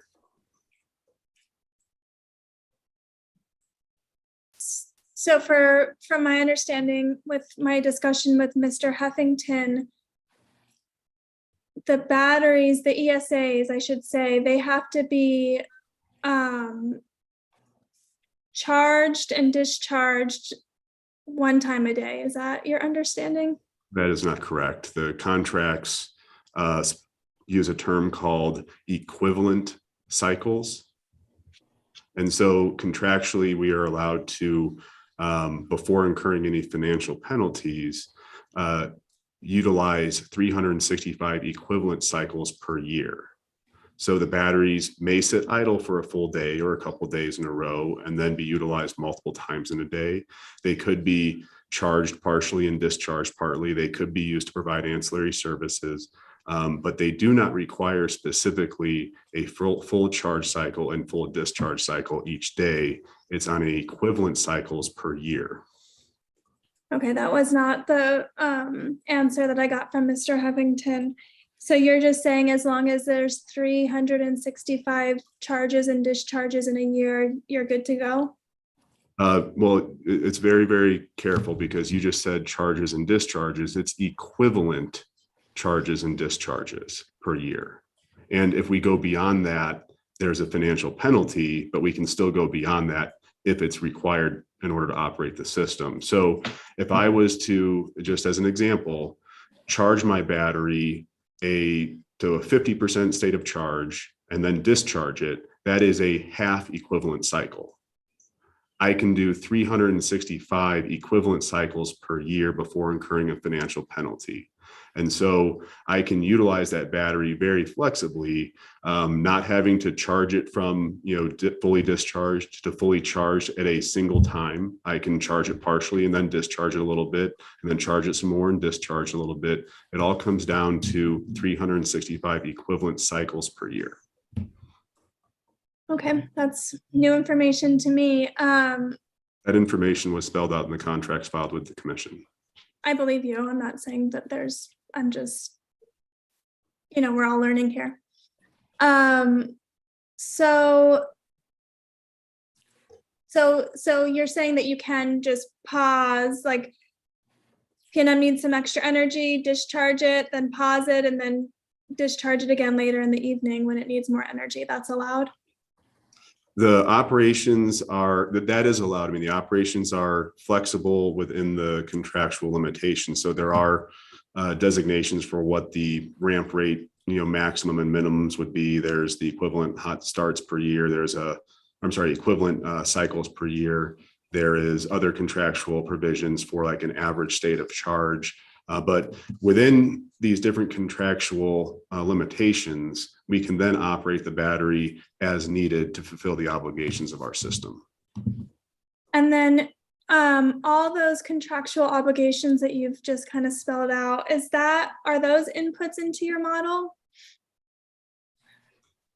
Yes, we have to put the operational characteristics of the batteries into the model. Now, we have to do other things to check to make sure things were not in violation, right? I mean, CERVM, for example, does not have you can't put a full year in memory at once and ensure that the last hour of the year takes the first hour into account. So we put the operational parameters in, and then we have to take a look at the rest on the output side. I don't know what you meant by that last. You have to take a look at the rest on the output side. What did you mean by that? Well, for the 365 equivalent cycles, for example, I can't put into CERVM that you can only have 365 equivalent cycles, but I don't need to because that's not a binding constraint. It comes with a financial penalty if you go over that. But you can't have a constraint put into CERVM that says only 365 equivalent cycles or exactly 365 equivalent cycles. You would need to take a look at the output and then say to yourself, where was I at there? Because CERVM looks at each 5-minute increment relatively independently from the next 5-minute increment. I see. So after you get the outputs, then you look at it holistically. Is that kind of what you're saying? Right, such as with any modeling, you always need to take a look at the outputs and ensure that they conform with what you expected based on your inputs. And so none of this information is in the rate filing, is it? I mean, what we've just been talking about here, no. Okay. And correct me if I'm wrong. I don't know that much about batteries, but my understanding with my cell phone is that for batteries to maintain their life, they have to be charged and discharged in a particular way. Is that your understanding also? It depends on the battery chemistry and other such things. Now, the contracts that we have, and I would note that all of these contract informations, again, were filed with the commission, and all of this information has been provided in the public record and other dockets. But the batteries, as contracted, one of the other parameters in the contracts is a performance guarantee associated with maintaining the ability to charge and discharge the batteries to that full energy capacity. And by that, I mean, there's, for example, the Arroyo battery is a 150 megawatt 4-hour battery. So it has the energy capacity or energy storage value of 600 megawatt hours. The counterparties are required to augment the batteries under the pricing conditions of the contract to maintain that maximum state of charge throughout the 20-year period of the contracts. So there will be degradation of individual cells of the battery throughout the life of the battery, but the cells will be augmented in order to make sure that over the life of the contract, we have that same performance. And you said something, but then I was just trying to pay attention to the rest of your answer. I lost it.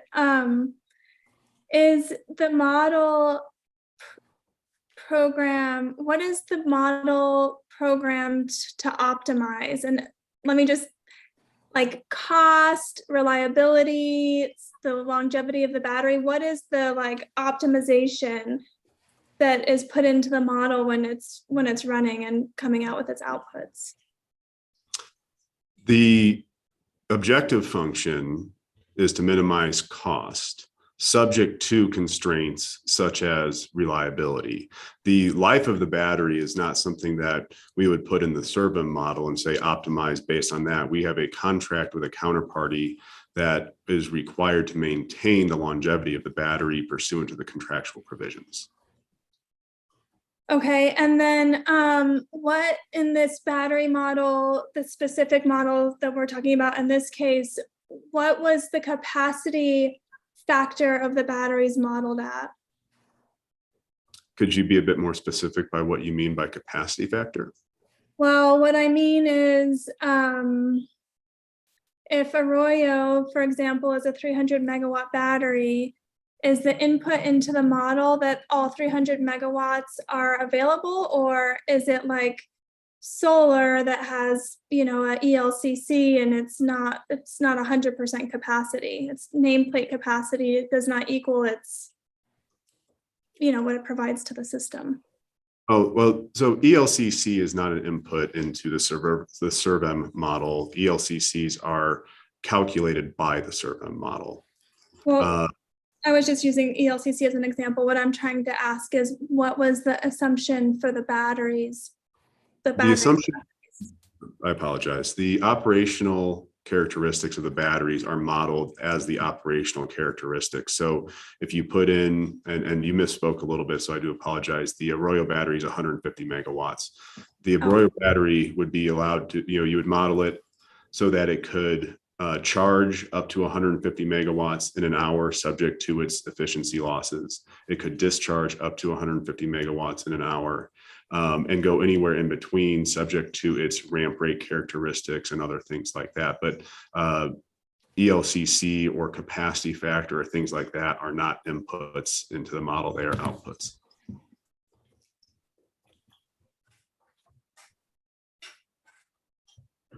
So does the model assume, how does the model use PNM's other resources? Does it use historical ways that those other resources were used on PNM system, or how do you model all the other resources? So it's a kind of a tough question to answer. There's different historical parameters for the other resources that go in. For example, if we're looking at the heat rate of a gas or coal unit, we would take historic operational data to help inform that heat rate. But the actual operations are not based on historic. They are based on the operational parameters that are input into the model. And then the whole system is dispatched based on the load forecast and other characteristics to meet the hourly obligations for each hour of the simulation. So the entire system is dispatched to minimize the cost of the system, subject to the reliability and other constraints in the system and the operational parameters of each individual unit. Okay, so it's not like how the gas plant, the aeroderivative is actually used in the test year is put into the model. And then this is all future looking, mostly future looking. And then the model just does what it does for like the least cost outcome. Is that accurate? The test year is a future year, I do believe. But the model itself, you input operational parameters. And just like last year, for example, I may not have utilized my aeroderivatives the exact same as I was this year. Point in case would be last year, the market prices were not as strong in January and February as they were this year. So I saw a greater utilization of, some of my gas units for economic reasons this year than I did last year. You don't always think to yourself that historic is going to inform what happens next year. You can get some ideas, but it's more about the operational parameters and not the actual operations. Yeah, and I misspoke. I meant base year. I was just trying to figure out what was used in the model, if it was really looking at the operational characteristics of how all those generation facilities operated. But you're saying no, it takes, maybe it would take like the forced outage rate or some operational characteristics and have them be inputs, but mostly it's a forward-looking model. You just have the characteristics of the facilities and then the model does its thing. Is that more or less what happens? I would use history to inform the operational characteristics such as heat rates, as I mentioned, or as outage rates, as you just mentioned, to set the operational parameters of a given resource. And I would do that for all of my resources that I have historical information for. For those resources that I don't have historic information for, I'm going to use the best available information to characterize the operational parameters of that unit. And then I'm going to have to put in load forecasts and other forward-looking items based on the simulation year. If you recall, in 19-00195, many of those operational inputs were contested, were they not? I don't think many of them were. I believe there was a few items that were contested. Some.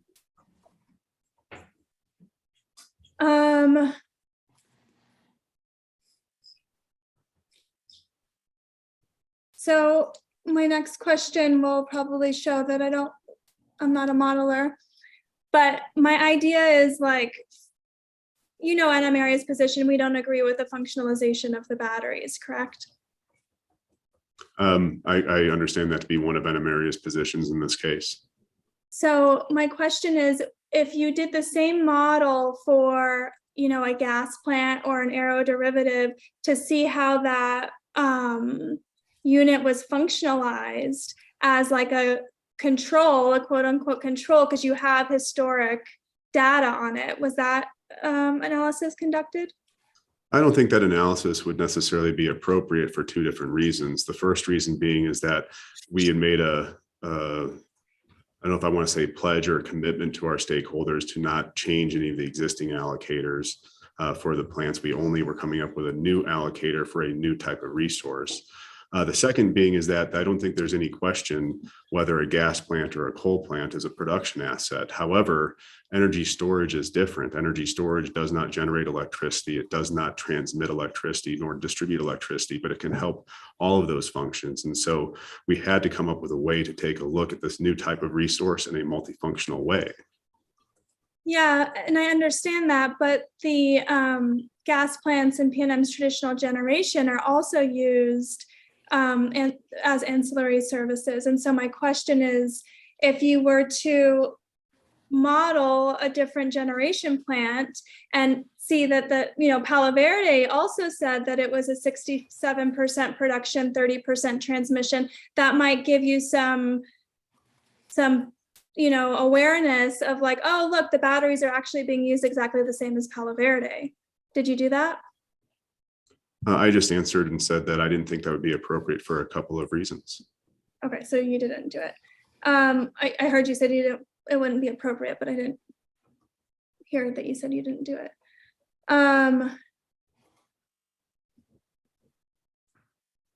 So would you agree that the Palo Verde is used very different on PNM system than an aeroderivative peaking plant? I would agree that they are operated at different points in time, but they are both production facilities. Do they also provide ancillary services to the transmission system? Both can provide ancillary services to the transmission system, just like an energy storage agreement can, or you could add other elements to the transmission system, such as a static bar compensator to reduce the amount of ancillary. Such as a static bar compensator that could reduce the amount of ancillary services that would be provided by other assets. And so if you know, Palo Verde, really all PNM's generation plants are functionalized as 100% production. Is that your understanding?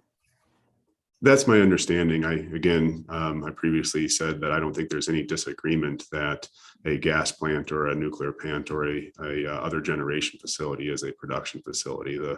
The discontinuity here is that we have an asset that is none of the three, and we're trying to figure out how best to use the existing ways of allocating. When trying to figure out how to use the batteries, did you talk to generation or transmission, the director of generation or the director of transmission? I spoke with colleagues in both departments. And they talked to you about how they envisioned using the batteries? I mean, we talked about how the batteries, may be utilized, but again, there was no operating data on the system. Ultimately, we used the simulation to best inform the way the allocators were developed. Did you talk with Mr. Gray or Mr. Heffington specifically? Specifically, no. I talked with other members in the transmission and generation departments.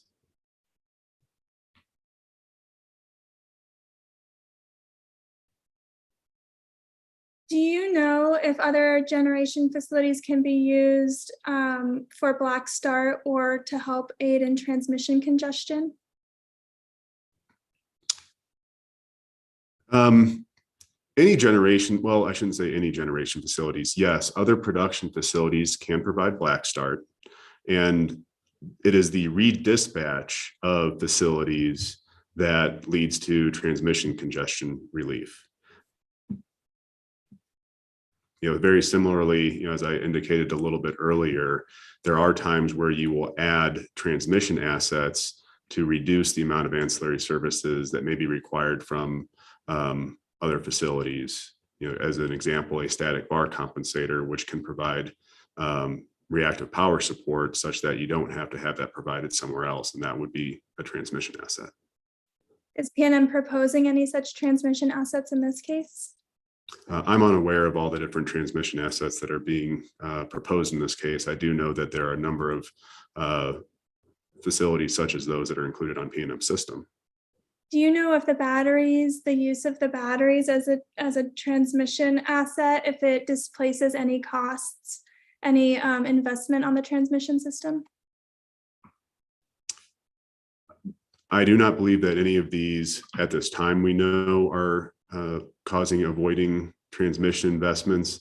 Again, it may reduce the utilization of ancillary services from other facilities.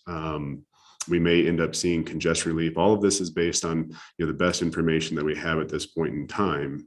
And my testimony calls out that it may not necessarily just be that avoidance of certain transmission facilities is what leads to something being functionalized to transmission, but with the support services that could be ancillary services or other related services to support the transmission system. What we looked at was, were these battery facilities acting as a production asset to the fullest extent capable or were there other uses that they were being utilized for? And so the simulation pointed out that even when the batteries were most needed, not all of that energy was being delivered to the system in order to classify it or functionalize it as 100% production. But there are other things that we need to take a look at. And this is what's going to happen going forward. We know that there's going to be alternative uses for such a flexible asset, and we have to be ready to take a look at those different characteristics and account for that in our cost allocation paradigm. Yeah, I guess my point is, and I think you agreed, that the generation facilities that are on PNM system now currently are also utilized for ancillary services, correct? Well, what I would say, and I believe I have said, is that there's no ambiguity about a gas plant or a coal plant and whether it's a production facility or not. They may provide ancillary services. Those ancillary services are not recovered through transmission rates. They're recovered through separate ancillary service rates. But there's no ambiguity about whether a gas plant is a production facility or not. What we do have ambiguity over is how are these batteries, which are not production, which are not transmission, and which are not distribution, how are we going to functionalize those and allocate those to customers, because we know that they're going to serve multiple functions. But the only reason there's an ambiguity is because you ran a model and the model put out, different numbers. I mean, if you ran a gas plant through your model, it might come out with the exact same numbers. I disagree with that. There's no ambiguity whether these assets are multifunctional. There's a number of pieces of literature that I've cited in my testimony from FERC and other work I'm groups. sorry, there's a number of pieces. There's a number of pieces of literature that I've cited in my testimony that point to the multifunctional nature of energy storage. The same is not true for a gas plant. A gas plant we know is a production asset. Okay, so would you agree that Arroyo, Jicarilla, and San Juan Solar were approved as replacement resources for San Juan Generating Station? I believe I said in my testimony that they were labeled as replacement resources in the docket, but the whole purpose is not solely for replacements, right? There's other uses for these. When you have a chance to bring new assets on, you're going to ensure that all of the requirements of your system are met. So we were taking the time when San Juan was coming offline and replacing that, but taking all of the other information on the system into account. But they were approved to replace the capacity from San Juan Generating Station, were they not? And I don't disagree that the energy facilities, the solar that's producing the megawatt hours, are production facilities. And there's a good portion of the capacity coming from the battery resources that are going to help fulfill that void, but there's going to be other uses for those batteries as well. And so I disagree to say that we can just take a look at that particular docket that was titled, abandonment and replacement, and use that as the sole information that would lead us to how we're going to functionalize an asset that's as versatile as a battery storage facility. Well, if we just calculate the megawatts, I believe that in San Juan, the San Juan case, 497 megawatts of coal-fired capacity was abandoned. Is that your recollection? Of the retail system, yes. And okay, well, in that case, PNM had a preferred portfolio that included 7 gas plants. Is that accurate? That was part of PNM's filing, yes. And the purpose of those gas plants was to replace the lost capacity from San Juan. Is that correct? You can't look at it just on an asset by asset basis. It must be done as a portfolio. If we were to look at the portfolio that was approved, I believe it was 950 megawatts relative to the 497 that you just referenced. And I'll get back to what I'm saying is I don't think you can just say that this was a replacement portfolio and make the de facto leap that therefore we are going to functionalize something that has many different uses as 100% production. What we have here is a new situation with a very flexible type of resource, and we need to take a look at how we're utilizing that resource when determining how to allocate those costs to customers. Right, but you don't know how PNM is going to utilize it, do you? You ran a model. It's theoretical, correct? We ran a model that provided us similar information to how we made the decisions to invest in these resources. So it is something that is relied upon in order to make investment decisions. It's very reliable in terms of saying, how do we think we're going to utilize these? It's the best information that we have at this point in time. And the commission has relied on this in order to inform what PNM could add to its portfolio. So to answer the question that I asked, if you recall, PNM's preferred portfolio included 7 gas plants, and that was to replace the capacity loss from San Juan. Is that your recollection?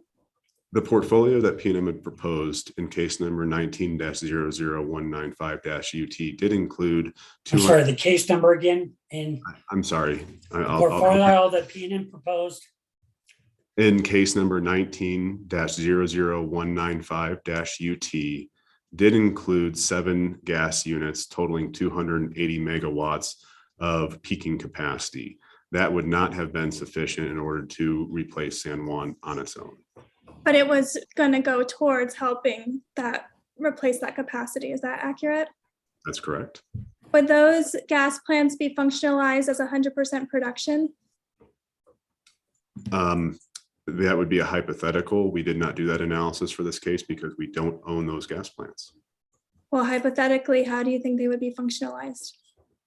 Using my previous statement, I don't believe there's any ambiguity about whether a gas plant is a production asset. I think that the ambiguity lies in the fact that energy storage can serve multiple functions. And so, okay, so then we're back to 195. The commission didn't approve the gas plants. They approved 270 megawatts. I believe it was 270 megawatts of batteries. Is that correct? No, I don't believe that's correct. How many megawatts of batteries? I believe they approved 300 megawatts.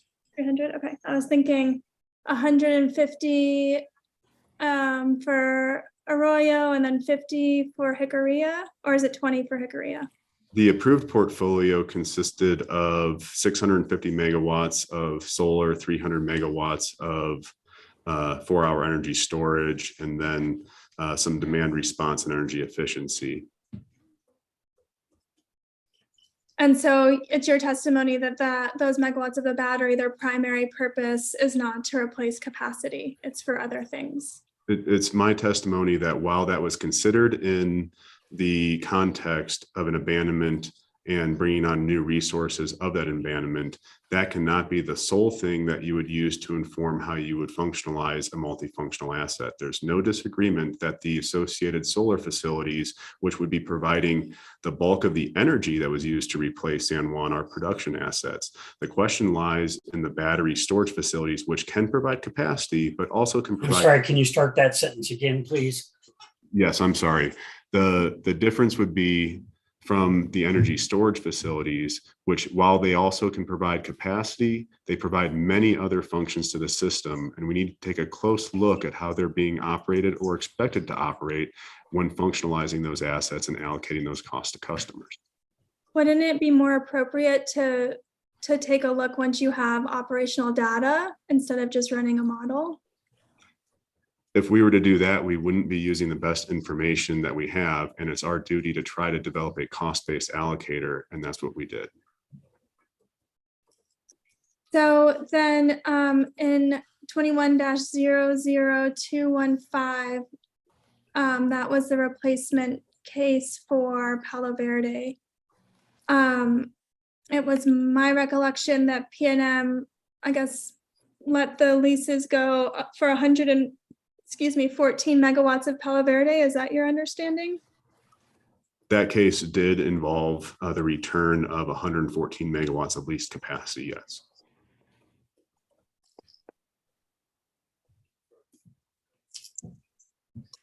And do you know if that system was functionalized as 100% production? Which system are you referring to? Palo Verde. Yes, Palo Verde, I believe, is functionalized 100% to production. And the batteries that were approved in that case, it's your testimony that they're not, the purpose is not to replace that lost capacity? Part of the purpose is to replace that lost capacity, but there's also going to be other uses for those batteries.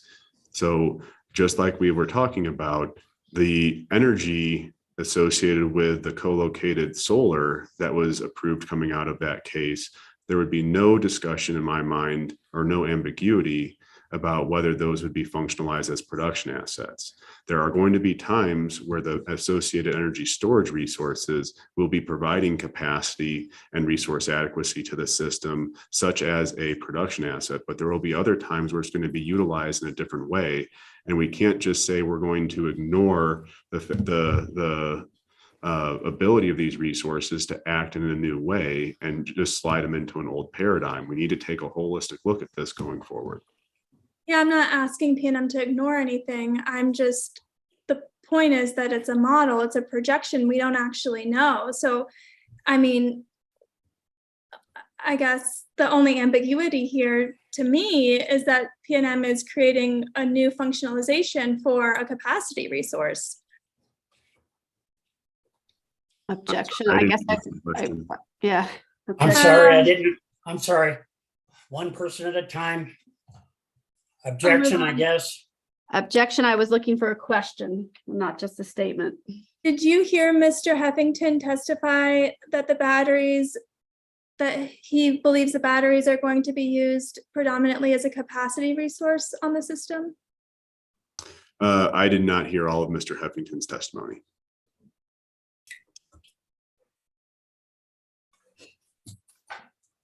Does the SERVM model have any bearing in real time with how the batteries are utilized? I don't understand your question. So you said that there was a computer program or some kind of algorithm that dispatches the batteries, correct? That's the way the batteries will be dispatched when they come online, is my understanding. SERVM is not a real-time program that will be doing the dispatching of the batteries. A lot of the signals for the dispatch of the system will be sent, say, from the EIM. Others will be set in schedules from our day ahead marketing group. SERVM is the model that we would utilize to give us a reasonable expectation of how these batteries will be operated in the future. You know, absent that, we'd be making a blind analysis. This is giving us the best information we can to inform how to functionalize these assets without the operational data. Well, it wouldn't really be a blind analysis if it's been approved as replacement resources for San Juan and Palo Verde. It's not a blind analysis to functionalize them the same as those plans were functionalized, is it? I disagree. As I mentioned, the associated energy facilities, which were actually generating the megawatt hours, should be functionalized as production. However, with a flexible resource that is not production, not transmission, and not distribution, we need to take a look at our best expectations of the different types of services those will perform and functionalize accordingly. Otherwise, we would be making a blind assessment and not considering the best information we could. So just from your prior answer, so the SERVM model, it does not talk at all to the battery computer system, correct? SERVM is a planning model. It is not a operations model. Okay. You are aware of the PNM owned batteries that have been requested approval for in, I believe it's 23-00162. Are you not? I'm aware of the filing. I don't know the exact case number.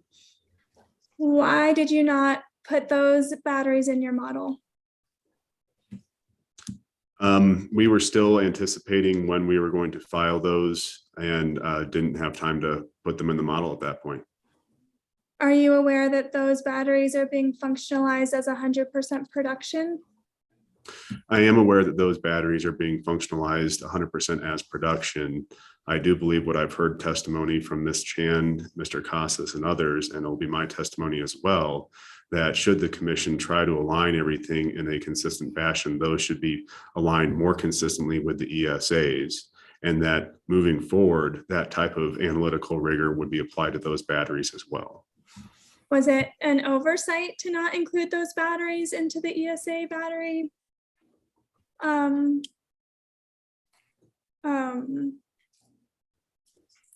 Like. You mean functional- ServM model?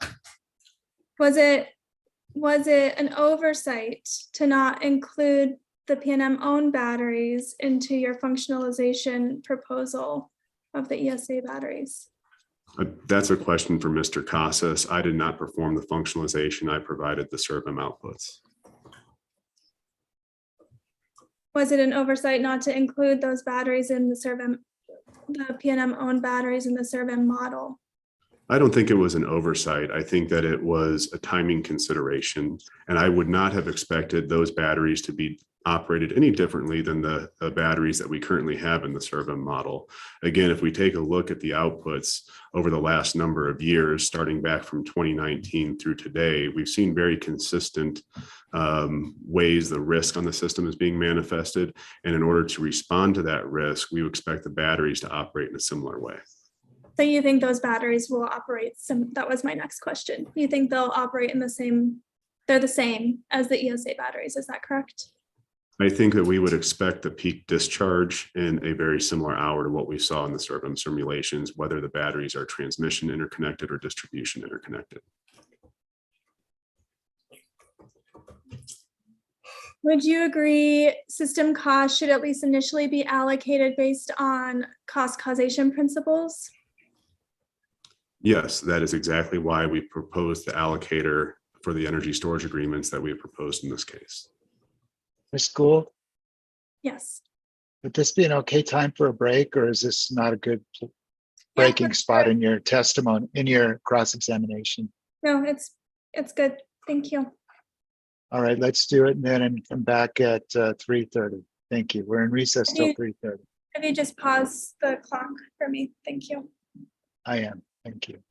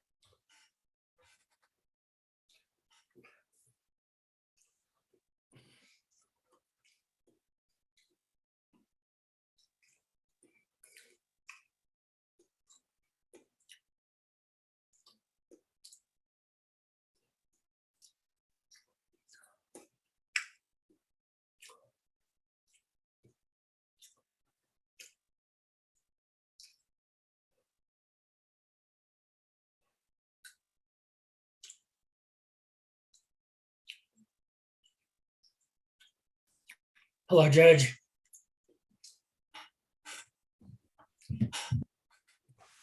I'm doing the best I can, Judge. I'll try to stay out of the way unless I lose the thread. No, you're doing just fine. You do what you need to do. I'm sorry I didn't catch that last one. No worries. Right. Ms. Gould, you ready to resume your cross-examination? Yes, thank you. Okay, please proceed. And Mr. Lee, please, if I'm talking too fast, please feel free to interrupt. It's not an interruption to me.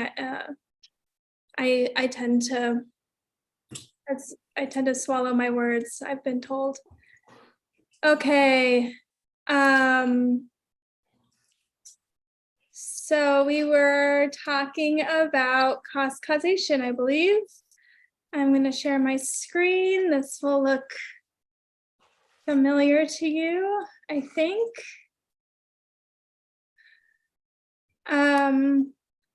Okay, so I had a question. This is the NARUC manual, page 41. Do you need me to go to the front page? Do you have any reason to doubt this is the NARUC manual? No, I believe I discussed the NARUC manual in a limited fashion in my testimony. So if we can also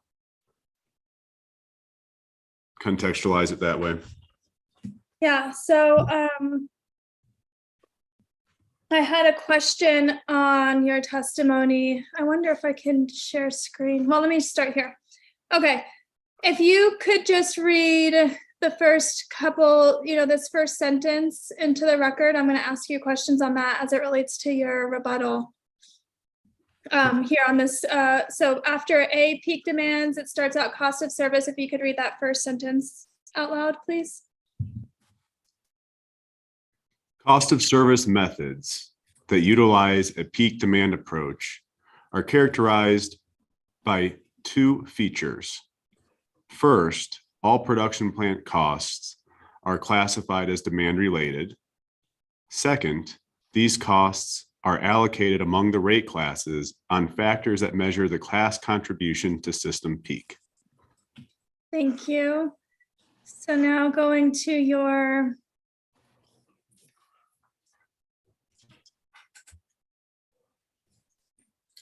rebuttal.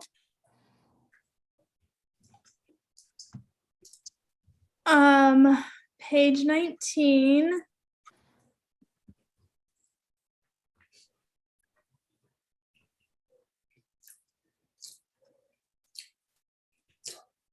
Here on page 19, line 17, you say almost the exact same words, correct? Could you start reading here from first? First, all production functional plant costs are classified as demand related. Second, the costs are allocated among rate classes based on factors that measure class contribution to system demand. Let me see if I can share both of these at the same time.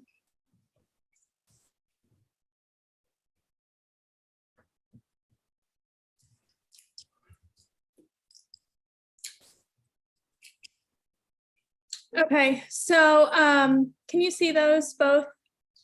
I can, they are a little small, but I can see them. Okay, I don't know if that helps or not, if that makes it worse. They overlap a little bit, but I think that we'll be okay. If we need to dig in, we can do our best. Okay, so my only question here is, you say second, the costs are allocated among rate class based on factors that measure class contribution to system demand. But here in the NARUC manual, it says, second, these costs are allocated among the rate classes on factors that measure the class contribution to system peak. Why the difference? The difference is for a couple of reasons. So if we go down just a little bit further and we talk about the two sentences later, the NARUC manual says the variation in methods are generally around the number of system peak hours analyzed, which in turn depend on the utility's annual load shape and system planning considerations. So I'm sorry, annual load shape and system planning considerations.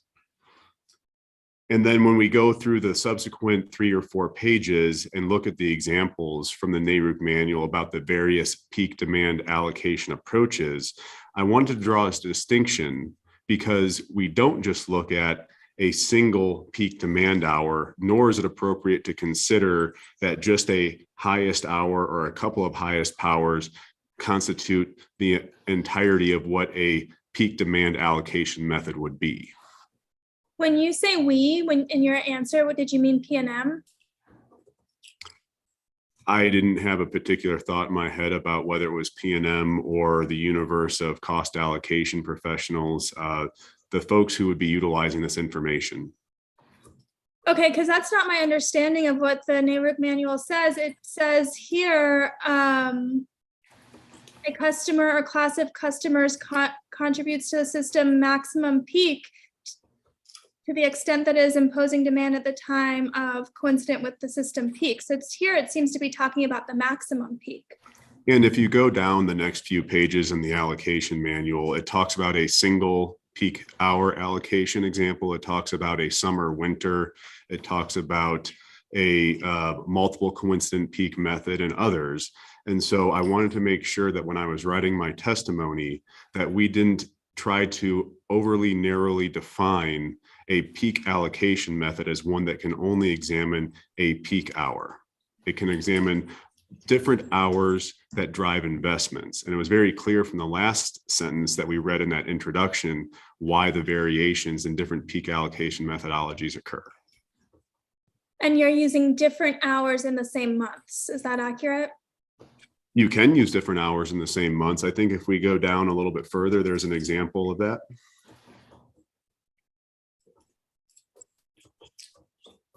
The multiple coincident peak method.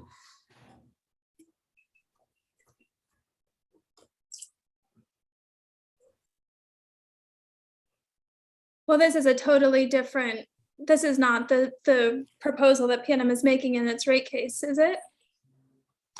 The point that I was making in my testimony is that the type of CP-based allocation methods vary widely. The two most important factors to talk about something in the context of a CP allocation method is one, that you classify those costs as production demand related, and two, that you look at system hours. It does not need to be a single system peak or a monthly system peak, but you will look at system hours, which are influential in driving investment decisions. Right, so you're basically kind of rewriting the manual, right? You basically quote it, but instead of saying system peak, you say system demand, right? I did not quote it. There are no quotations or italicized words in my testimony. I specifically changed that word to reflect the last sentence in that same paragraph, which specifically says the variations in the methods are generally around the number of system peak hours analyzed, which in turn depend on the utility's annual load shape and system planning considerations. The system planning considerations helped inform the hours we were looking at in the modified CP-based allocator.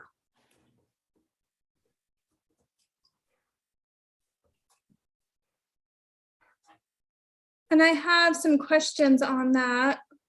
Not as many as you would probably hope, because I think a lot has gotten answered by Ms. Chan and Mr. Casas.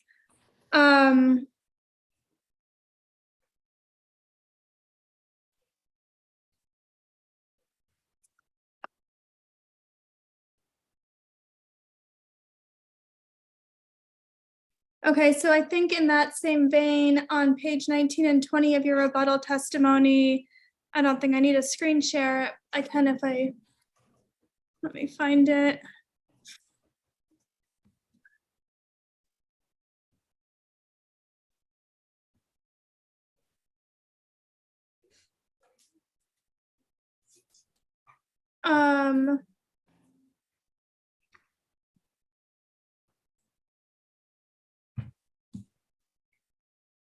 Sorry, I can't find my own. So yeah, continuing in that same part of your rebuttal testimony, it says, I'm on page 19, line 21. In particular, according to the 1992 NARUC Electric Utility Cost Allocation Manual, a guiding principle in using CP hours to develop an allocator for plant costs is to determine of which hours are most likely to contribute to the need for the utility to add production plant. Is that accurate? Yes, I believe you've read that correctly. Bless you. Okay, bless you.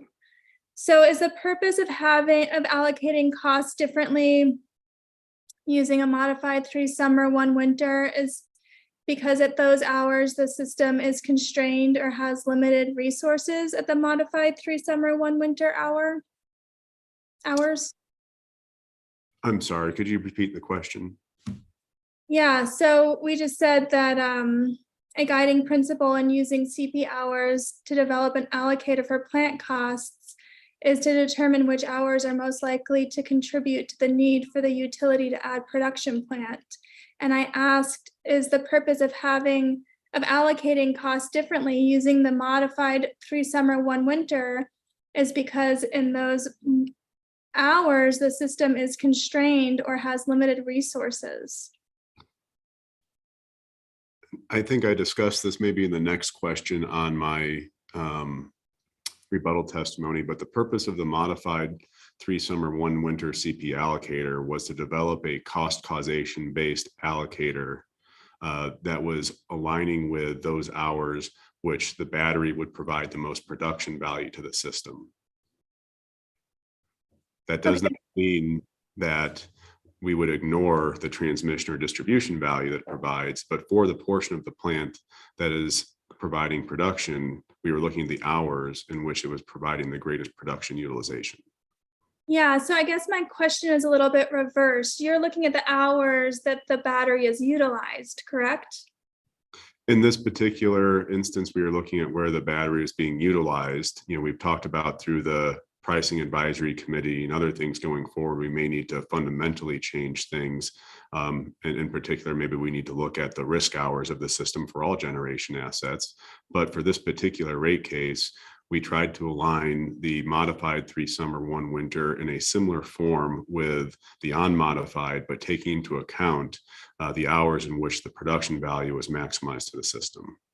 Yeah, so what I'm asking is, and I'm not asking about anything that happens in PRAC or any future rate case, I'm just asking about this rate case. You're allocating, or the battery, you're looking at how the battery is utilized. So what my question was, going back to your rebuttal testimony, is you state that a guiding principle in using CP hours to develop an allocator for plant costs is to determine which hours are most likely to contribute to the need for the utility to add production plant. That's not the same thing as when the production plant is going to be utilized, is it? For an energy limited resource such as energy storage, the availability of that resource is confined to where it would only be dispatched in those hours where there is a need on the system for that. As we discussed much earlier in this cross-examination, if we take a look at the risk hours and how well that correlates to the net load hours, and those are the hours used in the modified CP allocator are a subset of those hours, it very much does align that way. Well, my question is in the modified 3 summer, 1 winter hours that you've used, is the system constrained, or does it have limited resources in those hours? Yes, the system would be in need during those hours. That is why an energy limited resource would be called upon during those hours to provide energy. Those very much align with the risk hours and the high net load hours of the system, because that's when we will need to have the energy limited resources providing their discharge to provide safe and reliable service. Okay, and the modified 3 summer, 1 winter peak hours, for June, July, and August are 10 p.m., correct? 9 p.m. Mountain Standard, 10 p.m. prevailing, yes. Which makes good sense because what we end up seeing is that the fall off of both behind the meter rooftop solar as well as all the utility scale solar is going to be beginning in the early evening hours. And we're going to have a period of time following that where we're going to need to rely upon the energy storage systems to provide some capacity and energy. 10 p.m. is certainly within that 4-hour time span. Okay, so 10 p.m. is the peak hour for the battery. Yes? For June, July, and August. I know it changes in the summer and the winter. In the simulations that we ran, yes. What I would say is going forward, what you will look at is the overall risk hours, because you're going to see batteries being dispatched across the risk hours. Now, what we're seeing here is that the most likely highest output is 9 p.m. Mountain Standard, 10 p.m. prevailing, but we would see similar levels of dispatch across the risk hours, which could be a broader set. Yeah, but I'm not asking about future rate cases or how you're going to do it in the future or anything like that. I'm only asking about PNM's proposal in this case. Do you know if 10 p.m. is the off-peak hour for the time of day pilot? I don't know the timeframes for the time of day pilot off the top of my head.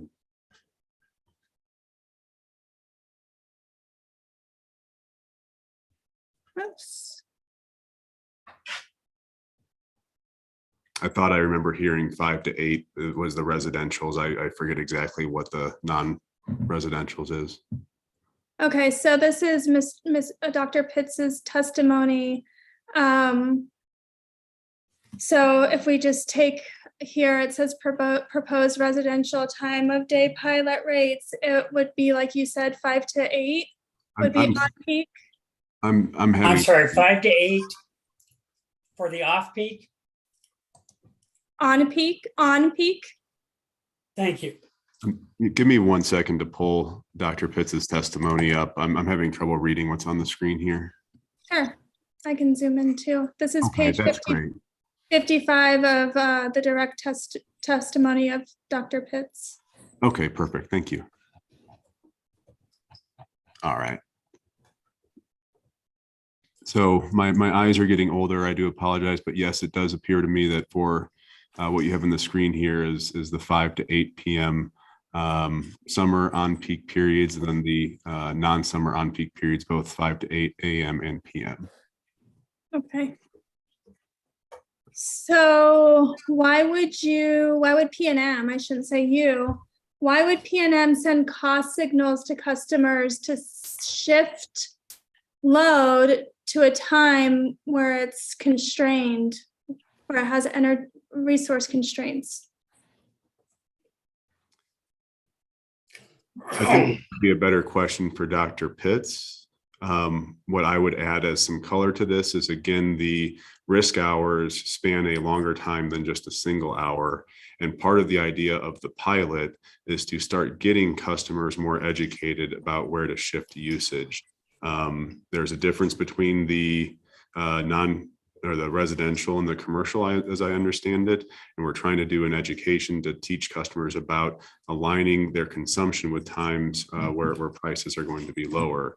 I don't think we can say that the 5 to 8 designation is exactly perfect. I think Dr. Pitts testified about why there were reasons for using 5 to 8 for residential and a different set of hours for the commercial classes. And a lot of the idea of the pilot is to start getting customers to think in a different way about their electric consumption.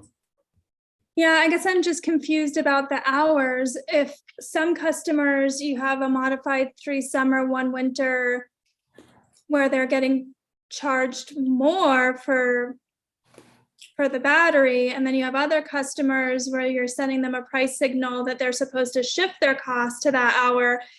Those things seem at odds with each other. They don't seem that they're like, they don't seem to make sense to me. And I can't provide any additional color about the exact reasons why those particular hours were chosen for those particular rate schedules. That was work performed by Dr. Pitts. Would you agree that it's sending mixed price signals? I think that the proposal that is put forward is a very good advancement based on the existing rate schedules that we have. And we need to continue to make progress through this transformation as we move more and more into our decarbonized system. Did you do any modeling for Dr. Pitts regarding the time of day program? I believe that she's reviewed some of the models that we had run a couple of years back. There was a presentation at the, I want to say it was October-ish, 2019 Public Advisory Committee meeting that was looking at, some of the time of day, and there was some analysis done then. But that's about as much as I can recall at that point about the time of day design, I guess I would say. Did was Dr. Pitts at all involved in the development of the modified 3 summer, 1 winter allocator?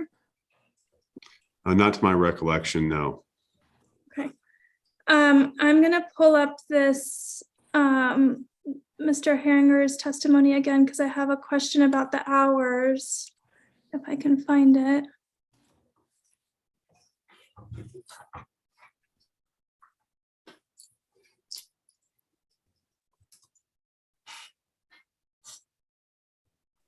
Okay, so here we have the modified 3 summer, 1 winter hours. And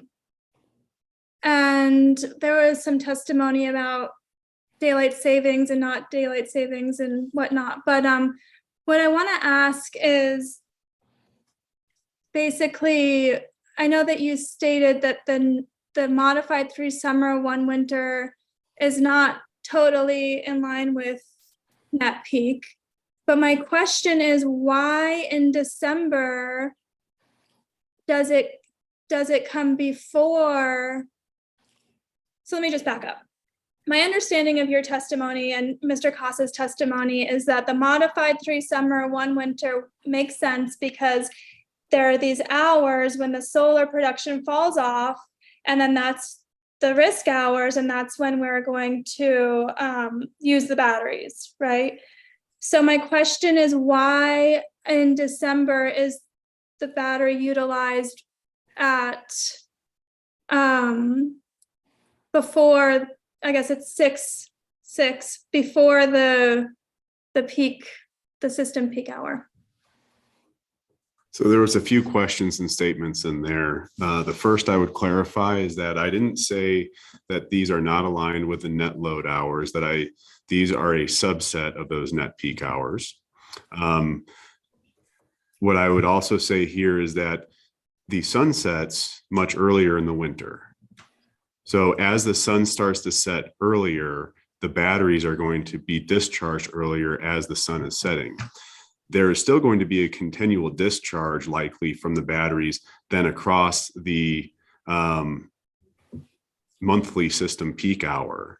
But what we saw in our simulation was that there was slightly greater dispatch in the preceding hour. You're still going to see a high level of dispatch across both. Both of those would be risk hours. Okay, so pretty much the peak is in summer is driven by different there's different drivers, right? For this peak hour in the winter. Sorry, I said summer, in the winter. Making sure I understand your statement here or question.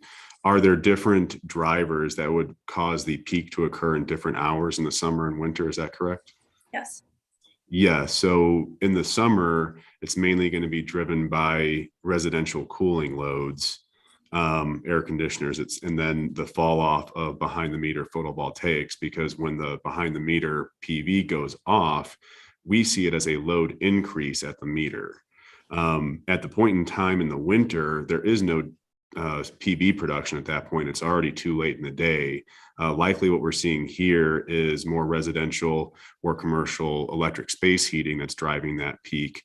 And the batteries would be dispatched a little bit earlier due to the solar coming off and continue their dispatch over that gross peak.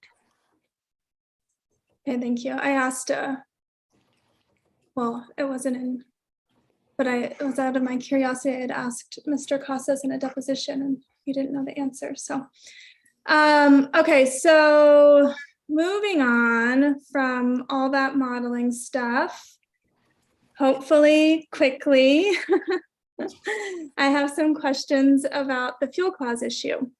Okay. Okay, so I was not going to quote your rebuttal, but just generally, let me pull it up just in case. Generally, on page 22 of your rebuttal, you discuss not changing the cost allocation, excuse me, for the fuel factor, for the fuel clause at this time, and deferring that consideration until it can be addressed holistically, maybe through the PRAC. Is that accurate? I think that's part of what I said at page 22 in my testimony. I suppose if there's additional questions, if we need to go back for context, we can do that. But that is some of what I've said here. Just basically, it should be addressed holistically, not now. We'll do it holistically through maybe the PRAC. The PPAs that were approved for the replacement resources for San Juan, those will be entering, either have or will be entering service in this upcoming year. Is that correct? Well, no. Yes. Well, to clarify then, I also talked about in that answer on page 22, whether the commission may want to look at a workshop, given Mr. Dauphinet's testimony discussing the 80% renewable requirements come 2040. And this is a issue that applies to all investor-owned utilities. Perhaps it might not just be applicable to PNM's customers, but all customers throughout the state. With that said, yes, the two of the PPAs that were approved as a part of the portfolio in 19-00195-UT and its child dockets will be coming on this year. The remaining one would be coming on next year. Okay, so they'll all be on within the future test year, correct? That is the current expectation. Hopefully, cross our fingers. And this is also true for the ESAs that PNM has entered into for replacement of San Juan, correct? The corresponding ESAs are also supposed to be online either this year or next year. And this is true at least partially for the PPAs and ESAs for the replacement of Palo Verde. Is that, I think not everything will be on in the test year, but some of them will be on. Is that accurate? The portfolio that was approved in 21-00215-UT had 3 projects. 2 of those 3 projects have been canceled, and the remaining project has been amended to a different size, with the caveat that those were not all just replacement resources, as I discussed earlier.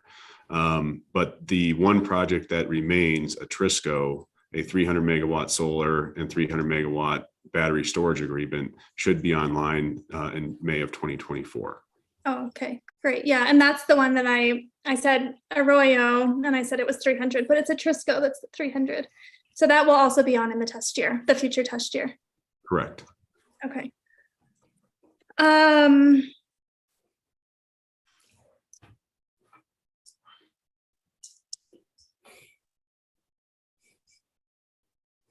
And all the costs of the renewable PPAs that we've discussed, that we just talked about, those are all going to be recovered in PNM's fuel clause. assuming that it gets continued. Is that accurate? Those costs were approved by the commission for recovery through the fuel clause, yes. And if you know, is this the first time that replacement resources PPAs will be recovered through the fuel clause? I don't believe so. No, I think that there's been a long-standing practice of flowing through purchase power costs through the fuel and purchase power clause. Most of the transactions that are, if not all the transactions that are performed by our wholesale power marketing group are recovered through the fuel clause, as well as the benefits flowing back from any sales that they make. Yeah, I agree with you. That wasn't my question though. I was talking specifically about replacement resources. I don't think that it's appropriate to call these all replacement resources. These are purchase power agreements, and the purpose of the fuel and purchase power clause is for us to flow through certain fuel and purchase power costs, such as PPAs. But they were approved to replace those generating resources that we talked about, at least for San Juan. Is that accurate? They were brought online in the context of the abandonment, but I don't see a linkage between whether or not a PPA is brought on through an abandonment and resource filing corresponding with that, or any other PPA that would be brought online. So we are recovering those costs through the appropriate commission approved mechanism.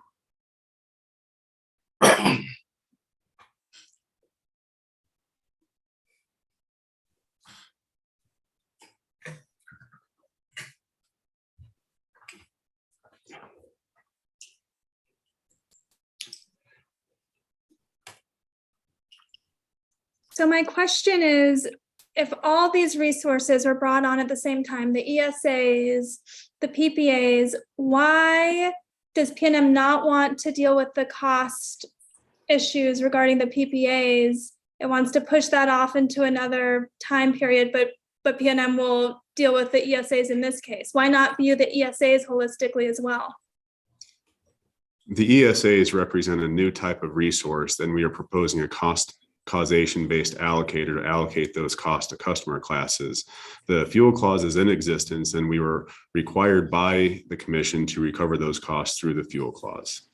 It is our position that going forward, we should do a holistic review of everything. But I view the difference here as the fact that the ESAs are brand new. It is not a change. It is not something that is being done as a one-off issue. It is a requirement because this is a new type of resource. If we're going to take a look at the entirety of everything, both existing and new, we should do that holistically. And that's what we've talked about doing through our PRAC process.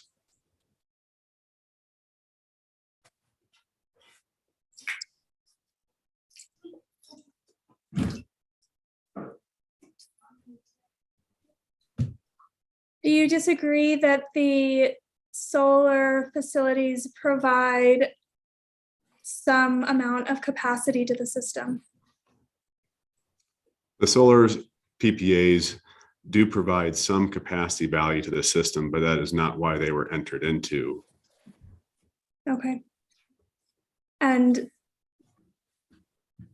the batteries were entered into for capacity, correct? They were entered into for a number of reasons. They are a multifunctional asset and provide multiple functions to the system. Some of that will be capacity. Others will be related to other functions and other services.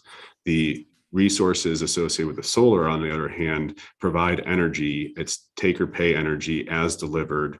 The capacity value of those just happen as a byproduct of them delivering at certain points in time. But the way we incur those costs is on a $1 per megawatt hour basis. The energy is delivered to the system as it is generated, and we are not able to dispatch those for any type of resource adequacy considerations. Do you recall if in the 195 case, if the commission looked at all the multifaceted attributes of batteries? I don't recall if the commission looked at those. I believe that we talked about some of those throughout the case, as well as in the 21-00215 case. As talking about them being flexible assets and the multiple values that they can provide. I don't recall if there's specific language in the recommended decision or corresponding order. But I think it was Bill Kemp and maybe Gary Doris and others in the 195 case. Gary, I'm sorry, Gary, I'm and sorry. can you spell it? Yes, I'm sorry. I said, I believe it was Bill Kemp and Gary Doris who talked about, in particular, some of the values that battery storage provide. Subject to check. Okay, I believe that's all of my questions. So I'll leave you with 45 extra minutes. Wow, Ms. Gould, thank you. Yeah, thank you. That's a pleasant surprise. I appreciate it. Well, I know it's hard to know how long it's going to take, so It sure does. pleasantly surprised. All right. Thank you. Well, that allows us then, thank you, Ms. Gould, very much. Appreciate it. That allows us then to go to the next cross-examiner, which is the Water Authority. Mr. Herman, we have you down for 25 minutes. Is that accurate? That is correct, Mr. Examiner. Okay, please proceed. Oh, good afternoon, Mr. Phillips. How are you today? I'm well, Mr. Herman. How are you? I'm doing well. Bear with me one moment as I pull up my notes.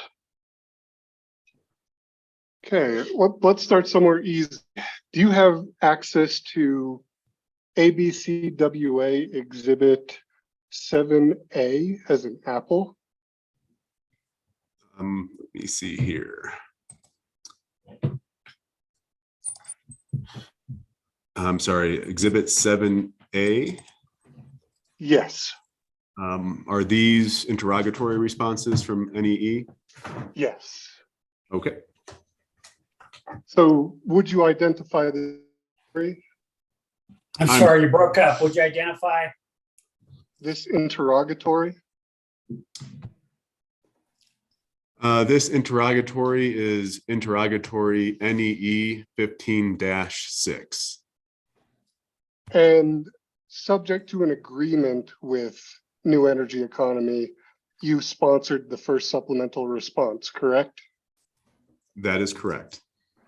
And if I asked you that question today, would your answers remain the same? Let me read the question and response quickly.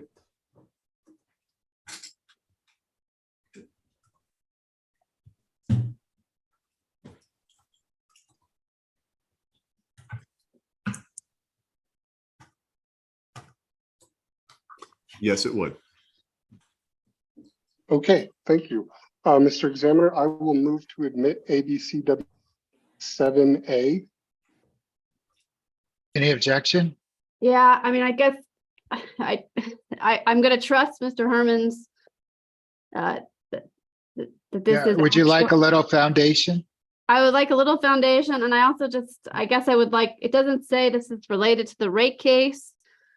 Or it doesn't have the docket number. I'm gonna, based on the timing, I'm gonna assume this was a rate case response.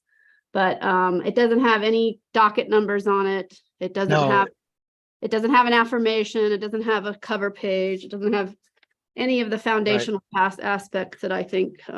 Well, at a minimum, Mr. Williger, as we required of staff and as we required of New Energy Economy and other parties, to use this exhibit, to have it admitted, we'll have to have the cover page, the affirmation page, as well as this at a minimum. Is that satisfactory, Mr. Herman?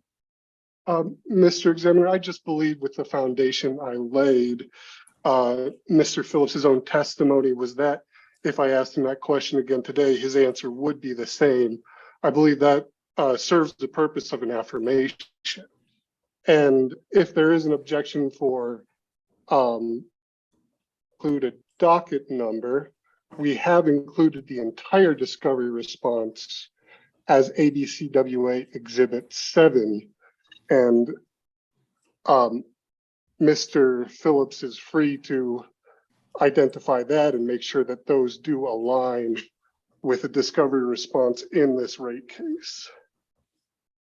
Hearing examiner, I would just, for clarity of the record, I think we need to have what we've done for every other party, the cover page, the response, and the affirmation. I think just for clarity of the record and what's in it, you need to have that in the, I would prefer that, I guess. Well, I guess Mr. Herman didn't understand that while I'm chill today, my question was a little bit more pointed than he might have imagined. So I felt a little resistance in the response.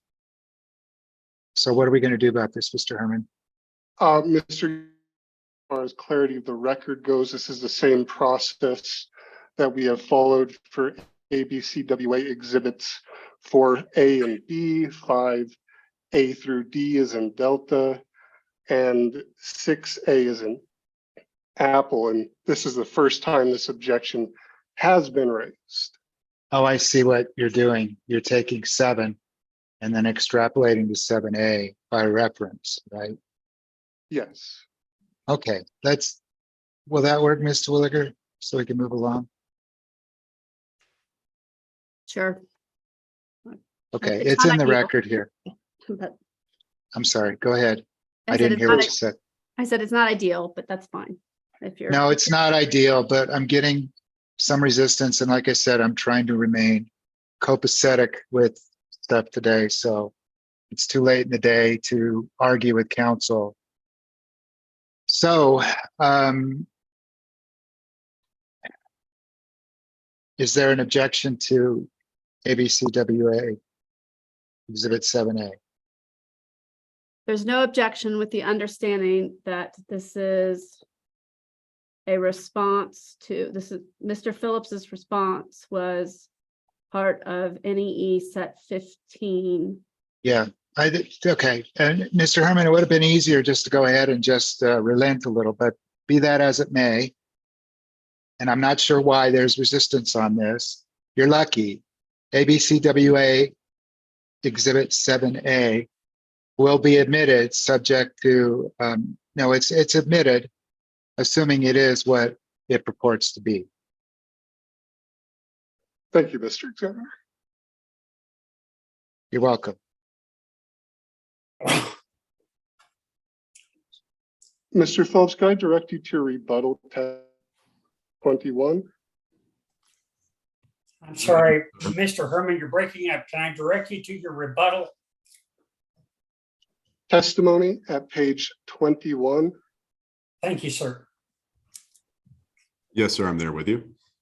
And I apologize, I might be having some connectivity issues this afternoon. So if it gets too bad, I will try another alternative. Please let me know, Mr. Lee.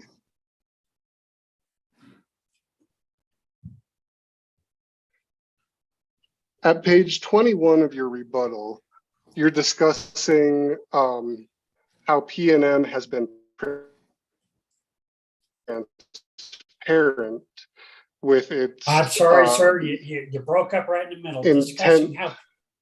Mr. Herman, I Mr. Herman? think, yeah, he's getting serious lag. He'll likely, one solution is to turn off video. That might help with the bandwidth. If you're getting lag, that's. That might have just been a long pause on my part.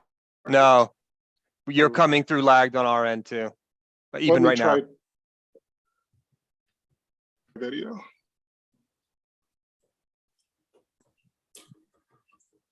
Okay, can you, Phillips? It's not better necessarily. I think we just cut out again. Maybe log off and log back on if this doesn't work. Let me try changing to my hotspot. That'll probably be worse, to be honest with you. I mean, we could try, but. Are you on Xfinity?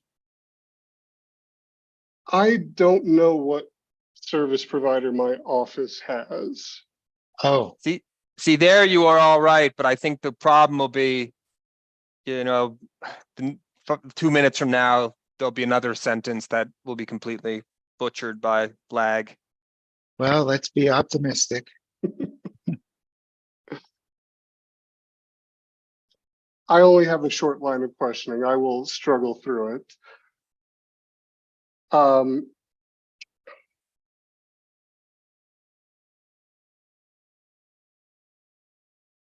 and I'm I'm just reviewing my notes. I'm not lagged at this moment, although it's hard to tell by my video being off. Yeah, you're clear at this point.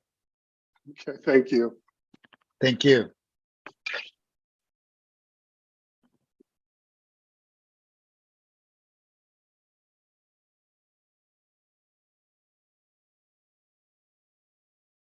So, Mr. Phillips,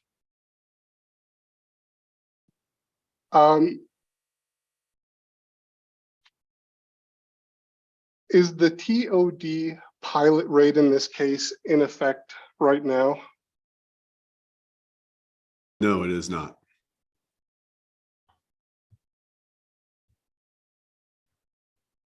And the base year period, I'm sorry, scratch that.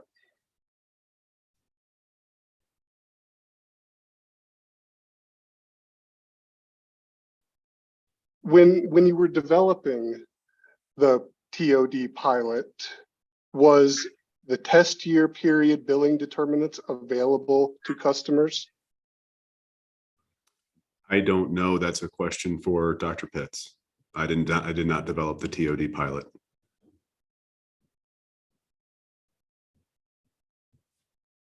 Were you pricing advisory committee meetings?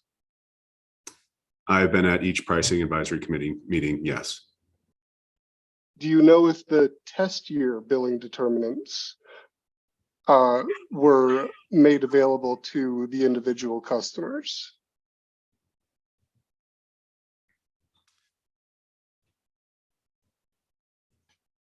I don't know. We had made some data from the test year available, but I don't believe it was on a class by class basis. I think it added up to the system loads, but that's subject to check. So if the new price signals were not in place for the base year or the test year, would customers be able to make informed decisions about their operations? I think that through the information presented, as I've discussed in the answer on the page we were talking about, that was presented through the 2020 IRP process, the 2023 IRP process, as well as in other venues, that customers could become aware of the proposed TOD structure, the hours that are most influential in driving costs on P&M system. So I think that through that information, as well as the discussion of the need to redesign rates going forward, that a lot of that information could be inferred. So would you expect customers to change their behavior based on a time of day rate that is not yet in effect? I can't speak for how customers would do behaviors. I can only speak for myself.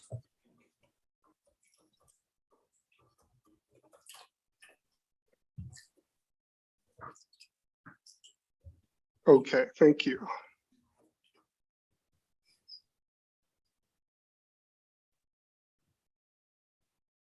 Yes, one could say, I would hope customers would be proactive given the information provided. So you would hope that customers change their behavior based on what might be proposed and not in effect yet?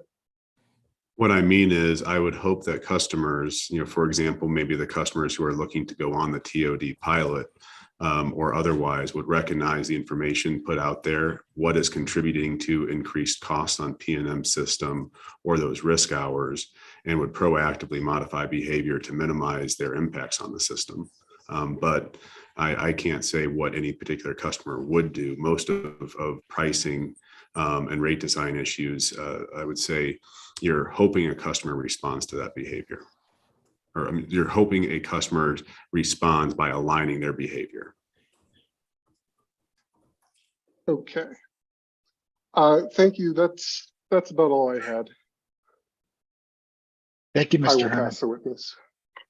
Thank you, sir.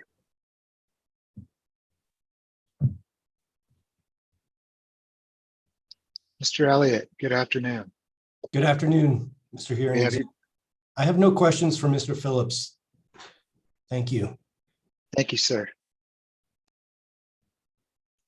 Ms. Nanazi? Have a good afternoon, Mr. Elliott. Ms. Nanazi, good afternoon.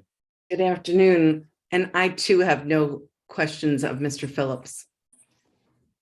Well, some of your predecessors must have done a really good job. And let's see. Thank you, Ms. Nanazi. Have a good evening. Unless I speak to you a little bit later. Thank you. Ms. Regensburg, for staff, 10 minutes. Thank you. Thank you, Hearing Examiner Medeiros. Good afternoon, Mr. Phillips. My name is Gloria Regensburg. I represent the Utility Division staff. There were a few questions that were referred to you from Dr. Pitts. The first one is whether or do renewable generation resources serve loads separate from PNM system loads? Yes, they can. For example, the behind the meter photovoltaics that are on customer rooftops primarily serve those individual customers. Okay. Is that your full answer? The question that I heard was, can they? And my answer is yes, they can. Okay, thank you. Is PNM required to maintain sufficient generation resources to meet its peak loads plus adequate reserves?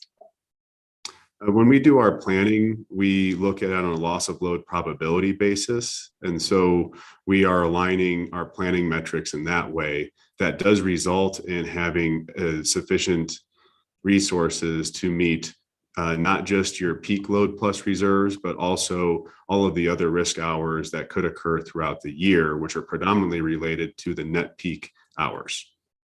Okay, thank you. And what planning reserves is PNM required to maintain, and how is the amount of those planning reserves calculated? I'm going to answer the second question first. Okay. As I just indicated, we do our planning using loss of load probability. And so when we're determining how we plan the system, you start with a loss of load probability metric. We are using, moving forward, 0.1 LOLE, that is loss of load expectation. And when we plan the system to meet that metric, that ends up having more resources than just the load itself. If you then take that amount and you, from an accounting basis, relate it back to your peak load, you would come up with a reserve margin. But that is just an accounting mechanism. That is not how we actually plan the system. In terms of a requirement, there is no commission set requirement for a planning reserve margin. PNM proposes, how it will plan its system. There are requirements for operating reserves that are set by NERC. Okay, thank you. Let's see. Did you go over the survey model that calculated the modified 3 summer, 1 winter coincident peak demand allocator in extensive detail with Mr. Casas prior to the time PNM filed its application in this case? It would depend what you mean by in extensive detail. I certainly reviewed the findings of the model with Mr. Casas. It was not necessary to explain to him all of the inputs or how to run the model. He took the resulting outputs of the model and used those as inputs into his class cost of allocation model, just as he would have done with Mr. Sanders' revenue requirement model, taking those inputs as outputs of his cost of service model for system revenue requirements and using those as inputs into his class allocation model. Okay, thank you. And you were the person responsible for development of the model, is that correct? PNM does not develop the model itself. That is developed and maintained by Astrape Consulting in terms of writing the code for the model. My group is responsible for maintaining the necessary data, running the model, and assessing the results. All right. And you didn't file any direct testimony, I think you said earlier, supporting development of the model. Is that right? That's correct. I did not file direct testimony. And I think you already confirmed with Ms. Gould that you didn't file direct testimony in the case at all, right? In this case, right? I'm sorry, my audio cut out for a second. I'm sorry. You already confirmed with Ms. Gould that you didn't file any direct testimony in this case. That's right. Yes, that's correct. Okay. And could you tell me, is there a PNM witness in this case that filed direct testimony that was responsible for filing the direct testimony for reviewing, approving, and testifying to the results of the model? I'm sorry, the video cut out a little bit again. Could you please? Okay, I'll just start over. Could you tell me which PNM witness in the case is responsible, or that filed direct testimony in the case was responsible for reviewing, approving, and testifying to the results of the model? Mr. Casas sponsored the results of the simulation. In his was he responsible for reviewing and approving and testifying to the results of the model? Mr. Casas was the witness who sponsored the results of the model in direct testimony. Okay. All right. Thank you. And just I think my last question is, are generation resources and loads the same thing? No, generation resources are used to serve loads. Loads are demands placed on the system by customers. Great. All right. I think that's all I have for you. Thank you so much. Thank you. Thank you, Ms. Regensburg. Hearing examiner Ryan. Yeah, a few questions, Mr. Phillips. How are you, Well, sir? Hold on, sir. Yeah. Hearing examiner, I don't see one of our commissioners. I think they're probably in the executive session. Quite possibly. There are no commissioners here, though. Correct. Okay, go ahead, sir. Yeah.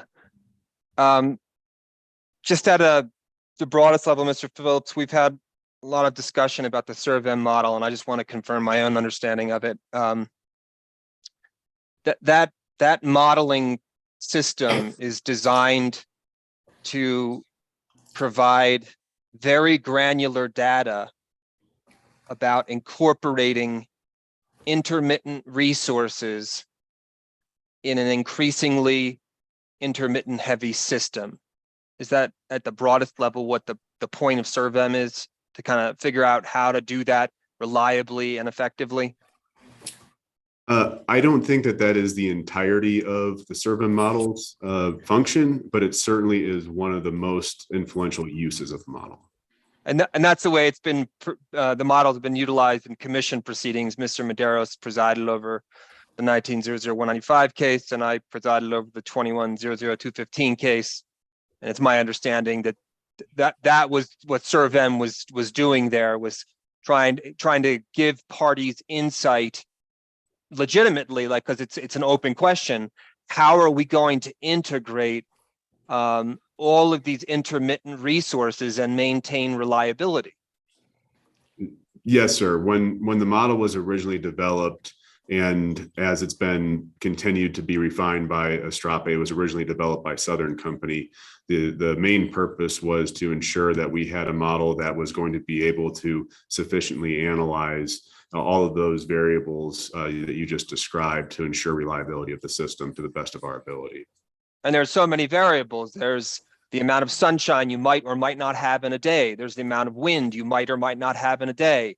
There's the demand, which you may or may not have in a day. There's the resources that may be offline for some reason or another. The list grows and grows and grows. And what we heard in those cases is even asking, when the interveners would say to PNM, hey, model this scenario. My understanding is that they didn't necessarily understand. They were asking a really challenging question, which took a lot of computational analysis. Is that basically correct?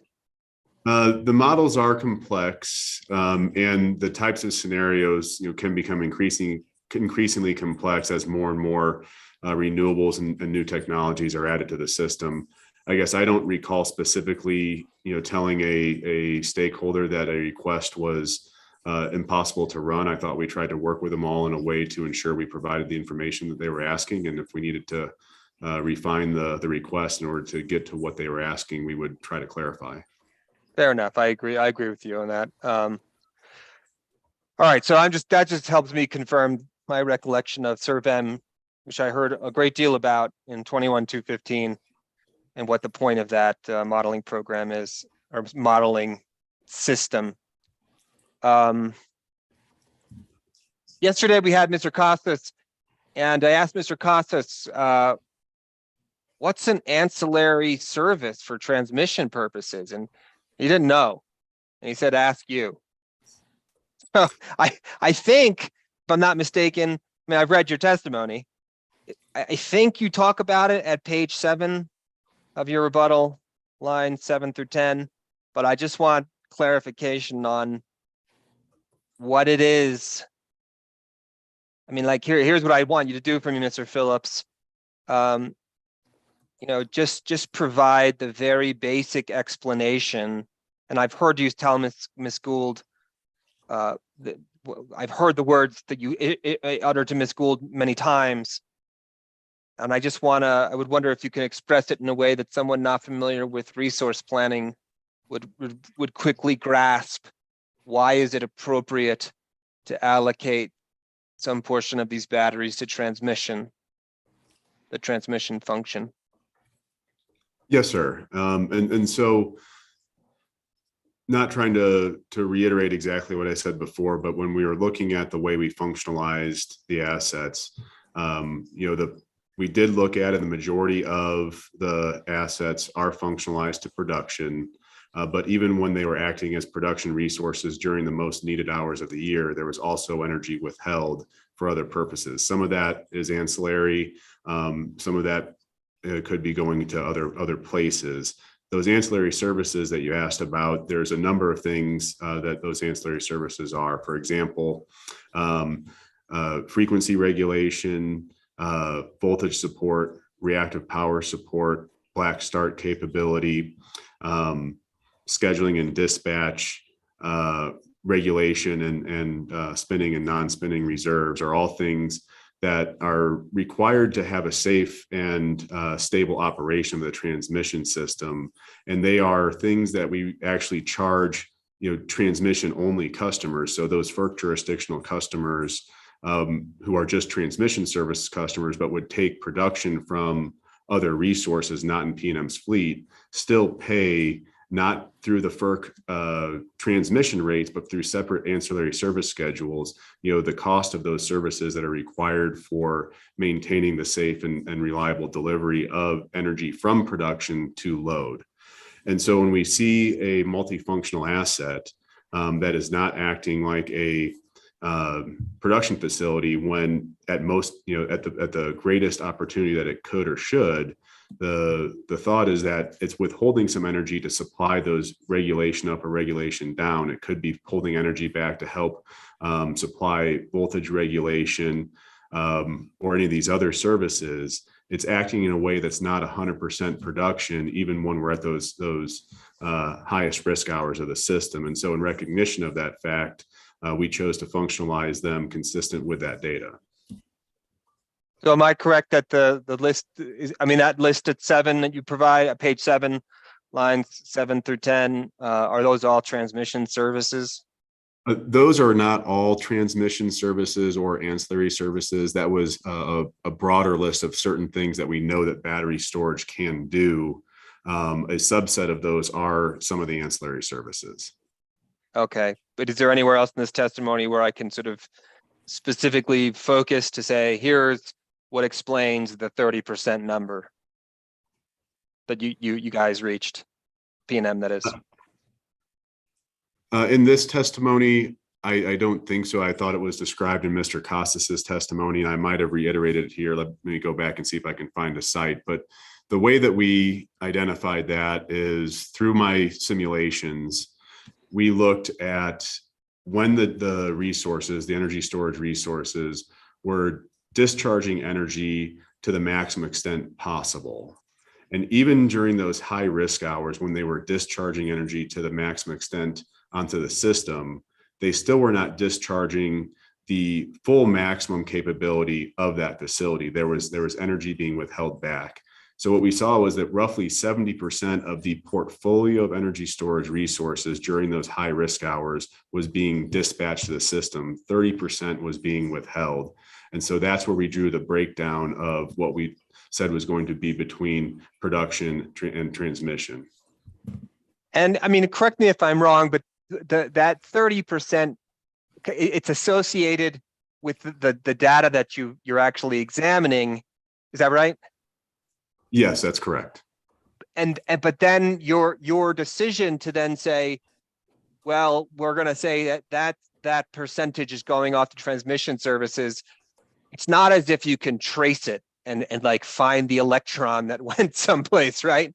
You're creating, it's still, I mean, theoretical, right? That's correct. We cannot trace the electron, but just, for example, with anything on the system, if a customer were to say, I want to buy an extra unit of renewable energy, I can't guarantee that the extra electron of that renewable energy that they want us to get for them is going to get delivered to that customer. I can only guarantee that's getting delivered to the system. Yeah. Okay. And I mean, it's pretty well, I mean, well, I mean it as a question, but so we have something called the duck curve, right? And can you just describe what that is for the record? Yes, sir. The duck curve is, and I forget who exactly drew this, but if we looked at the pattern of customer loads, net of renewable generation, as more and more solar gets added, and knowing that solar only comes when the sun is shining and its maximum production is typically between, say, 11 and 2-ish or 10 and 2-ish when the sun's at its highest, that's when the peak production of the solar output occurs. And so you see the greatest decrease in the net load patterns.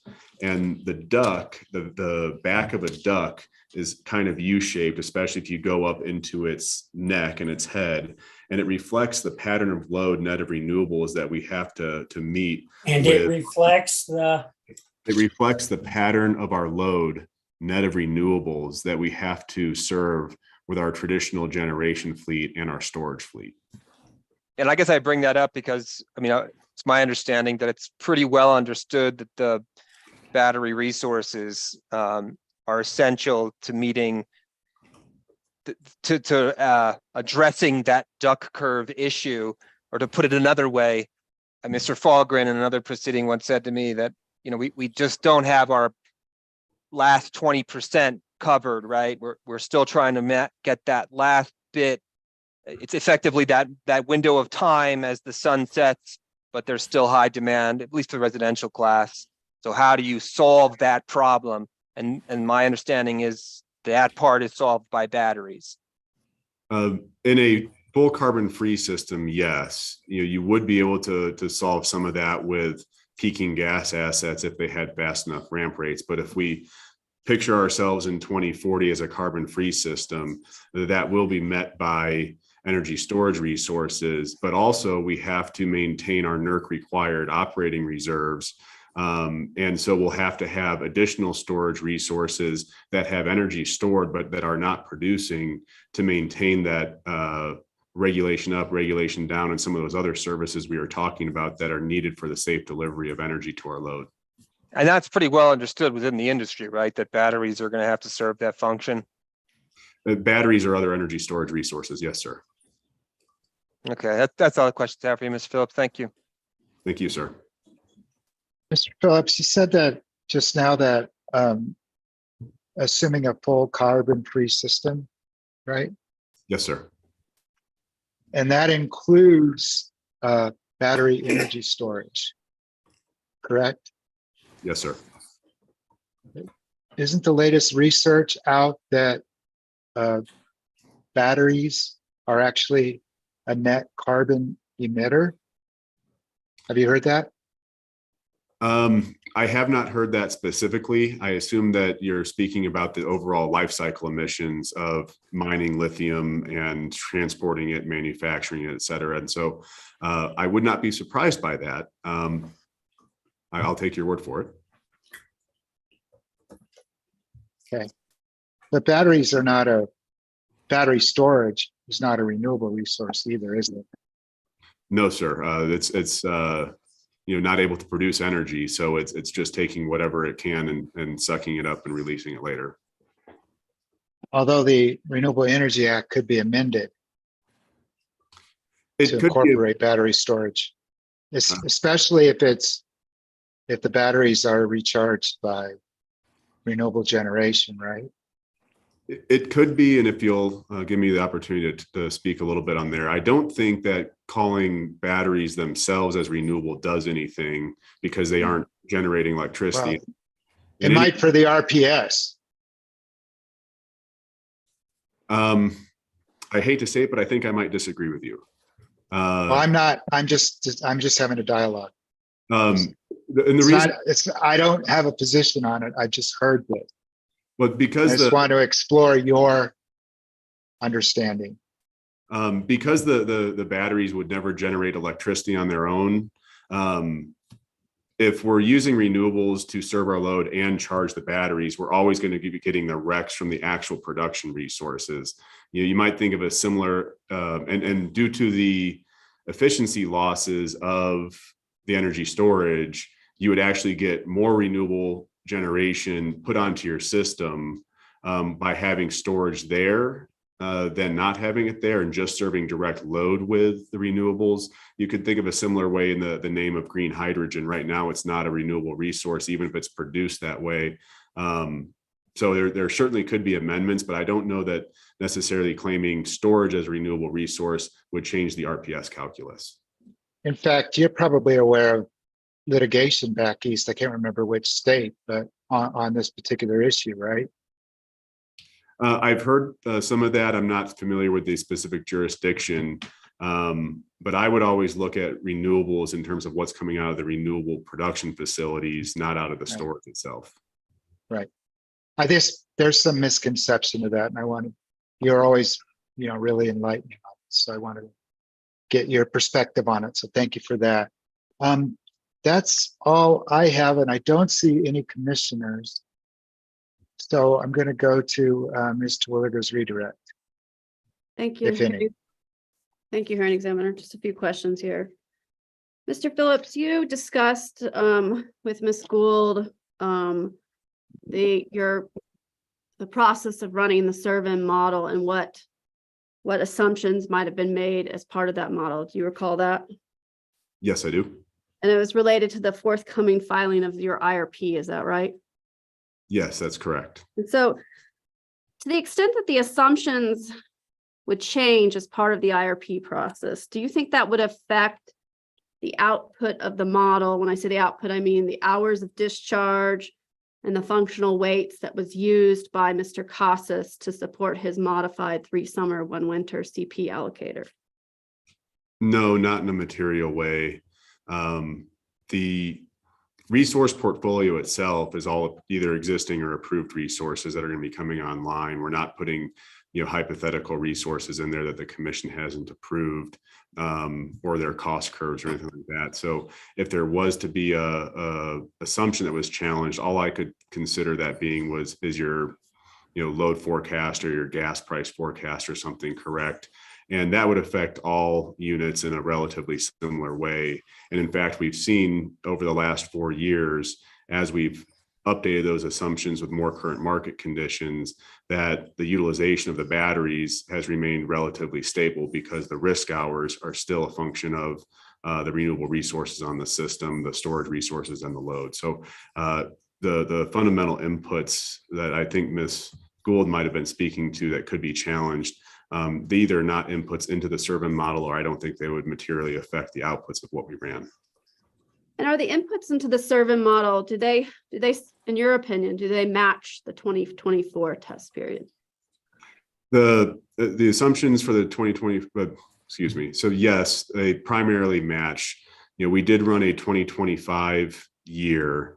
All of the resources that were in my simulation are the same resources that would be in the test year starting in May and beyond, which would be the same time period for which the modified 3 summer, 1 winter months contributing to the allocator were there. And the load profile is materially the same. There's very little changes in load from 24 to 25. So I've looked at that data. the outputs are virtually indistinguishable. So you also had a conversation with Ms. Gould about if the model had been run in terms of when, like, let's say a peaking gas plant was used, and you know how that might relate to like the functional weight in terms, or let me back up. Let's say if based on, do you recall the conversation with Ms. Gould about, you know, if you had run a model to determine how to establish functional weights for traditional power production units? Do you recall that discussion? I do. Okay. And if we determined how much, and if you recall, we determined how much of that traditional production unit contributed to, like, let's say ancillary services. Do you remember that discussion? I do. And would you expect that Inter-Area wants you to assign the cost of ancillary services that are provided by like a gas peaking plant to transmission? Would you expect that they would want us to do that? I can't speak for what they would want. If I was their consultant, I would not want that. It would end up causing additional costs to be allocated to the 36B customer. And it seems to me like that's what's trying to be avoided here. Okay. In area. All right. So you also had a discussion with Ms. Gould about whether the ESAs displace transmission investments. Do you recall that? Yes, I do. Okay. I mean, as part of that discussion, I mean, can batteries displace production, transmission, distribution functions? I mean, what, you know, can they do that? Yeah, so batteries could be installed to provide capacity or displace production assets. Similar, they could be sited in ways where they would either alleviate transmission constraints or displace certain transmission additions. Or as Mr. Daphne had stated his testimony, that he acknowledged that the 12 megawatts of distribution batteries that are in PM's CCN filing can displace, you know, wired alternatives on the distribution system. Another thing that could happen in those situations is by alleviating some of the distribution wires and allowing more rooftop solar on the system, at that point, you could see additional back feeds of energy from those solar facilities onto the transmission system as well.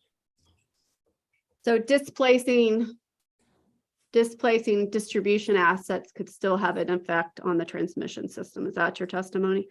It certainly could. The transmission system and the distribution system are all interconnected, and there's no way to ensure that electrons will just stay on the distribution system. They could backfeed up through transformers and other assets onto the transmission system. Do you also had a discussion with Ms. Gould about some of the commission's decision and testimony in the 19-00195 docket and the 21-00215 docket. Do you recall that? Yes, I do.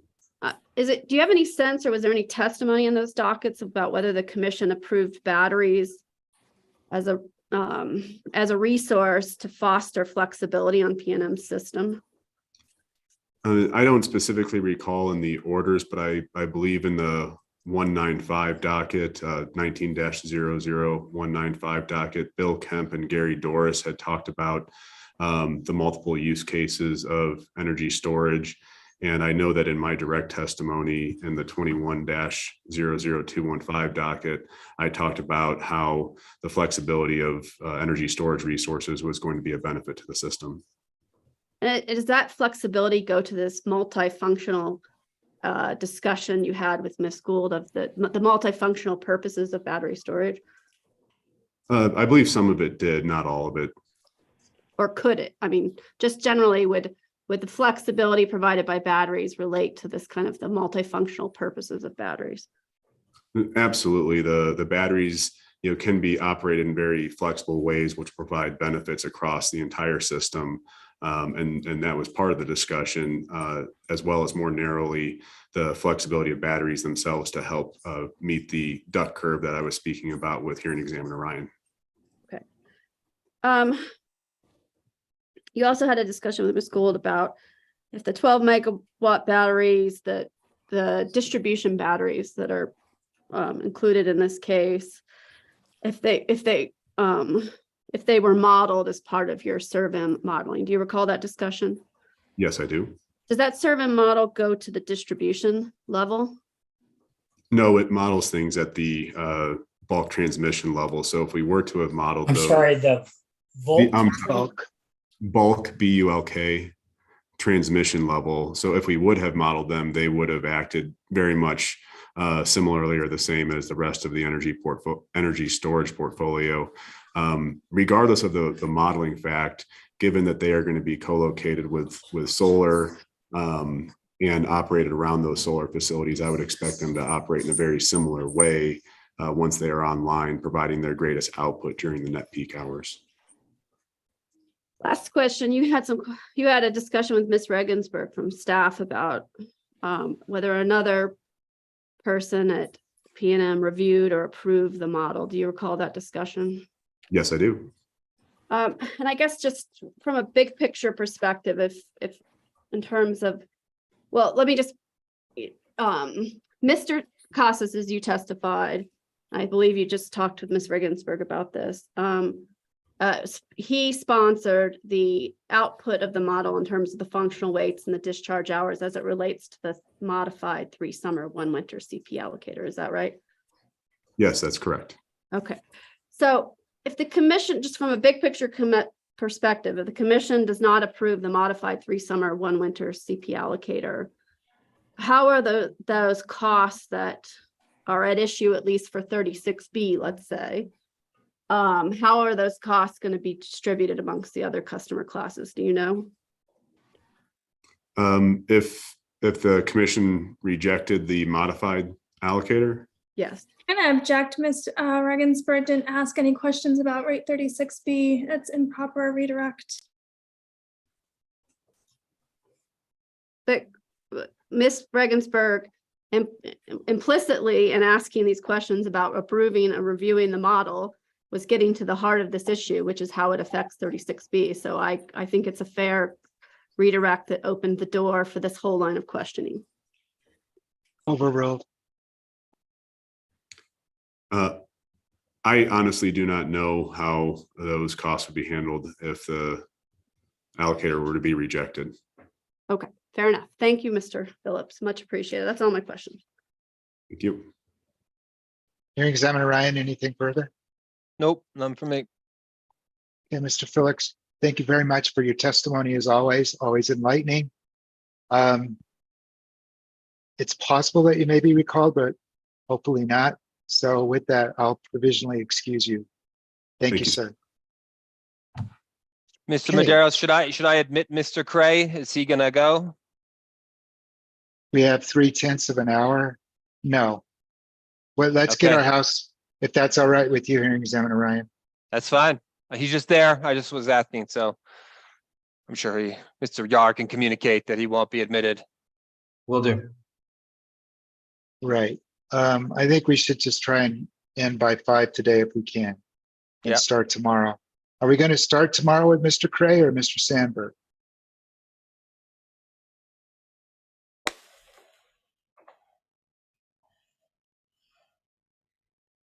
Nobody's answering that. I'm prepared to put Mr. Curry on first thing if that's what the Who is speaking? Who is speaking? Sorry, Mr. this Yar. is Joseph Yar on behalf of CCSA. And it's Cray or Carey? Brett. Cray. Okay, well, then we'll start with Cray and then we'll have Mr. Sandberg second. Then we'll have the Attorney General witnesses. I'm just looking at the schedule of witnesses that I have updated. Gigax and Woolridge. And then we have Ortiz and Dauphiné. That puts us at 3.8 hours across the examination. So I'd like to have someone on deck after that, please, to try and fill tomorrow. Make it a full day as well. Any suggestions? Mr. Hearing Examiner, this is Kelly Gould. If nobody's going to jump I'll just offer that Mr. Andrews can go tomorrow. He would just like to know today if he's on deck. I'll also say that Mr. Ortiz does need to go on Wednesday. And tomorrow's Wednesday, right? I've I think lost track so. of days. Me too. Yeah, yes, it is. Okay. Yeah, well, we'll make sure we get Mr. Ortiz on. Maybe we should put him on a little bit early. I think it'll be all right. But so thank you for offering Andrews to be on deck tomorrow. If we get really lucky, is there someone else that I could slot in after Andrews? Just Mr. asking. Examiner? Yes, Keith sir. Herman with the Water Authority. I very likely could make either of my Misters Garrett, David, or Mark. I could possibly get Mr. Sandberg, or I'm sorry, Mr. Harriger available, but he's generally only available in the mornings and early afternoons as he's on East Coast time and has commitments in the afternoon. Okay, thank you. That sounds great. That'll be, I don't need to bother you anymore with this. It looks like we have some on deck folks. I want to have a full lineup tomorrow and then have some folks on deck. And then tomorrow, Wednesday evening, we'll follow the same process to try and fill in, because we do know for sure we're going to have Sanders Friday morning and possibly Gray. That's at least based on the email exchanges that I saw. And that's why I raised the issue with Mr. Alvidrez yesterday. So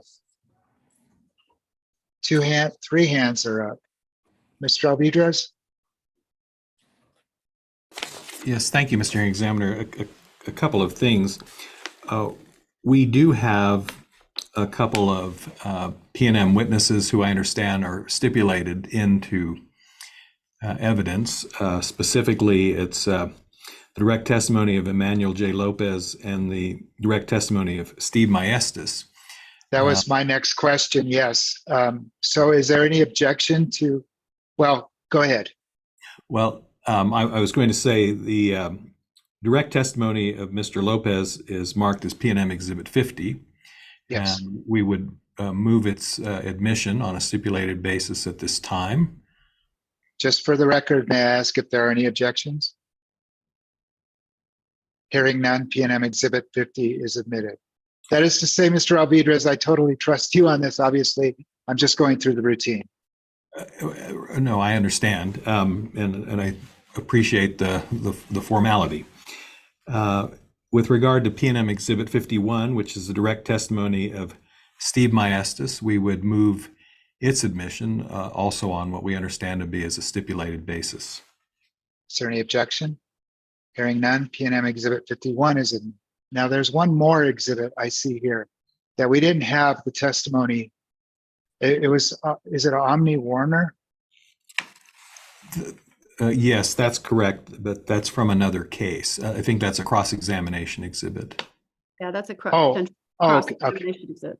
Yeah. Sorry. Okay. All right. And, So we have, well, go ahead, sir. No, you go ahead. Well, I had one other question just for planning purposes. I think we've got a lineup for Wednesday, but can we get some idea of what our Thursday might look like? I'm good with that. Let's find out what it looks like, because right now, if we're moving Mr. Andrews has 1.4 hours of cross-examination, so he might carry over back to Thursday. We'll see. But Sorry, excuse me. Go ahead. I was just gonna say, I don't know how much Mr. Dauphiné has, if he has the same amount, but Mr. Dauphiné could also go, I guess he has almost an hour. Mr. Dauphiné could also go on Thursday. So I just didn't know if it would make sense to switch Mr. Andrews and Mr. Dauphiné. Because Mr. Andrews has more cross-examination reserved than Dauphiné does, right? Yeah, let me look.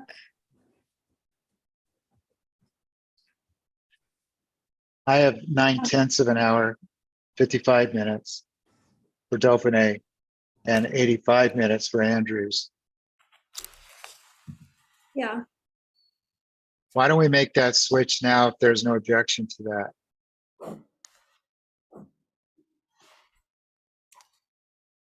So, I'm sorry, we're not the Thursday yet. We're getting there, Mr. Alvidrez, but we just made a switch to try and sync up the time better for tomorrow.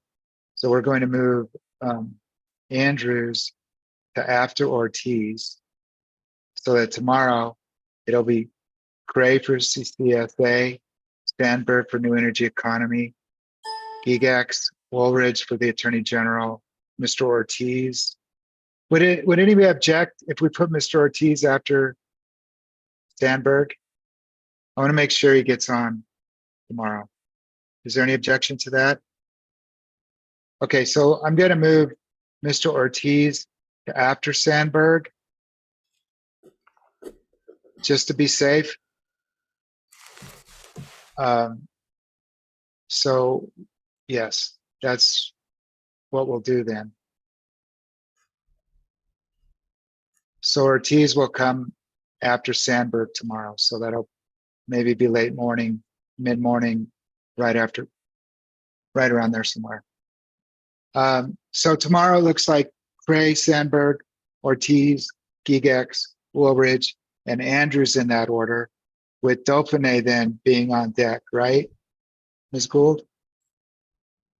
yes, And then Dauphiné going first on Thursday, if not. And then we have Walters for New Mexico area and Meyer for New Mexico area. So we Yes. need some batters on deck and in the hole, I guess is the term, if I remember correctly. Is that possibly I would- Mr. Herman? Yeah, that's what I was gonna suggest is the Garretts, one of the Garretts or Mr. Harriger.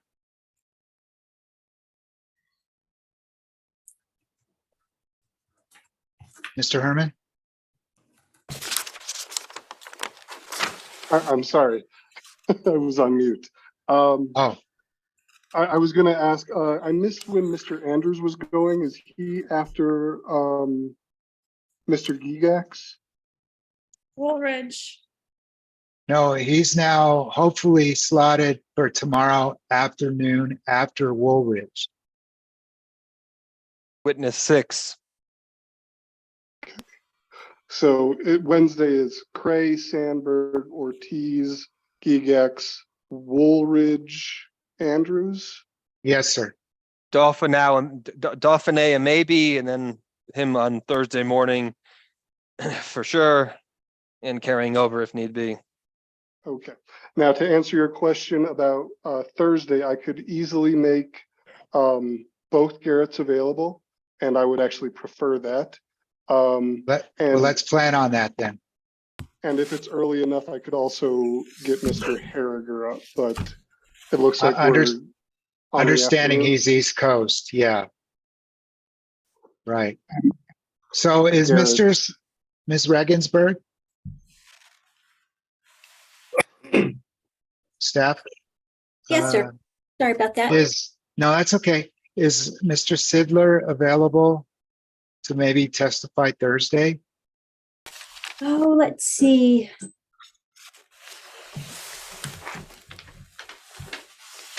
He may be. I'll have to double check. I Okay, talked with Brad earlier, but I can't recall exactly what he said. because right now, except for the commissioner's questions for Sanders and possibly Gray for PNM, possibly if PNM, I mean, if the commissioner, one of the commissioners would like to speak to Mr. Gray again, then I would have Harriger. And that would probably be Friday morning sometime. hopefully. So we need to continue to move witnesses from, so anyway, yeah, so that's the process, is to look at witnesses who could move into slot in on Friday. Mr. Hearing Examiner? At least to make Monday and Tuesday lighter days, right? Less laborious days. Mr. Elliott, Ms. Crane can testify on Friday. great. She's done that before. Tell her I appreciate that. I will. Thank you. So we'll put Crane on Friday. And I apologize, Mr. Hearing Examiner, if I missed it. Do we have Thursday's roster filled out? We have I have the two Garretts. Yeah, let me read it to you now.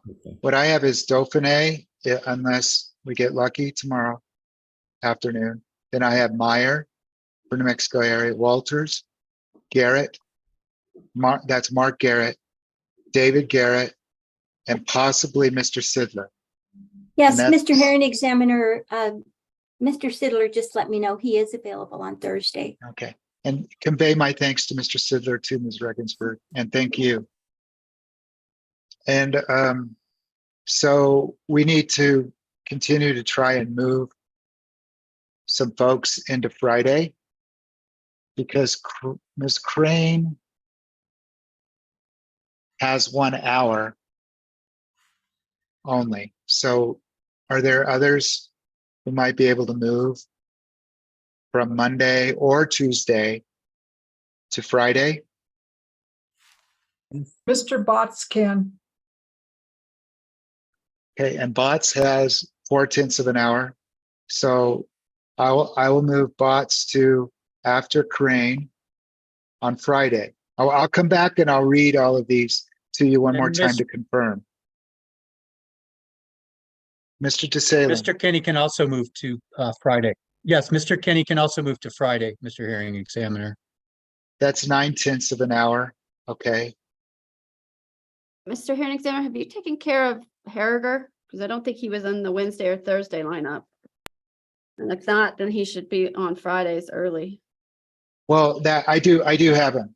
I have him Okay. first after the PNM recalls. Okay, all right. I just want to Or make, I keep saying plural. I know that they want to, that one of the commissioners that for sure wants to talk to Mr. Sanders and possibly Mr. Gray too. And I'm sorry I can't be definitive about that, but that's my understanding. Is that correct, Hearing Examiner Ryan? Yes, correct. Okay. So this leaves, so here's Friday, Sanders, Gray, Harriger, Crane, Bots, Kinney. And we can revisit this a little bit more, because I want to go and I don't want to waste time doing this right now, but I want to go back and tonight or after this and add up the hours and then come back tomorrow and say, what else can we do? Right? To move everybody, hopefully move folks so that possibly we could end on Monday, ideally, right? That's what I'd like to do, but if we can't do it, that's fine, but we'll have lighter days, on Monday and Tuesday if we can't do that. But it looks like it's possible now. So is there one more witness that I could possibly move to Friday after Kenny right now? And then I'll stop bothering you guys? Bothering council? Mr. Maderas, Yes, sir. I will check with my witness. I'm not sure that she's available on Friday. Again, she's on the East Coast, so if she could move, I can check with Maureen Reno and see. Well, but- what about Chris then? Since she's an East Coast witness, we should probably leave her for Monday. That would certainly work better for us if we can. Do we have Walmart's council? No, We don't. And we probably don't have Kroger's council either. See, no. see, Chris is 2/10 of an hour and Bieber is just 1/10 of an hour.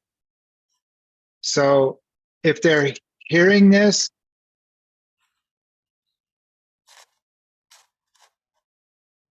You just cut out, Mr. Maderos.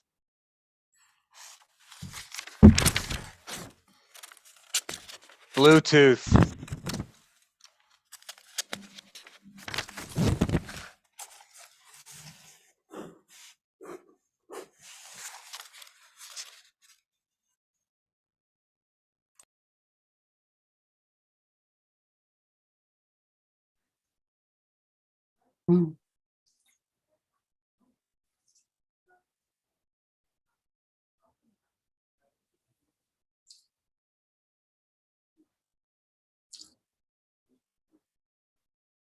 No audio from you, Mr. Maderos.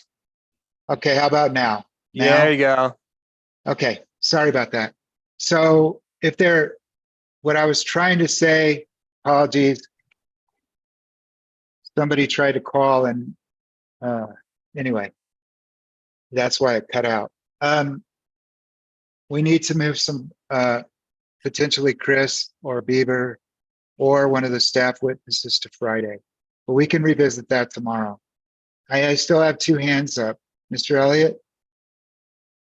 No?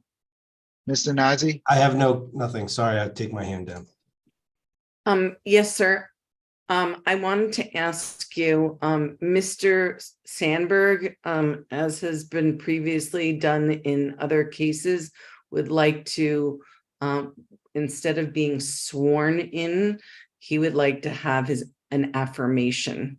And I believe Mr. Lee has done that in prior instances, if that's okay. Fine with me. We don't put hands on the Bibles here. That's fine with me. Thank you for letting me know. Thank you. Is there anything else? Hearing Examiner Ryan, is there anything else we should address? Well, there is the outstanding PNM motion to strike portions of Mr. Sandberg's Sir rebuttal, which I'm prepared to discuss now if we want to do that, or we could do it tomorrow morning. Why don't we do that tomorrow morning? Unless you'd rather do it now, it's up to you. No, it'll just take some time out of the morning, that's all. I'll do it in the morning. I'll get another look over. May I ask, are you going to take oral argument on that? No. Okay, all right. I just wanted to be prepared because Mr. Gifford is going to cross Mr. Sandberg, and so I wanted to, but I would do the oral argument if that was the case. So I just wanted to make sure. Thank you for asking, but no, we'll just have the ruling. So then if there's nothing else, we will go ahead and recess until tomorrow morning at 9 a.m. when we will start with Mr. Cray. And then we'll have Sandberg, Ortiz, Gigax, Woolridge, and Andrews. Mr. Hearing Examiner, were we, I understood you were also going to go through Thursday's lineup? Just reconfirm it. Dauphiné, unless Dauphiné is tomorrow afternoon. Meyer, Walters, Garrett, Mark Garrett, David Garrett, Jack Sidler. And then Friday, for what it's worth, Sanders, Gray, if potentially, then Harriger for Water Authority, Ms. Crane for the Attorney General, Botts for Western Resource Advocates, and Kenny for CCAE. And then I'll bug counsel tomorrow about filling out Friday possibly, even further. Is there anything else? Thank you very much. All right. No, thank you thank you for a good day. We are in recess until tomorrow morning at 9 a.m. Have a good evening all. Thank you. Thanks, everybody.